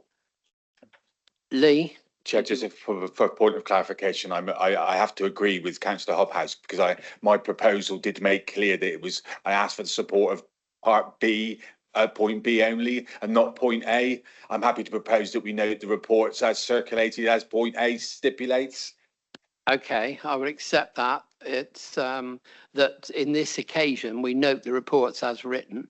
Does that find a seconder? Otherwise, you'll have to go through them all.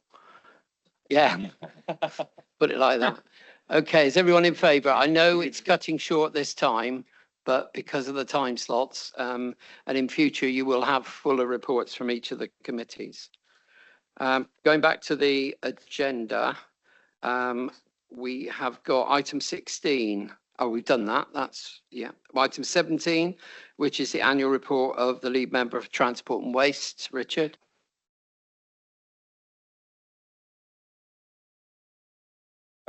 Yeah, I've got a report here. It's very comprehensive, although I've had it cut down to make it very concise. I also have a 3-page summary that I was going to read to you guys that David Fothergill's very keen to hear. But I think under the circumstances, I just say that what it did was point out some real good highlights. The amount of work has been incredible from the team of the Transport and Waste, and read to questions. Any questions? Yes. Thank you, Chair, and apologies, I would have put in this as a written question, but the decision from the Secretary of State that this relates to happened after questions closed. I've been engaged and brought a motion earlier in the year about the closing of the stroke services in Yeovil, which has now lost its final appeal. I've been working with local members on that for a number of years. But what we will now see is people travelling from South Somerset to either Musgrove or Dorchester Hospital because of the changes. Now, one of the issues around this is the connectivity between those areas in terms of mobile phone signal. I was assured as part of the process that some people who might be thought of to be suffering from a stroke would be treated by ambulance crews and also probably video called through to specialists at either Musgrove or Dorchester to address the issues. Now, anybody driving between South Somerset and Taunton or South Somerset and Dorchester will know there are many black spots or not spots where you will not get that signal. So my question is, with the lack of connectivity now possibly becoming a matter of life-saving treatment, what steps will the council be taking to address these not spots? And if no steps can be taken by us in a timely manner, can our colleagues who attend the Integrated Care Board please press for solutions to make sure that this does not happen? I do not want to see people in ambulances without that connectivity because of the infrastructure of Somerset. We know that there have been issues with internet connectivity, but our 3G and 4G coverage along those main roads is shocking, and I think it's a big risk. Now this decision's been made. Happy to take a written response, but I just wanted to get it in so we can work on it as quickly as possible. Just to say that no longer falls under my directorate, but I'm happy to take forward what you've said and direct it to the appropriate lead member. Apologies, thank you. Right, Dave Mansell. Thank you, and thank you, Richard, and the officers who've contributed to the report. As you say, lots of good information. Found it very interesting. What I would like, one suggestion, and maybe it's for scrutiny, to do this, but it strikes me that it would be really good if these reports were going to scrutiny. So maybe Climate and Place might wish to request that it goes there as well. So that's a suggestion. Two questions, which it may be best if written responses could be given. One is concerning electric vehicle infrastructure covered on page 369. Good to hear that the council's got a grant, which I think has been known about for some time. Maybe wrong, but I think so. What I'd really like to know is what is happening in developing electric vehicle infrastructure? What is happening? What's going to happen? Particularly using the welcome grant that the council's gained.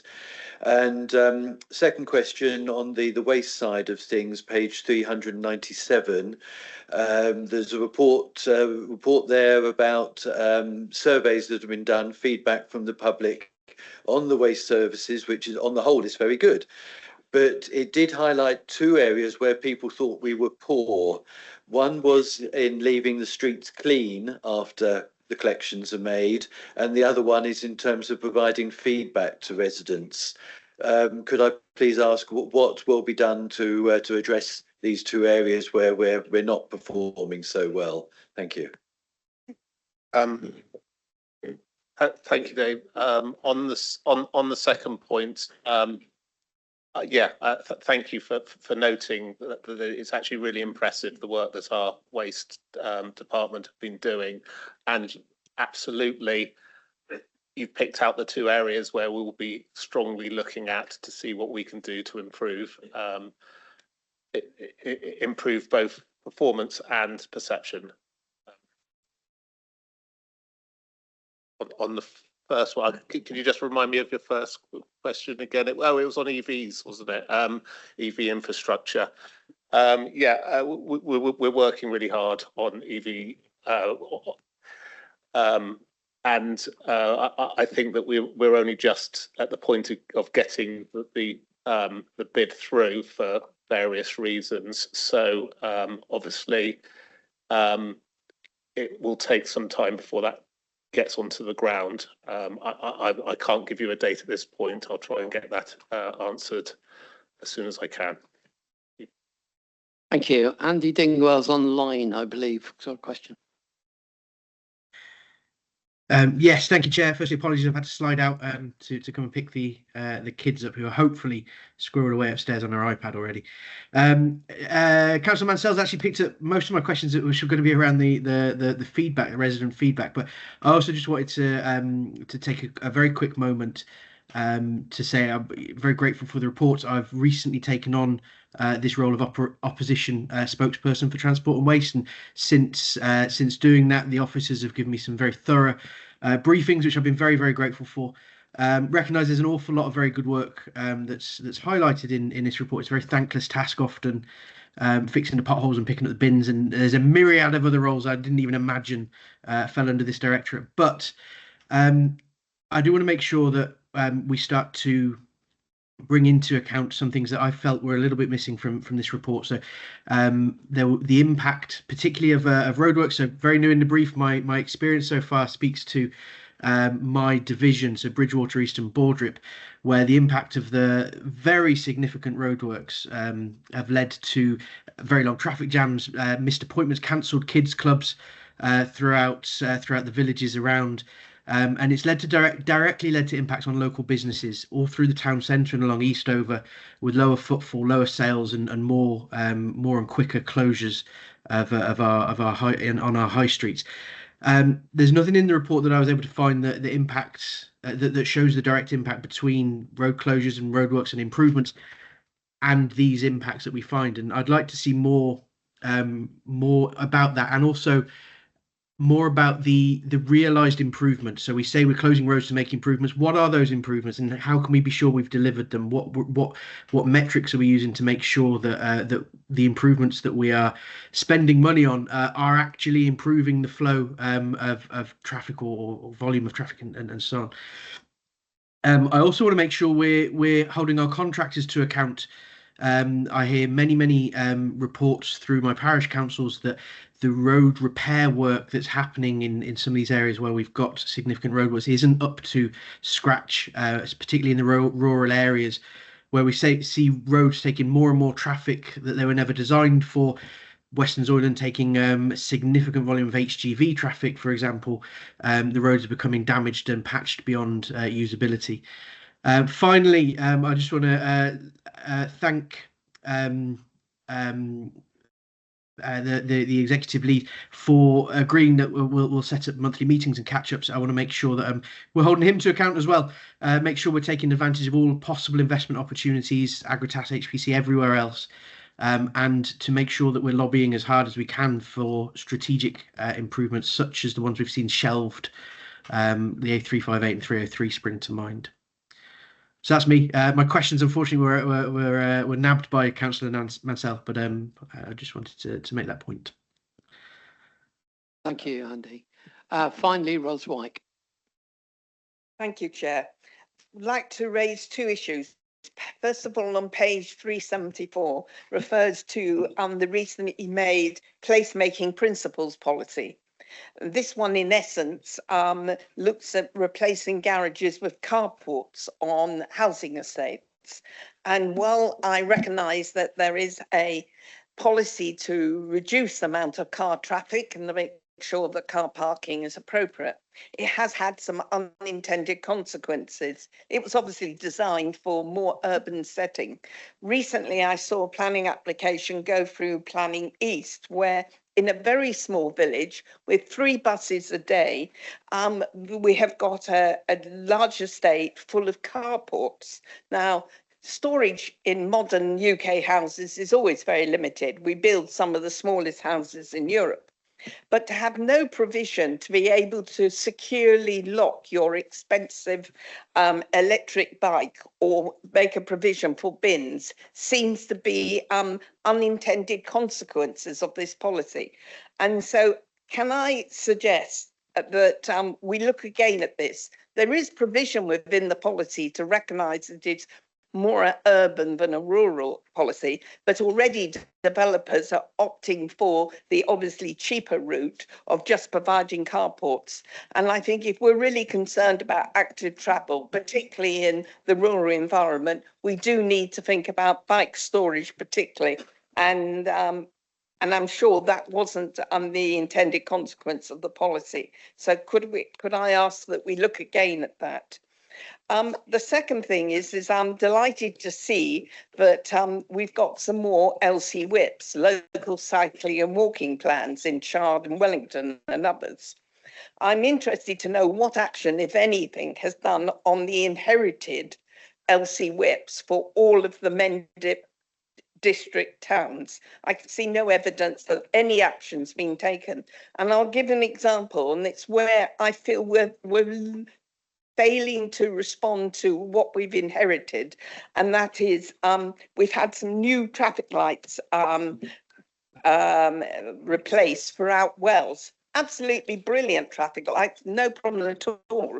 But they've missed the point to take the opportunity to actually get crossing points for bicycles across the city of Wells, connecting one existing cycle path to another at the other end of town. And so can I ask that when we look at development in various towns across Somerset, but we do ask highways to actually look at what has been put in place in terms of the LC whips, in terms of plans, because we will not see a replacement of traffic lights for probably 20 odd years in Wells now, and we've lost this wonderful opportunity. So two things coming out of it. One is, can we look again at the unintended consequences of the placemaking principles policy? And secondly, to find out what has happened to the LC whips, which were produced by Mendip District Council and would provide an awful lot of information, and also to act on them. It'd be great. We've already invested in these. Let's see what we can get out of them before we go and start getting more LC whips for other parts of Somerset. Thank you. Richard. On the placemaking side of things, the issues you raise, we did look at, or we were concerned about, but if indeed it is being inappropriately used and without the due regards that we put in place, we need to relook at this. So absolutely. Yes, on the town-based questions of how we link up all our different departments, there's always work to be done on bringing our different departments to talk to each other, and I'm always working on better relations between the development, the planning, and the transport side of things. So I will work doubly hard on that. Thank you. Bill, you wanted to say something? Yeah, just to highlight paragraph 9.17 in your report, and then ask that you kindly pass on the thanks of this council to all the teams that responded so effectively to weather events that we've had recently, most notably Storm Bert and Storm Dara, that have affected many areas of the county. What I'm particularly pleased about is the emergency response line improvement that we've seen, with that going through to Lifeline rather than to the police switchboard. And the responsiveness of the team was it got so many roads open really quickly, and we're really pleased to see that. Thank you. Thank you. Okay, right. Okay, the final agenda item, which is questions to councillors on the executive. I know there is one written one from Lee, but unfortunately Federica has had to leave.